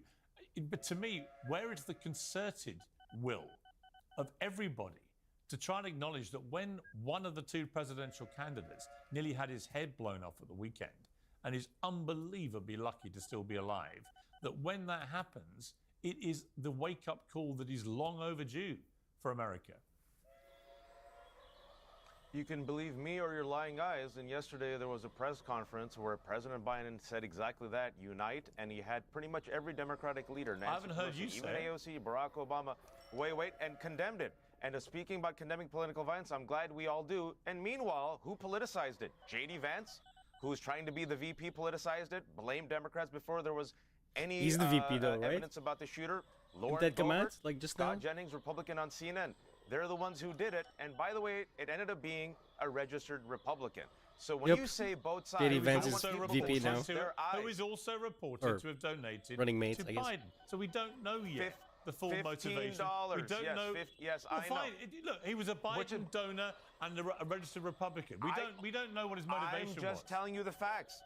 I'm telling you the facts. I didn't say MAGA. I didn't say he was a Trump supporter. With respect, if you're trying to explain to me that obviously it was a Republican who did this because he killed the Republican candidate to be president, I've got a slight problem with your logical thinking there. You know, if he's a Republican, why is he killing the Republican president or trying to? So, unlike the other 3 guests, I do not blame the left. They just spent the last 30 minutes blaming the left. I'm telling you the facts. And secondly, I'm telling you that we have to do an investigation. Hopefully we find out why. But the facts are, and we could trust our eyes, that was a registered Republican, and there was a violent insurrection done by Trump. Why are you only giving half the facts? Right, who donated to Biden? Like, he just. I'm gonna leave that out. You're giving me your. I'm a partisan liar. Please don't call me out on it. There was no violent insurrection. You're not Whatever, saying. what a pathetic human being. Also a Biden donor. Okay, so continually refusing to acknowledge that doesn't mean you're giving me facts. It means you're giving me partisan political fact that suits your agenda. Sure, let's acknowledge the fact he gave $15 also to a super PAC a couple years ago, and in the last 2 years he is a I know, Republican, right? and These people are getting money for this shit, we don't dude. know. We have to find out the facts. Thank you. But We what I don't do know. Disgusting. We don't know is the correct response. You trying to say So he's I'm one glad, of yours? I'm glad. You trying to say he's one of yours that did it? You guys just spent the last 30 minutes blaming the left. I'm just giving you facts. Actually, and you've I'm also spoken telling you for the facts. half Trust of your it. own eyes. So, with respect, you have spoken for half of that 30 minutes. Let me bring in Emily. Oh, okay. But no, I'm not. Listen, I like having you on. There's no problem with you talking. I'm not saying that. I'm just saying you did get half. I'm sorry, I can't see. You have had more airtime than either anyone. of your co-panelists. So let me bring them back in. Sure, please. Emily, I mean, I really do feel strongly that what we need now is proper leadership. I hope that Donald Trump, and I actually expect this, that in his speech at the Republican convention later this week, I think we're going to hear a very different tone from Trump. Would you like him? I mean, he was to pretty be less mellow in the aggressive, debate less too. bombastic, more conciliatory, more unifying? You know, not just talking to Republicans, but also talking to Please Democrats, stop. to independents, to everyone That's in so America, cringe, bro. to say, look, I love this country. I know you're and I think memeing, he but died at the weekend because I'm trying to fucking serve hell. this country as an elected politician. This can't go on. You know, it's all got out of hand. We've got to bring it together. And then to have Biden respond and say, I wish I'd never said the thing about him, you know, having a bullseye on his head and so on. I just think it's time that big leaders stood up and led the narrative into a better, calmer, more mutually respectful place, as it used to be. I have a very strong opinion on this. Most viewers probably don't know, but I'm 23 years old, and in my lifetime, this is the first political assassination I've seen, and hopefully the last that we will see in my lifetime. But it sets such a bad precedent Well, to the in America future maybe, of the but United States. the rest of the that world, this that's is what that's the not gonna government is happen. like. This is what politicians act like. You know, we see this level of animosity that, Pierce, you just said it used to not be this way, that I have never seen in my life. Like I mentioned earlier, we started to dehumanize people because we don't agree with their opinion. As far as Trump goes, listen, you can't kill a man God wants alive, and I think he will take that to heart. I think he will Oh, here change we his go. demeanor a little So bit. cringe, Do I bro. want to see Trump less aggressive? Absolutely not. God wants him alive. America Oh, needs fuck an off. aggressive president. Would I like to see him watch his mouth more? Absolutely. But we saw during the debate with Biden, I think he handled himself very well. I think he acted very professional, very presidential, kept his cool. Biden spewed a bunch of BS on that debate. Lord knows what he was even saying. And Trump had every opportunity to make fun of him, and he chose to take the high road. Now he's just had an experience where he almost just saw death and met God, but survived that miraculously. I think any normal person would take that to heart. They said he already changed his speech for the RNC. I think he understands now more than ever. America's on such a bad path towards destruction, and we need someone aggressive, Pierce, to take back control, not only of the United States, but look what's happened to the world under Biden. But Emily, I would use a different word. I would say not aggressive, but strong. America needs a strong leader. Aggressive. I do believe, look, I'm over across the pond at the moment in London. I can tell you the general feeling here is that America right now is very weak because people see an 81-year-old president not in control of his faculties. Right? That is not a good, I don't care whether you're Democrat or Republican, this is not good for America.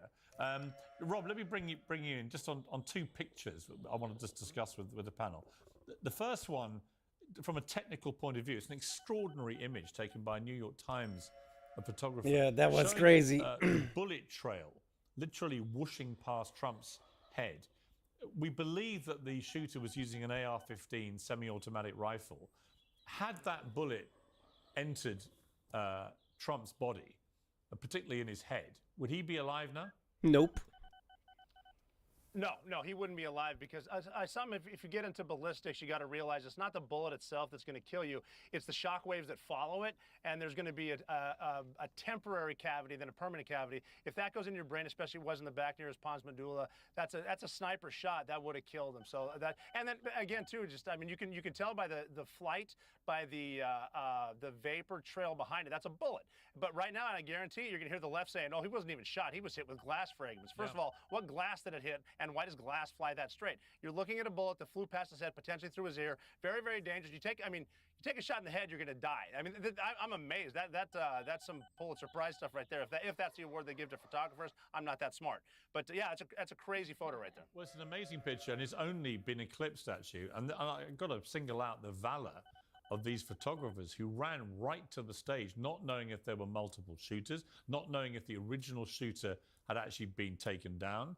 This photograph Valor, Vulture, same V. Vucci, the chief Washington photographer for the Associated Press. Now, he's been covering Trump for his entire political career.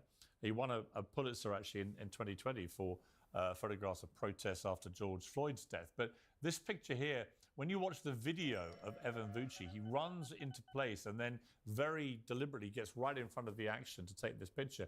And that's the moment where, Rob, you see Donald Trump shouting, "Fight, fight, fight." Now, he's been criticized for that.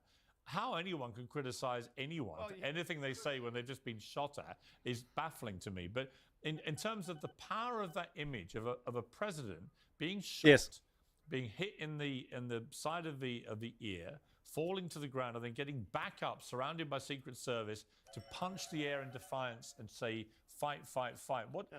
How powerful did you find that image? It's powerful for a number of reasons. Obviously, the president was just shot. His hands in the air saying fight. And he's not just saying fight for the Republicans, fight for the country. And if you look in the back, the American flag is almost upside down, which is a symbol for a nation in distress. That's so powerful right there. And of course, he's going to be criticized. Donald Trump could make you the best stack of pancakes in the world, and the left would say pancakes suck. It's like you're going to get criticized for everything.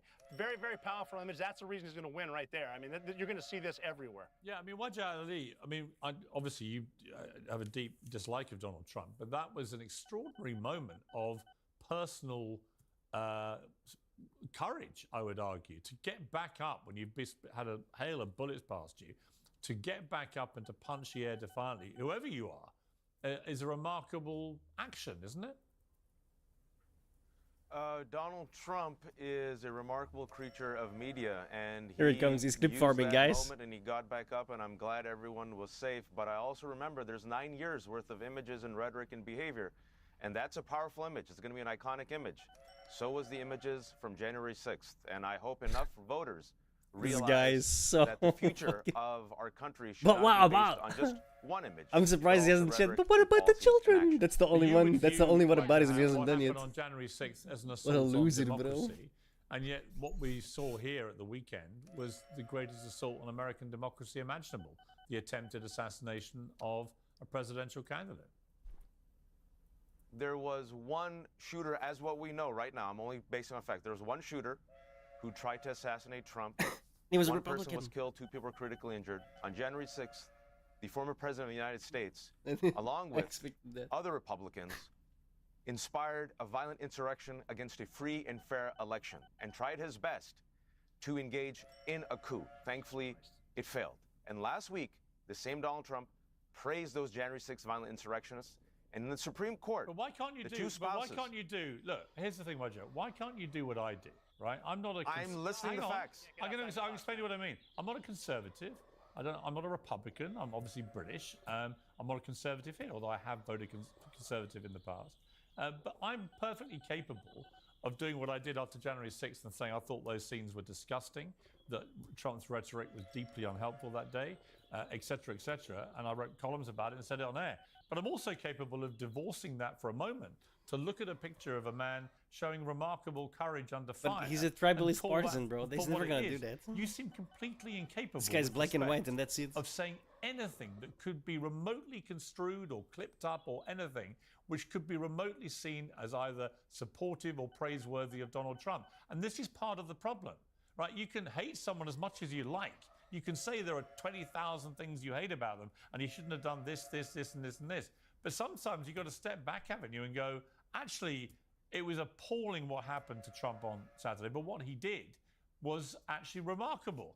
And I take my hat off to him, whatever you want to say, but to not be capable of doing that is part of the problem. I'm fine with that. The fact that he had the presence of mind to get up and do that, I think it was a very powerful image, and I think very few people would have understood that moment and done that, and I believe it will help. He's literally bro, this guy is literally saying Trump is clip farming. That's exactly what he said. Holy fuck, bro. I've said it won't just help rally his base. He understands. Okay, but Emily, it's not going to just help rally Trump's base. This is going to figuratively, rally, I guess, think, not literally, but he's figuratively, literally saying it. Beginning to migrate away from Joe Biden. We know this. A lot of Latinos, a lot of Black Americans, and others moving in big numbers now away from Biden towards Donald Trump. This is not going to make him less popular. This is going to make him, in my estimation, of knowing Americans for a long time and having huge affection and admiration for American people, this is going to drive a lot of Americans who were maybe wavering, sitting on the fence, towards Trump, I think. I'm so glad you mentioned this, Pierce, because for years, especially working in sports broadcasts, I've always felt bullied into shying away from my public support, not necessarily of Trump, but the Republican Party and the conservative movement. And now, after Trump's assassination attempt, I noticed, just to name a few, Mitchell Robinson on the New York Knicks posted something about Trump. It wasn't even so politically motivated, but so glad he's okay, praying for America, this is unacceptable. And then had to apologize for what he said by saying, this doesn't mean I'm voting for Trump. I'm sad to see a potential president almost assassinated. Right. It's disgusting. And the fact that we're And then there was another guy on the Jets, Ahmed Gardner, who said, this is appalling, blah, blah, blah. And to see the response from the users who are so outraged, how dare they have a political opinion that doesn't correlate with mine? And these, by the way, just for statistic purposes, are 2 black men that are now publicly supporting Trump after the assassination attempt. And I think this will delete that stigma a little bit of you can't be public if you support Trump. You need to keep that in your corner. And when you go on social media, pretend you like Biden. So I'm glad to see that people are starting to be more honest about their opinions, because we are so quick to cancel one another. And by the way, if you don't Emily, fit by the way, narrative. I have seen a steady stream of utterly repulsive posts on X from people, including nurses in this country, to people who are educators, university people, and so on in America, just posting their glee. A lot of people are losing their jobs today. That Trump wasn't killed. I've seen it on Twitter. Dear, it's bad hilarious. Shot, wish it had been closer, etc., etc., etc. It's disgusting. A lot of these people tend to have the hashtag "be kind" in their bios on X, as if somehow they're kind. They're not kind people. They're actually very malevolent, dark-hearted people who, in that moment of an American presidential candidate and former president having an assassination attempt, just wished it had been successful. And this is You again, don't have to, yeah. Well, again, it comes back to my point. America needs more unity now than it's ever needed. Not this kind of response. It is unhuman on both sides. I thought the reaction to Nancy Pelosi's husband and what happened to him was disgusting, by the way, Wajahat, from people on the right. I completely agree with you. But I also think the reaction to what happened to Trump from people on the left is disgusting. It's perfectly okay and reasonable to call out this kind of crap whenever you see it, whichever side is spewing it. And my only issue with you, I think you're a very smart guy, you come on here a lot, and I enjoy our debates and so on, is that you just seem so determined not to utter anything that could be construed as sympathy or compassion or empathy or praiseworthiness for the other side, in this case, Donald Trump. I think it's a shame, because I think Trump, knowing him as I do, if people on the left were able to do that more with Trump, he probably would turn into a much easier character when it comes to dealing with the left. He's a pugilist by nature, you know, and the more he gets punched, the more he punches back. Try a different tack. It does feel like that. Am I wrong? I totally. He matches energy. May I quickly respond? I think the good news here, speaking about unity, is all of the people that you had on the last 30 minutes, we've all condemned political violence, and we all condemn the failed assassination attempt. Secondly, here's an opportunity for unity. Yesterday, regardless of what you think of him, President Biden and Democratic leaders tried to lower the temperature. He called Trump. I agreed with that, and I said, I'm so glad, like you tweeted, that he tried to de-escalate the situation. Final thing I'll say, and you said this earlier in your show, here's an opportunity also for Donald Trump. The RNC is this week. If he has a different tone, Piers, if he actually echoes unity, if he reaches out to everyone, instead of people poisoning the blood and vermin, and calling people the deep state or promoting the replacement theory, I think he can win the election. Let's see if he can do it. If he can learn from this. What a fucking idiot, bro. He already won the election, bro. He won it like 2 days ago when someone tried to kill him and missed. Like, you want to stop a president? You want to stop someone becoming president? You cannot miss. Because if you miss, you just assured he will be president. Let's see. I hope he does. You know the bad news for people on the left, Wajahat? He's already won the election. Yep. It's over. It's over. It's over. Last time I checked, the election's 4 months away. That's such a dumb thing to say, here's why bro. I say it's over. Because for 2 reasons. One, the Democrat candidate, incumbent President Joe Biden, simply will not stand aside and recognize that he is completely unfit now for office in terms of his cognitive abilities. I mean, only in the last few days, he called President Zelensky, Putin, the president of yeah. Ukraine, he called him President Putin. That's so funny, bro. He then called his vice president, No, the first black female. You're supposed to introduce the ally. You're supposed to introduce the ally, not the enemy. Oh. Trump. And he's always been that dumb, right? The Biden gaffe, that's always been a thing. It's just gotten it's gotten significantly worse. This is the stuff of complete, well, it's humiliation for him. It's staggering that his wife, Jill Biden, who I've interviewed before, will allow this to happen. It's desperately sad for America that the President of the United States is rendered now as somebody who literally will call the President of another country his sworn enemy by mistake. But they're not mistakes. It's his cognitive ability is just so impaired. It's very sad, but he won't stand aside. So for that reason, Trump was already roaring ahead in the polls. And now there's been an assassination attempt on Trump. And I think the general reaction from people I've spoken to in America is that they're feeling even more inclined now to vote for Trump. And so I just think this election ended, actually, in the attempt to end Donald Trump's democratic rights to run for president. I think the perpetrator has actually accelerated Trump's return to the White House, which is the purest definition of irony.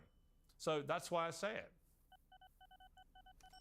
I think women who actually enjoy having rights and abortion rights will have a different say in 4 months. And I also think... What? Dude, Trump said he wouldn't touch abortion. What? The fact that the Supreme Court kicked it back to the states doesn't mean it's like, what the fuck? Oh my god, bro. This guy is just lying through his teeth, man. On everything I know something about, he's been factually incorrect. Like, in the opposite manner. Like a 180.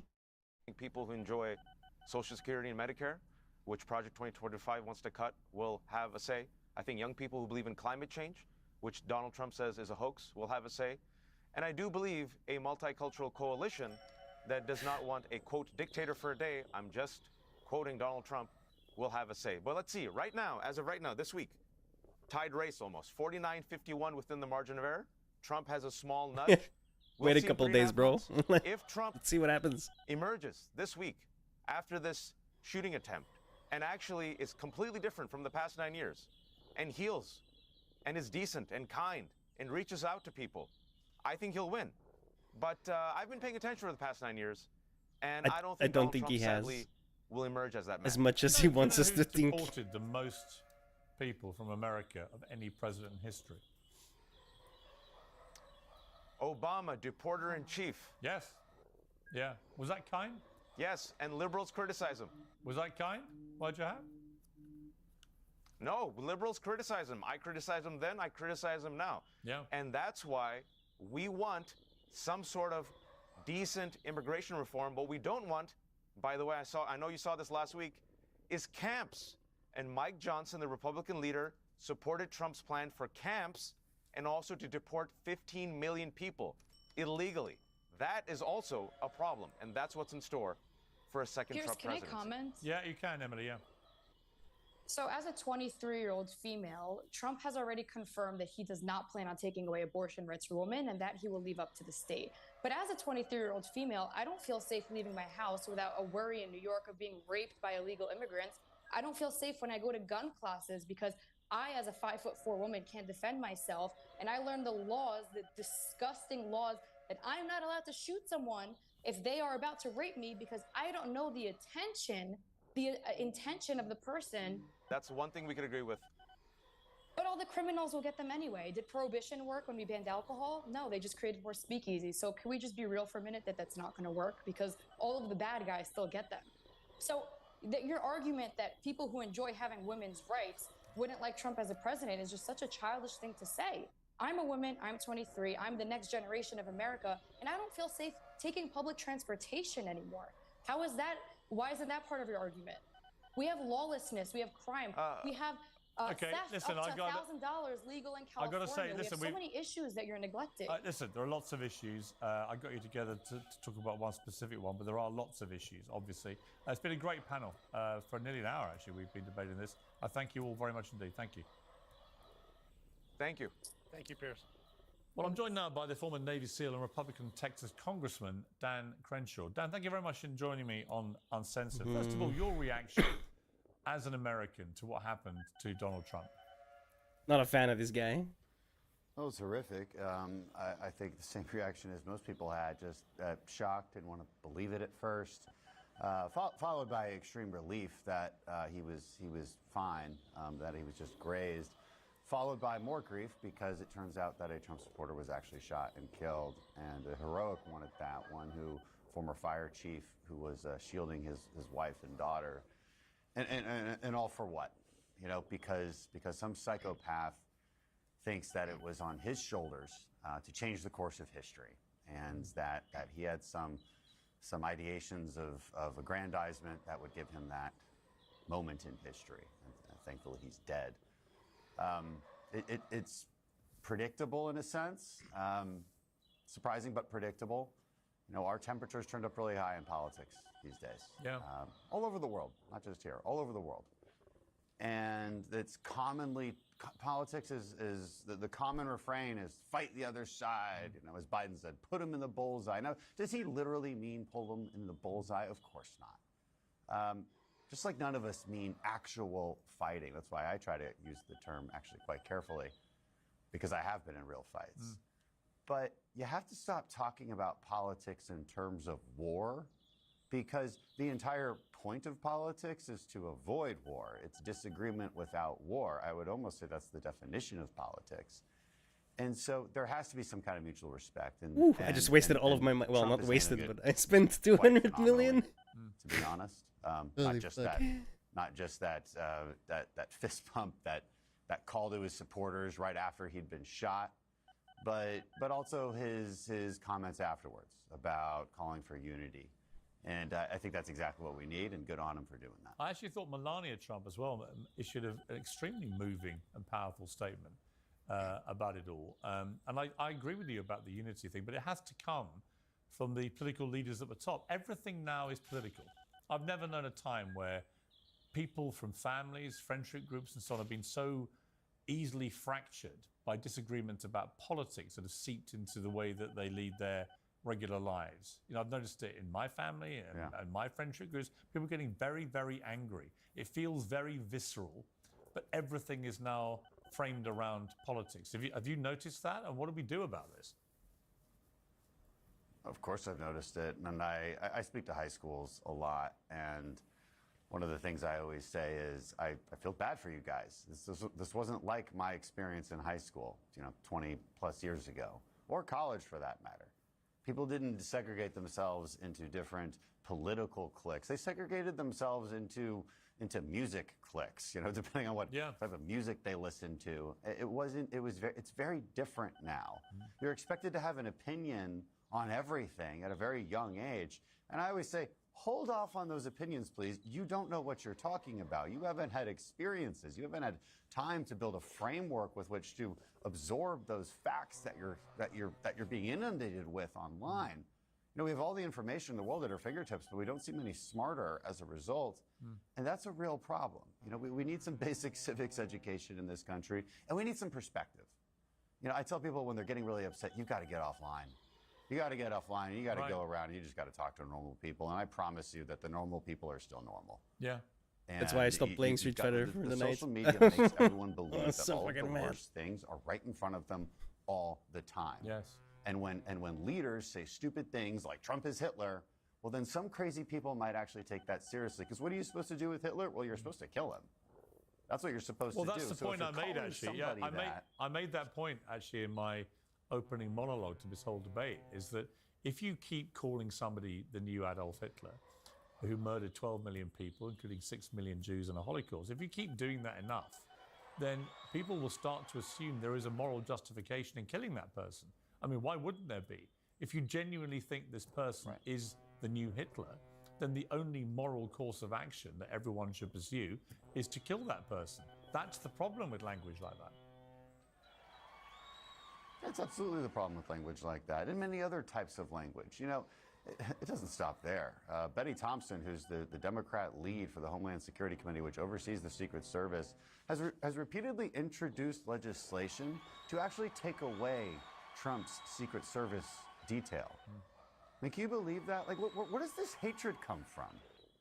It's unbelievable. Well, I felt the same way, actually. From the top. R.F. Kennedy Jr., who I've interviewed several times, last time he came on several weeks ago, he was deeply impassioned about the fact that despite what everyone knows happened to his uncle and his father, he, despite having 15% of public vote in the polls, is not allowed a Secret Service detail, which seemed to me utterly extraordinary. And I sincerely hope one of the first things that happens now is that R.F. Kennedy Jr. does get protection until this election. because he's a Kennedy. I mean, what more do you need to have in your family back catalogue than 2 political assassinations if you're then running as a political candidate? So it doesn't just apply to Trump, it applies to, I think, to Kennedy, to anybody else who puts their head over the political parapet. They should be properly protected. Now, I've been telling guests in the last hour, 2 British members of parliament have been murdered in the last 10 years, brutally murdered by lunatics. This is a very real threat to elected officials. And I think it's whipped up by social media. I think it's made people extremely tribal, and the rhetoric is so toxic that you just, I was actually very impressed by you, because there are so many on both sides, right and left, who simply refuse to countenance that their own side might be part of the problem. And you said that the alt-right remind me of the far left more than anything. If the first words out of their mouths are rhino and establishment and globalist, rest assured they're not very thoughtful, and they're probably about to lie to you. I'm sick of it. I really wanted to applaud when you said that, because the problem applies on both sides. And I would have liked Joe Biden last night in his address to the American people to acknowledge that some of his own rhetoric, like the one that you quoted earlier about having the bullseye on Trump, that he would accept that that kind of language is part of the problem. Right, and look, in the sense that both sides need to calm down in a way. Like I've seen some members of Congress literally call for Biden to be arrested because he incited this assassination, or he ordered the assassination even. Well, by that logic, then you have to arrest Trump too because of January 6th. I recall voting against Trump's impeachment because I don't believe he did incite that riot in legal terms. We all have to just take a step back. Political rhetoric is heated. Okay, should it be as heated as it is? No. But also that doesn't mean that the political leaders who say, even if it's irresponsible things, it doesn't mean that they created the violence that manifested inside of a crazy person's head and then their actions. And we've got to be smart enough to separate those two. And, the more we're not, the more we're going to go back to this tit for tat. Dan, do you think it's now almost inevitable that Donald Trump wins the election? Yeah, like I said earlier, I think his chances of losing went to about zero, as near zero as you possibly can go, and I think that's further solidified by his current actions post-assassination attempt. And what would you like him when he has his big speech on Thursday? What would you like him to say? Because the whole world will be watching this, and crucially watching the tone of what he says, given that he is highly likely to get back the presidency. What do you want Trump Mark II to look and sound like? If he just doesn't mention Democrats or Biden at all, if he just talks about what he wants to do for the country, unify the country, if he just talks about how great he thinks this country is and how much he loves its people, he'll win in a landslide, right? If he lets go of anger, if he lets go of the past and looks to the future, he will win in a landslide. Dan Crenshaw, great to have you. For viewers who may not have seen you before on Uncensored, you lost your eye on deployment in Iraq with SEAL Team 3. So let me please thank you for your tremendous service to your country, and I appreciate you coming on. Thank you. Yeah, got a little in common with the former president now. Lost right he here, has lost right there. Here we go. Slightly to the right by his ear, but yeah, absolutely. Actually, before I let you go, what was your reaction when he got up and reacted the way he did with the fist pump and the defiant nature of his response?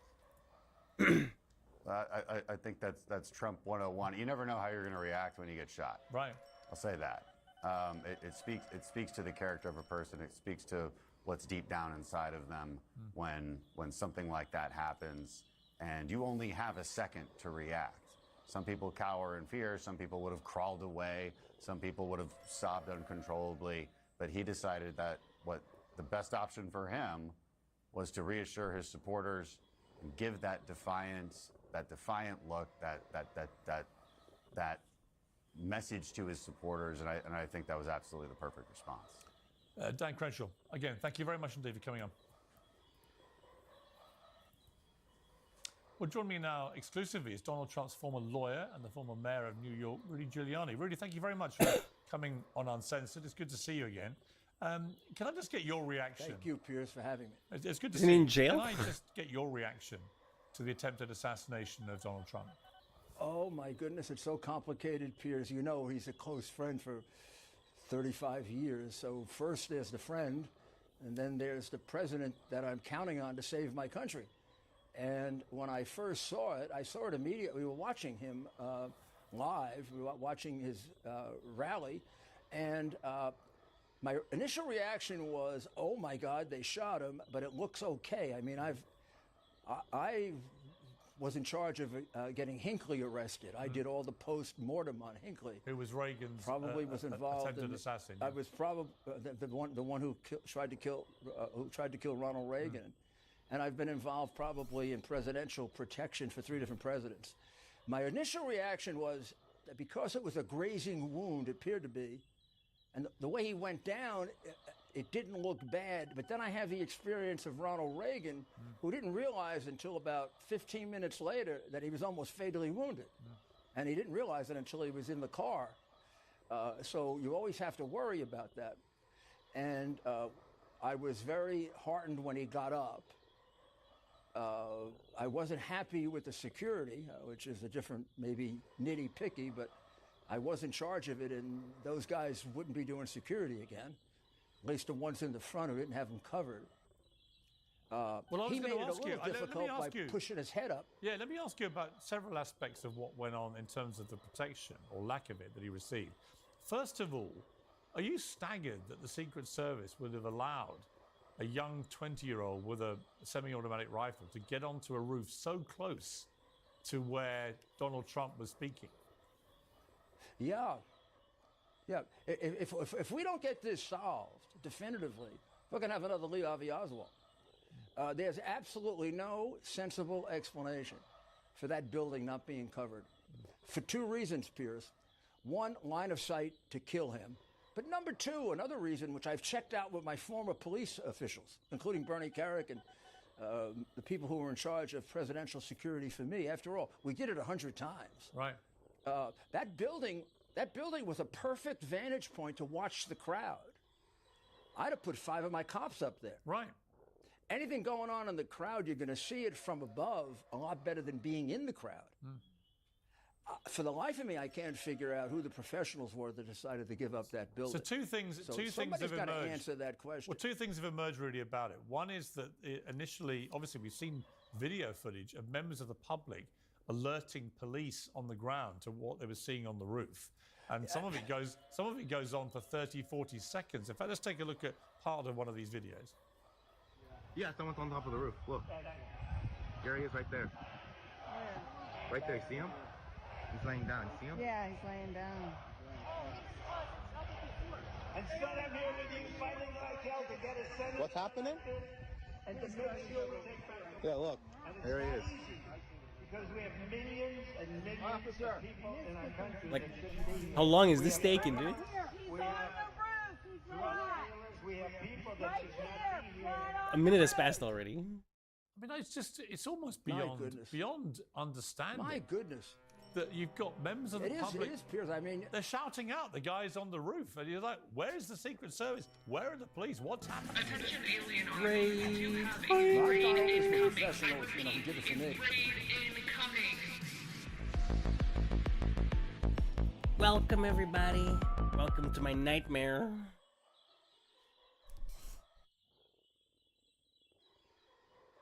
How was the stream? How's I don't actually know what you were doing, I'm gonna be honest. I'm sorry.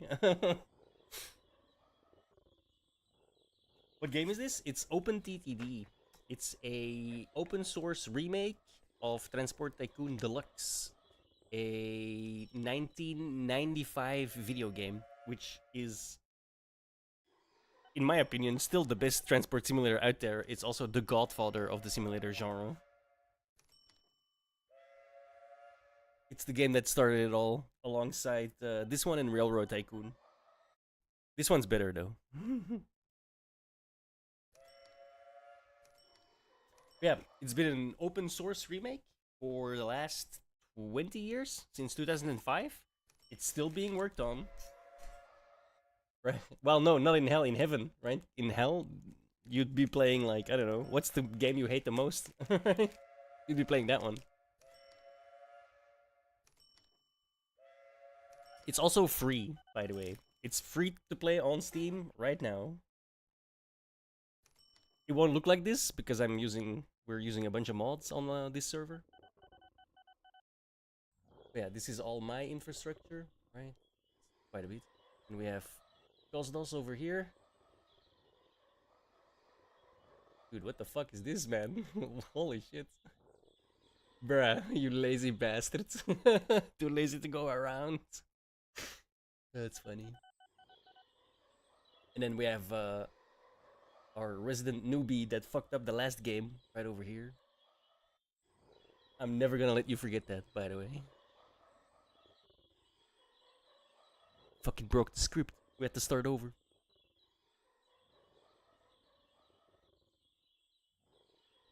And then because I'm a drama farmer and a political guy, I guess. I don't want to know. I don't know. I was watching this. And New York About the probably protects the president more than any place. And we do. No, it, you don't I have to think, choose one perfectly. game. It's a great example. They choose for you. And these people are in a state of shock. Otherwise, at it's not what hell. happened Here. But let me say about President Trump first. I'm so proud of him. As your former guest said, you never know what a man is You like. make hell way until too his easy, life bro. is in Come on. jeopardy. Right. And we find out. That's not how that works. We find out if he's a leader or average or a coward. Right? He's a leader. The instinct to get up and show people he's okay is just the natural instinct of a born leader. Now, I saw him do that in Nevada in October of 2016, where there was a warning that there I was need a gun structural in the steel crowd. and more Our passengers, Secret but I'm kind of Service waiting for the quite trains rightly to went level up. Batty. They went batty. It's the I was there 1890s. with All the my trains son are shit. Andrew. I just introduced him. He gets pushed off the stage, almost like, and my son was shocked. He never realized somebody would treat a president like this. They're treating him like a football player they're trying to hurt. They hit him, they get him off the stage, they push him in the back. I go in the back with him and I start talking to him. He's perfectly calm. Secret Service says, let's get out of here. Let's get out of here. He said, Mayor, I don't think I want to get out of here. I want to make sure my people are okay first. I don't know what that gun thing's all about. They said, well, they could be anywhere. They could be anywhere. He said, who's in charge here, me or you? And they said, well, you are. Wait, why is the prophet You're the down here? candidate. The hell? He said, we're staying. He stayed. Everything got resolved. He went out and he finished his speech. I wrote him a text that night. I said, you just answered every question as to whether you can be president. This is what we need in the White House. But let me Jesus. ask you. But Rudy, let me ask you on that point, though, that when he was able to stand back up and raise his fist and say defiantly, fight, fight, fight, whilst covered in blood and so Yeah. on, he was surrounded Bro, by that shit was Secret cut up Service. in like 50 And again, different I was ways. reminded of Come what on. happened with Reagan, that when he But I was got also shot, like, the is this first guy in reaction jail? I thought of this his guy went to detail jail. was just to scramble him into the car as fast as humanly possible. But here, they seem to allow the principal, the president, to stand up and have his head exposed without knowing, they couldn't have known, that there might have been other Correct. shooters. Was that, again, a failure by the Secret Service? Yeah. I'd say you'd have two failures, though, and you'd That's have to normal, it just evaluate started. them differently in the morning after, because they'll review this.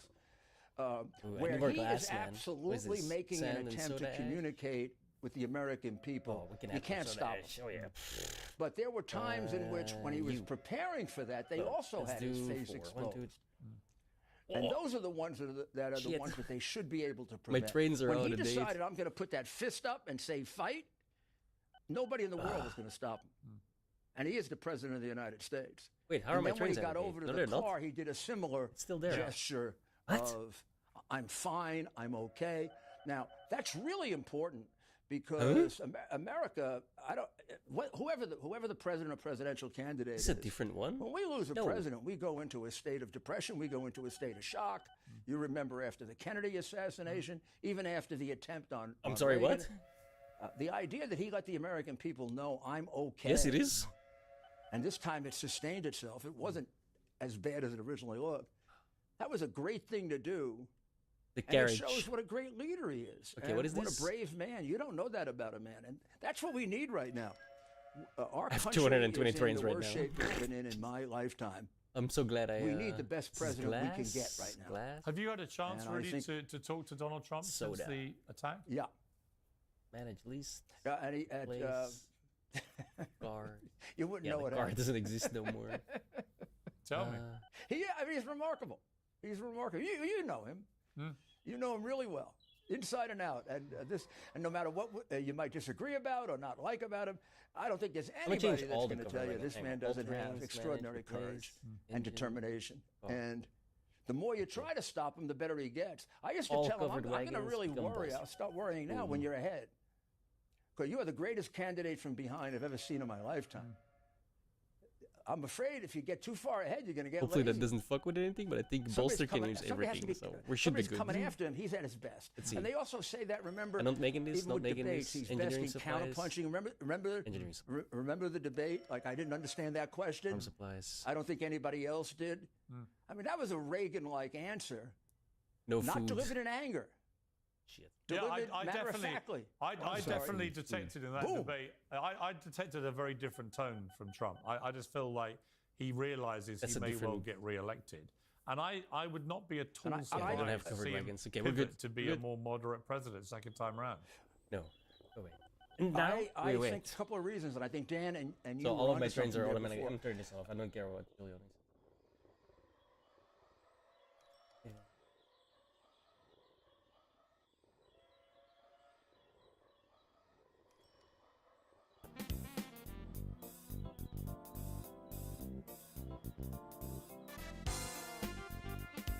This is the music from the original game.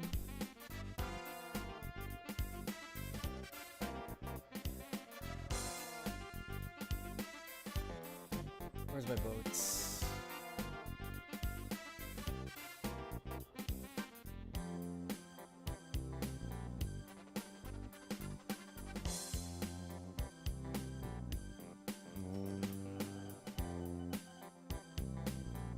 Oof, okay.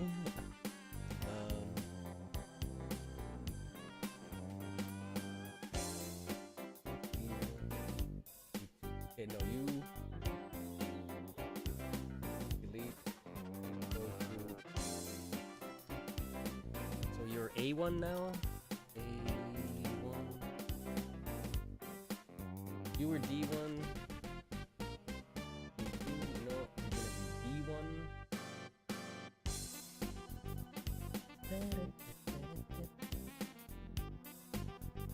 This go to D1. I need to group these votes. Aggregate to cement, concrete.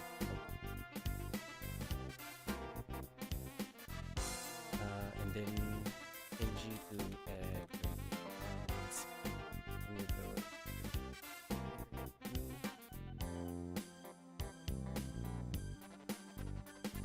Oh no, I gotta leave this alone. B1, C1.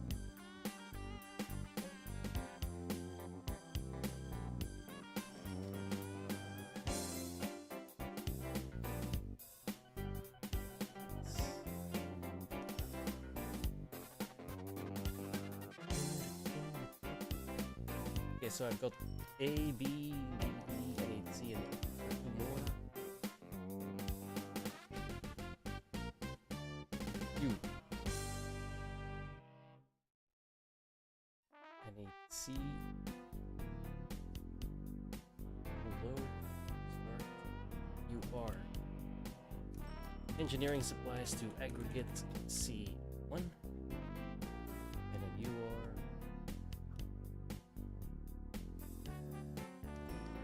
Load.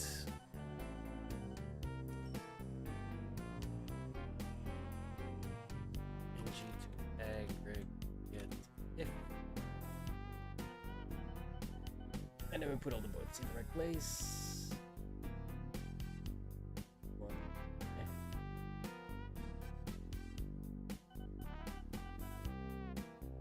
Yep. Okay, that's good. So now every boat has every aggregate has an engineering supply that'll supercharge it. might be able to upgrade the boats to like heavier.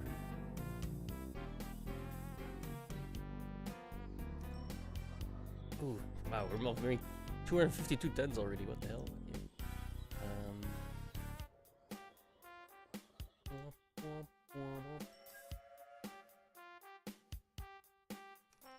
You know what?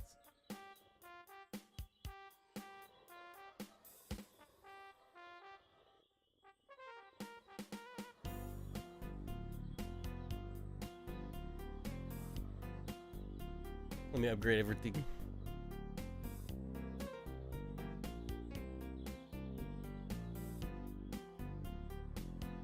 Cost me $1 million. They're electric rails now. Hide the electricity. I'll have to do it later. Okay, so that's being done. I need this concrete. Go to my main city. Concrete. What would that be? I'll use the oil facilities. Kinda looks similar, right? Concrete needs to be wet, not hard. Here.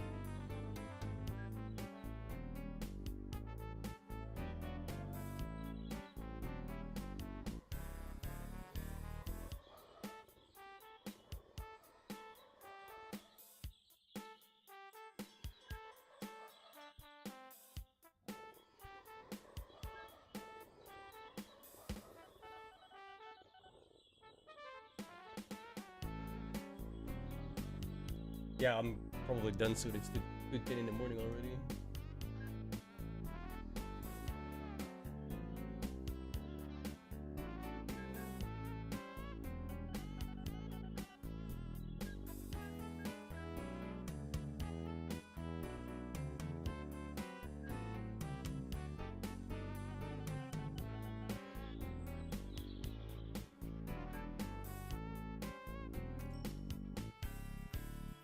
Oh fuck.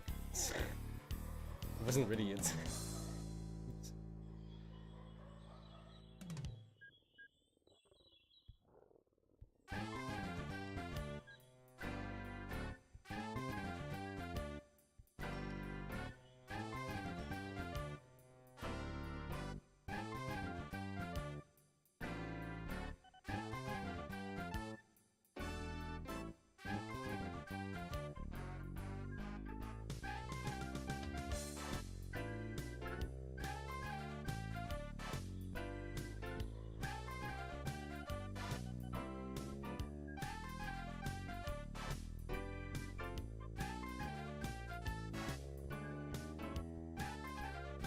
So we're actually,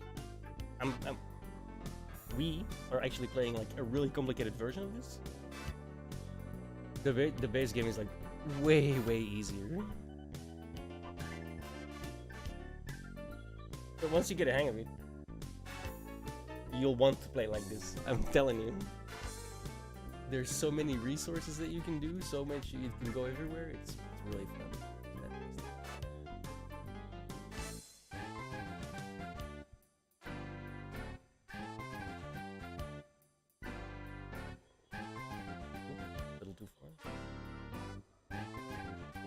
Perfectly. It doesn't happen much. But concrete. So we start from here.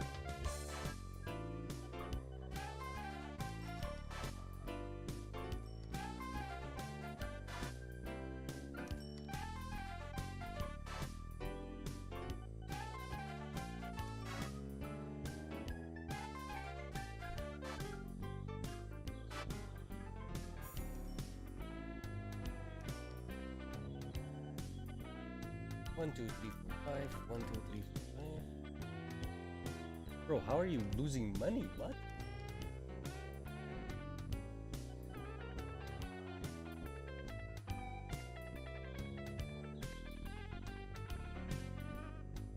Because it's too far away, probably.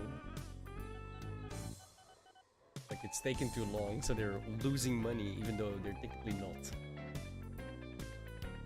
That's the only thing I can think of. Shit, where was I? Go here, and the main town is full load. This is concrete to Raven Rock. Raven Rock, concrete 1. Raven Rock.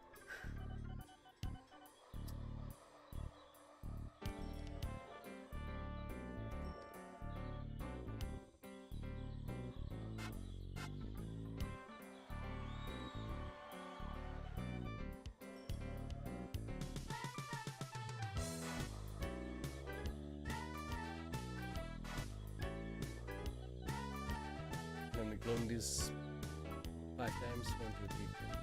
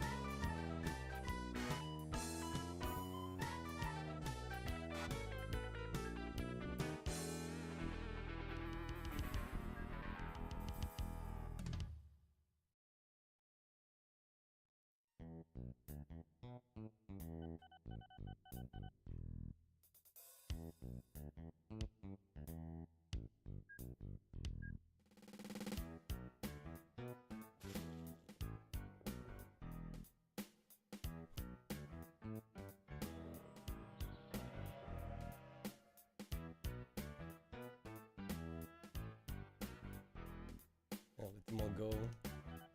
It'll take like a year, 2 years before they'll spread out, but they will. Eventually. Alright, start getting ready, guys. I'm about to log off.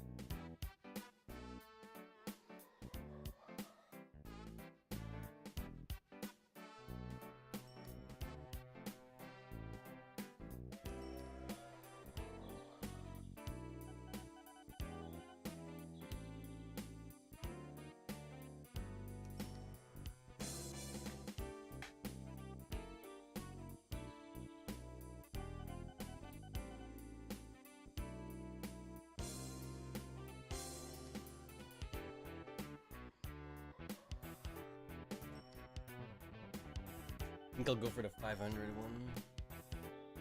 No, we'll go for the Frisco. Yeah. Frisco Bay Freighter.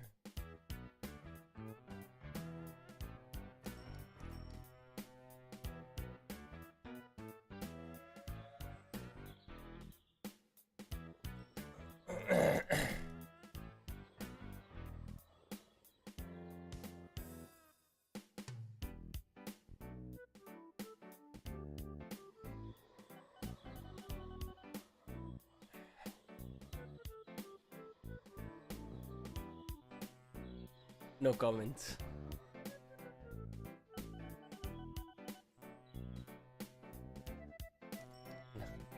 A second after I fucking replace.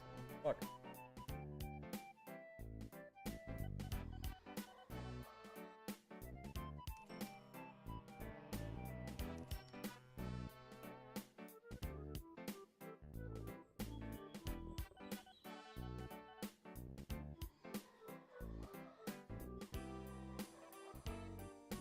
Alright, I'm saving, guys.